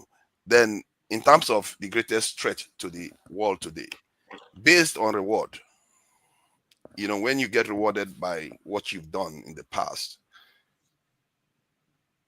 if I'm to contextualize it, I would say some people won the First World War, won the Second World War after they nuked a few people here and there, and now they created a new world order. And you can see that order they created, they are actually watching it fall apart because of their own actions, and because the world that they created, another power is rising. And they are willing to put us in a serious situation, to the point whereby they are fighting a nuclear power right now.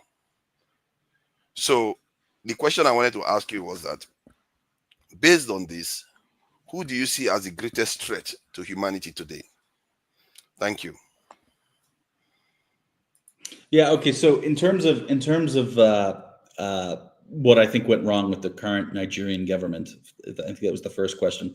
I mean, it's the same as all others, right? Essentially, we've got people in positions of power who aren't servant leaders, right? They have been waiting for their turn to eat, and they don't want to be distracted by people calling for accountability or proper governance.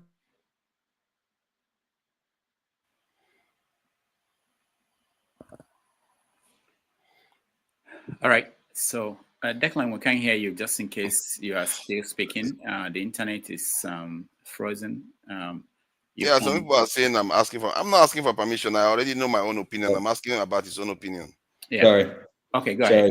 Internet jumped. So yeah, I mean, I think did I land on my point in terms of Nigeria?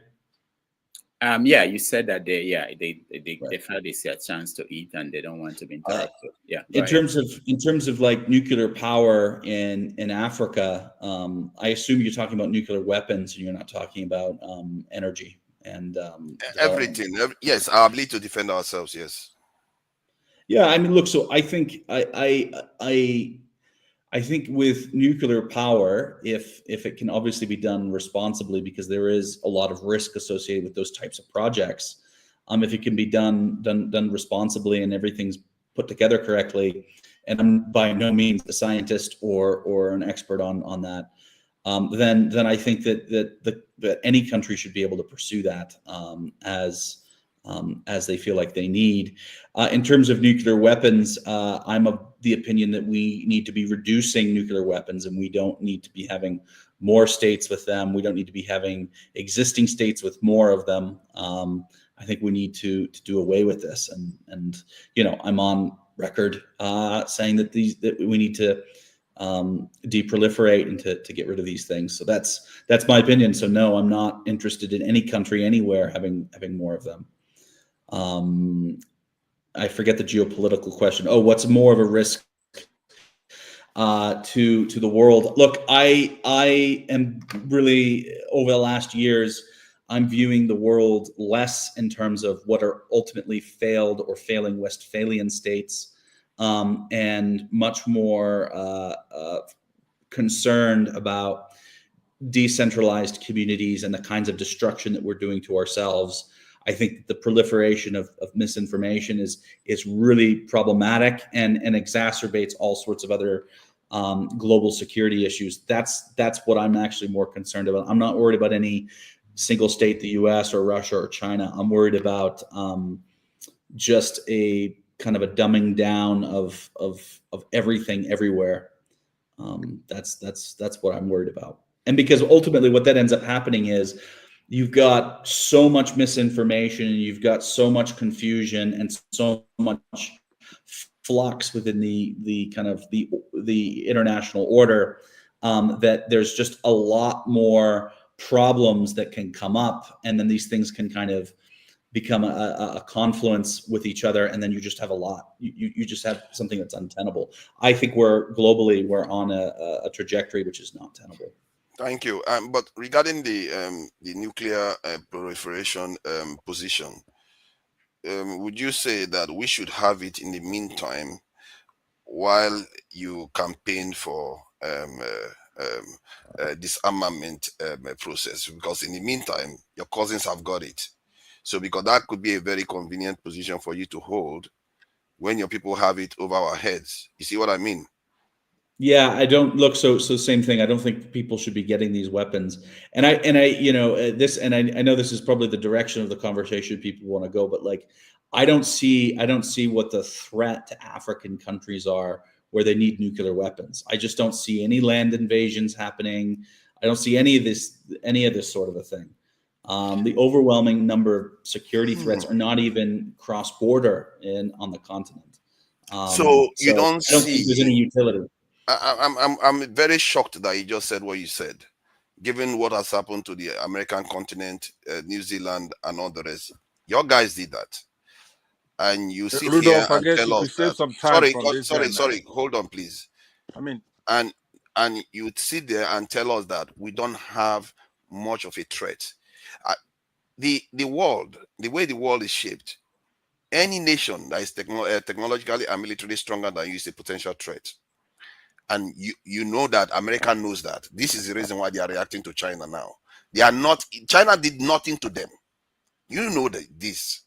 So how can you sit here and tell us, given that we are basically naked right now, that we don't see any threat? Why? Do we have any reason to believe that, given our history, given what we've seen of the world? Why do you believe that? Because I don't see any country that wants to blow up, send IBMs or land invasions to take over the continent. I don't see why anybody would think that that's anywhere in any practical scenario. All right. Before anything, let me just say that I have a few announcements to make. On Sunday, next Sunday, we are going to have as our guest on the show, Dr. Moses Paul. Now, Dr. Moses Paul, for those who may not know him, he is the person who has been traveling with P2B for the last year and a half. He knows P2B more than anybody else. He's going to join us to tell us about P2B that people do not know. All the pictures and videos of events that P2B has been doing in the last 1.5 years is coming from him. So he will be here on Sunday at the normal time to be our guest. So if you can join us, that would be wonderful.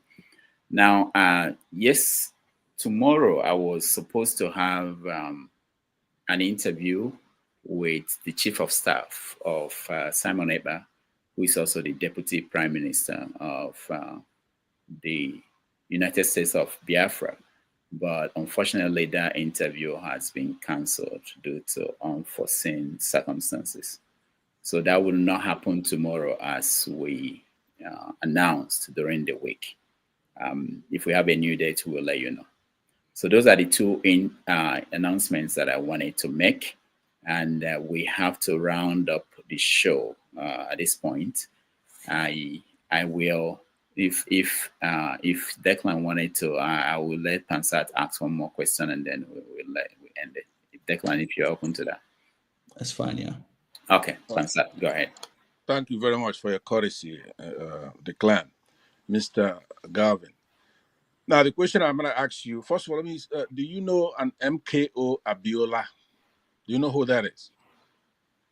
I do. Okay. Not personally. Okay. You do know that it's like cause celeb for Showore wanted to make sure, even if it's posthumously that he was made president of Nigeria, he feels that that man won an election. And you also do know that Abiola has colorations. There are people such as Fela who believe that he was corrupt. Do you know that far back that he's known to be a corrupt man? He's one of these Nigerian big men, politicians, businessmen who are corrupt. You agree with that? Yeah, I'm aware of those accusations. Okay. So therefore, if somebody comes to us and they say, look, I don't want to work with anybody who was in the PDP, but his main focus is to make MKO Abiola president of our country posthumously. And up to today, he clings to it. So what do you make of that character? Somebody who will be doing the kind of damage that he's doing just based on somebody being affiliated with a corrupt party, a corrupt era, right? But he himself associates himself with a corrupt person, and we're able to make the distinction. We know that Showore, as far as we could see, is not corrupt. He's accused of all kinds of crimes, let's just say, based on the accusation, not that he's convicted, of undermining the country, for example, of corruption in Dubai or Saudi Arabia with campaign monies and stuff like that, right? So what would you then say to somebody who cannot work with others based on the fact that they were in a political party? Just tell me what you think about that yourself. Do you see hypocrisy in that? Do you see lack of judgment in that? Right? Thank you. Well, I mean, so I don't know Shaware's opinion on whether he believes that MK Abiola is corrupt or not, right? You asked me if I was aware that that people said that, and I am aware that people say that. I would also say that if you look at the political sphere in Nigeria, it's really easy to not support somebody because they're corrupt. But finding somebody without those corruption allegations is almost impossible. So are we going to live our lives not supporting anything because of that? I don't know. That is a lack of judgment, right? Anybody who does what you just said. No, I didn't say that. I would also say if you look at the dynamics in Nigeria at the time, when you had the choice of MK Abiola on the one side or a Sani Abacha type on the other, I mean, what are you going to do? Right? Like who are you going to be supporting? And the answer might be Sani Abacha because he's going to torture me to death, or it could be MK Abiola, the imperfect man, who's speaking my kind of social justice rhetoric, and certainly the country would be better than him than a psychopath. Right. Okay, So this is a question for Shaware, but I would say it's also pretty logical.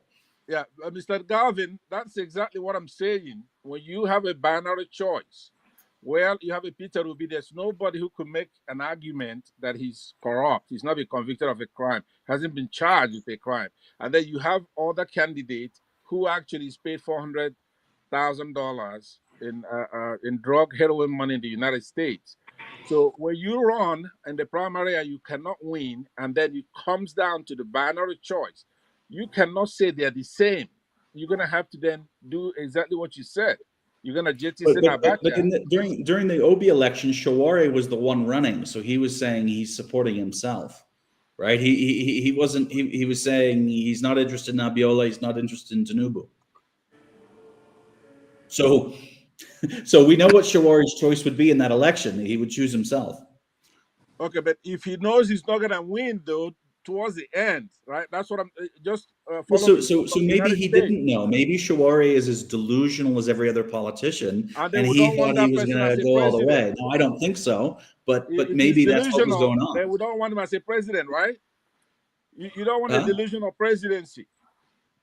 All right. Well, then you're out of candidates, my friend, because everybody who runs for president of a country has some level of delusion. All right. All of them. So, Pansat, thank you so much for that.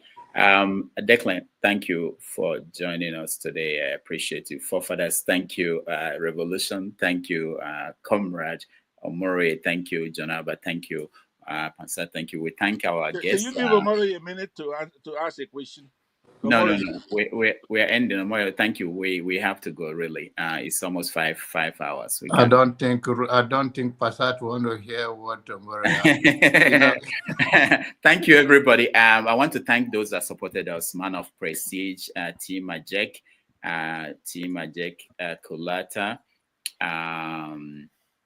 Alexander Gomez, Emir 4 of Abuja, AY for real, Tijani Lanre, and we appreciate all of you. And next week, like I said, we are going to have Dr. Moses Paul, who will join us for another interesting edition of the show. On behalf of all our technical people who helped me behind the scene, I thank everybody who joined us. And I wish you all a very beautiful, fruitful week. And I will see you back on Saturday. Thank you, everybody, and all the best. Take care.